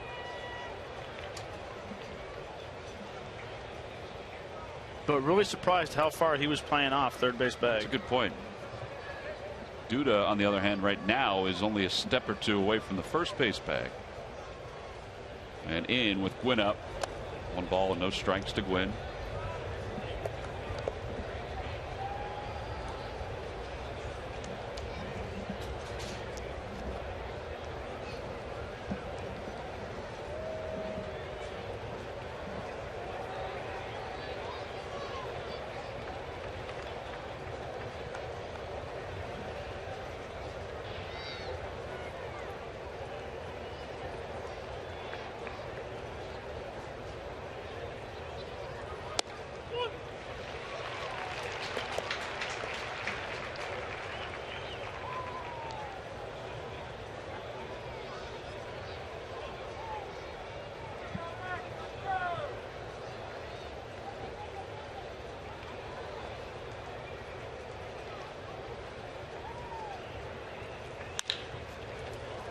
Murphy goes down to a knee, pops up for the second out.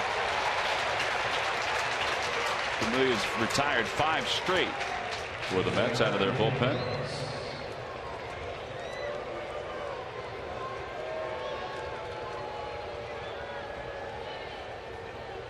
Familia threw an inning and a third on Friday.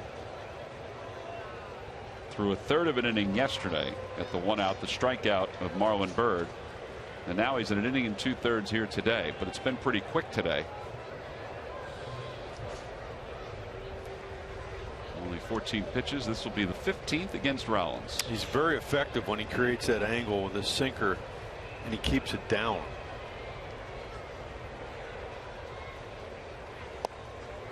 Has a great ability to get a lot of ground balls.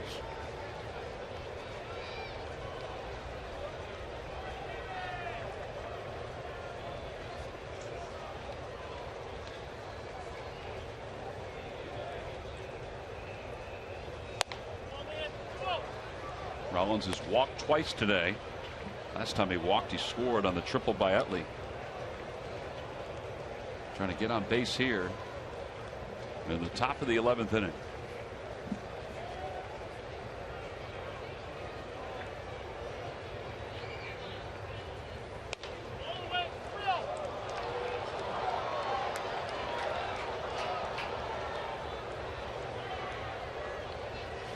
This time I don't think it's the green light. You asked that before? No. I think a lot of it has to do with the shadow. Even though the shadow is almost out of there right now, but I need the base runner. There it is, ball 4. So Rollins has walked for the 3rd time today.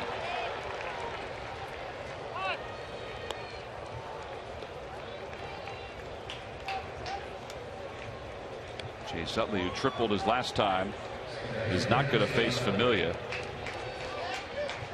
So Collins is walking out. They're going to bring in Scott Rice, the left-hander, to face Chase Utley. Don't forget, it's Reed Brignac who's behind Utley. Howard was lifted for defensive purposes in the 9th inning. So Familia's done. Rice is coming in. We've had a pitching change here at Citi Field. The Phillies 4 and the Mets 4.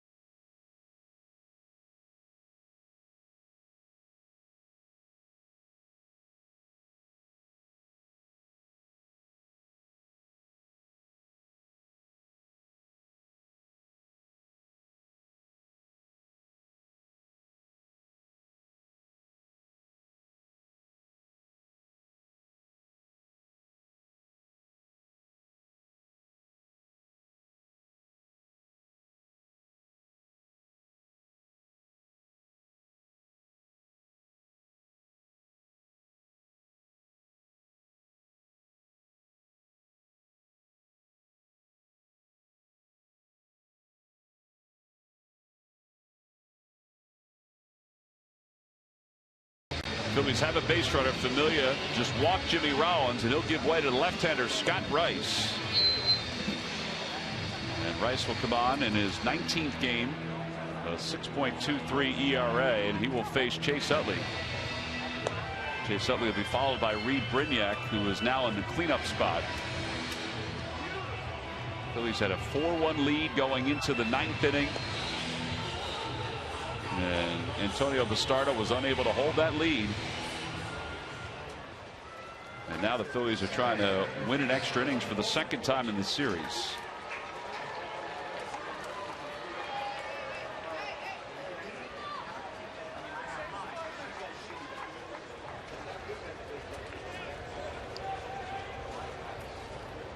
Utley an RBI triple his last time up. He's 1 for 5.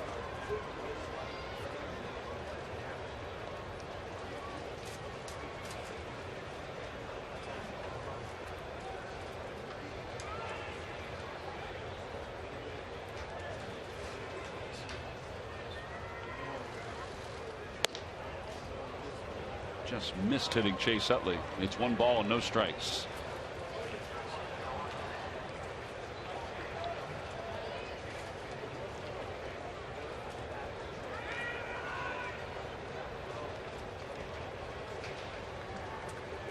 For 7 for Chase against Rice. The 1 was the double in yesterday's ball game that drove in a run, and that ball hits him. That puts runners on first and second. It's like Chase said something to Recker as he headed to first base. Robert said thank you. It's 24, right? 24 times. Yep. So now with runners on first and second, Brignac is the batter.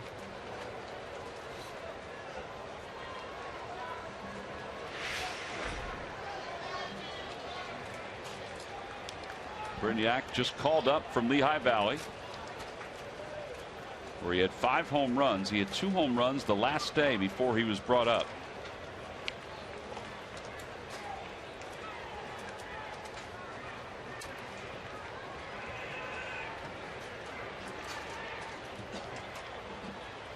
Swing and a miss, and it's no balls and 1 strike.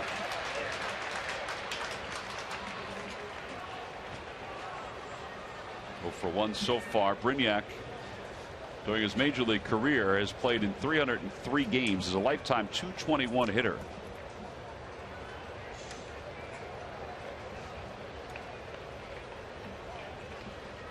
Was hitting .284 for the Iron Pigs.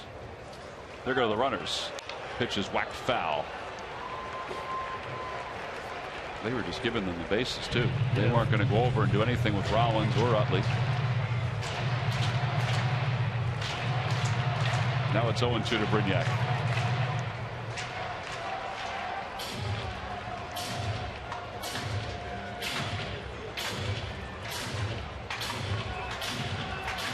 Well, I can believe the ball off the bat. Maybe a little hard to read right now. You get several different types of scenarios in the infield. David Wright's in the shade, shortstop's in the sun, the rest of the infield's in the sun, hitters in the shade, pitchers in the sun, left fielders in the shade. I mean, it's the dynamic here is quite different. As we creep to later in the day, 5:22 Eastern time. No balls and 2 strikes to Brignac. Runners go again. Pitch is pulled over to the first base side. Duda's got it, and the inning is over. So the Phils get a couple of base runners but do not score. So we'll go to the bottom of the 11th inning here at Citi Field. It's the Phillies 4 and the Mets 4.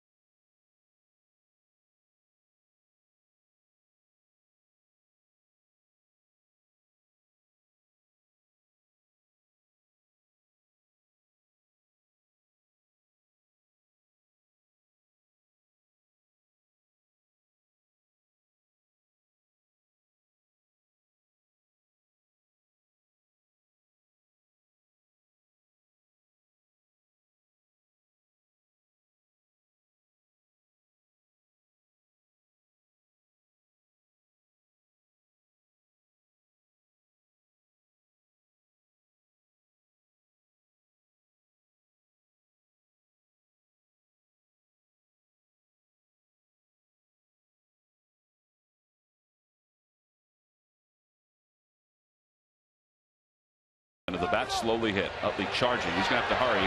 Flips it with his glove. Not in time.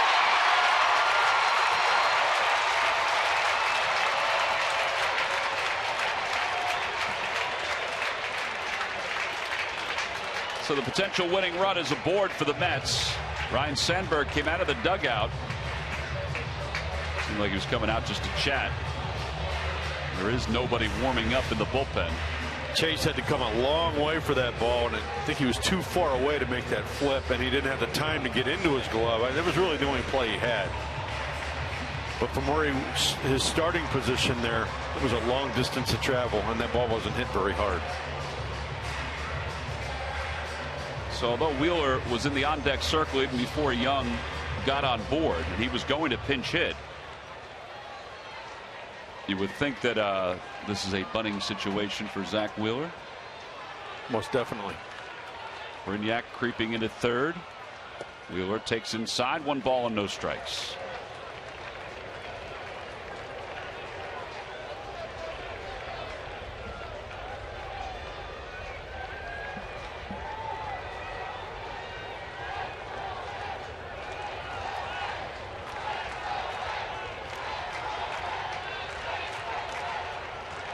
And he bunts it toward the right side. It's a good bunt.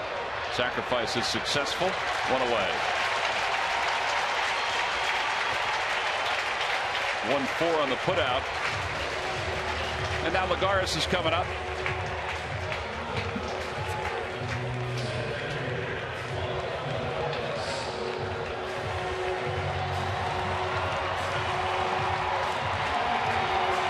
Lagares singled in the 4th, but it was his ground ball that drove in the tying run in the 9th inning.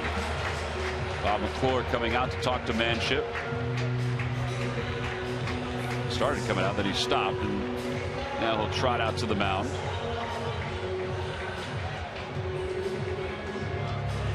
Phillies were 3 outs away from assuring themselves a sweep of the Mets, which was a big deal considering the 4 games against the Blue Jays. They had a 4-1 lead in the 9th. And Antonio Bastardo, who was closing for Papelbon, who, as we said, was unavailable. We did not know that before the game. But Bastardo just couldn't close the door. It all started with that no balls, 2 strikes, base hit down the left field line. Yep. I don't mind the Murphy home run because at least he's throwing strikes, but unfortunately he was behind the count 3-1 again. But the one I still can't understand is that one that was hit the left field. So they're going to walk Lagares intentionally here to force the or put the double play in order.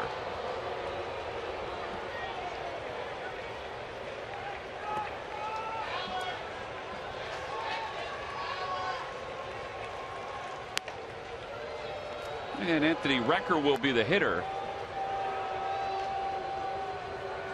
Recker, who's on deck, has struck out 3 times today.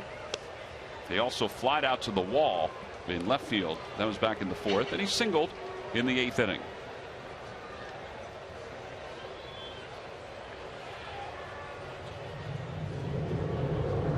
And there's ball 4. So first and second, an opportunity with a ground ball to turn a double play and get out of this 11th and take this game to the 12th.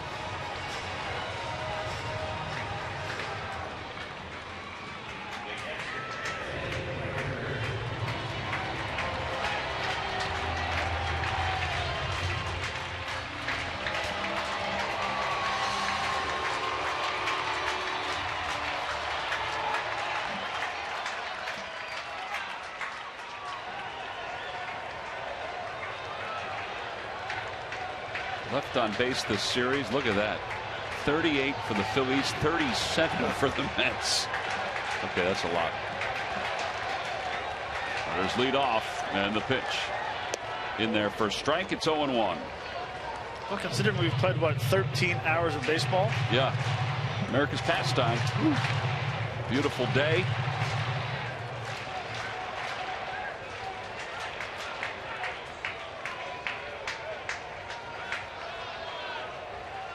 No balls and 1 strike to Recker. And the pitch coming to him from Manship. Down 1-1.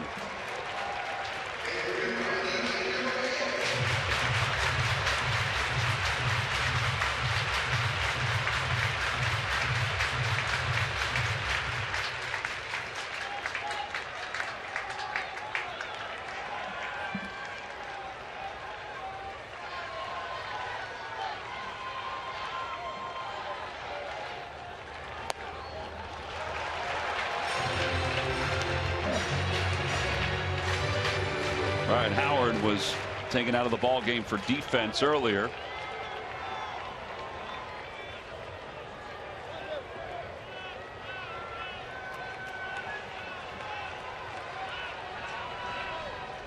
Two balls and one strike. Now the pitch to Recker. Ground ball toward third. Brignac diving stop from his knees. Throws to second, not in time. He saved a run, and he just couldn't get it in time to second base. Give Lagares credit. He was moving. And now the bases are loaded.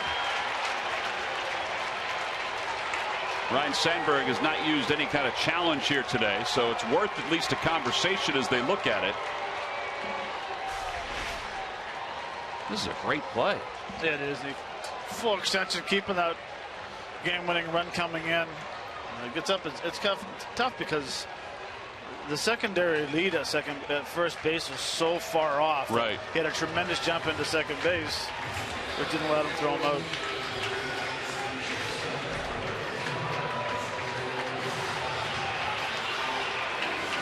So now the outfielders will come in. The infield will come in. Ruben Tejada is the batter. They're bringing in Dominic Brown even more in left field. Juan Samuel is waving and waving and waving.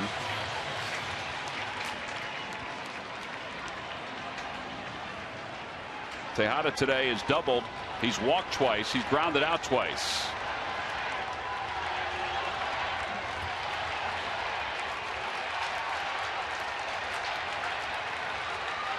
The winning run is at third. That's Chris Young. The pitch from Manship.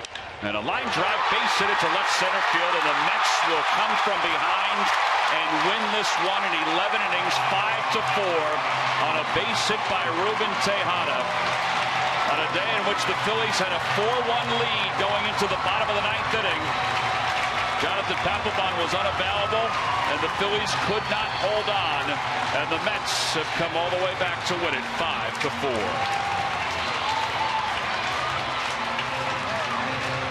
Well, there are games during the course of a baseball season that are a kick in the gut, and this one certainly is a kick in the gut.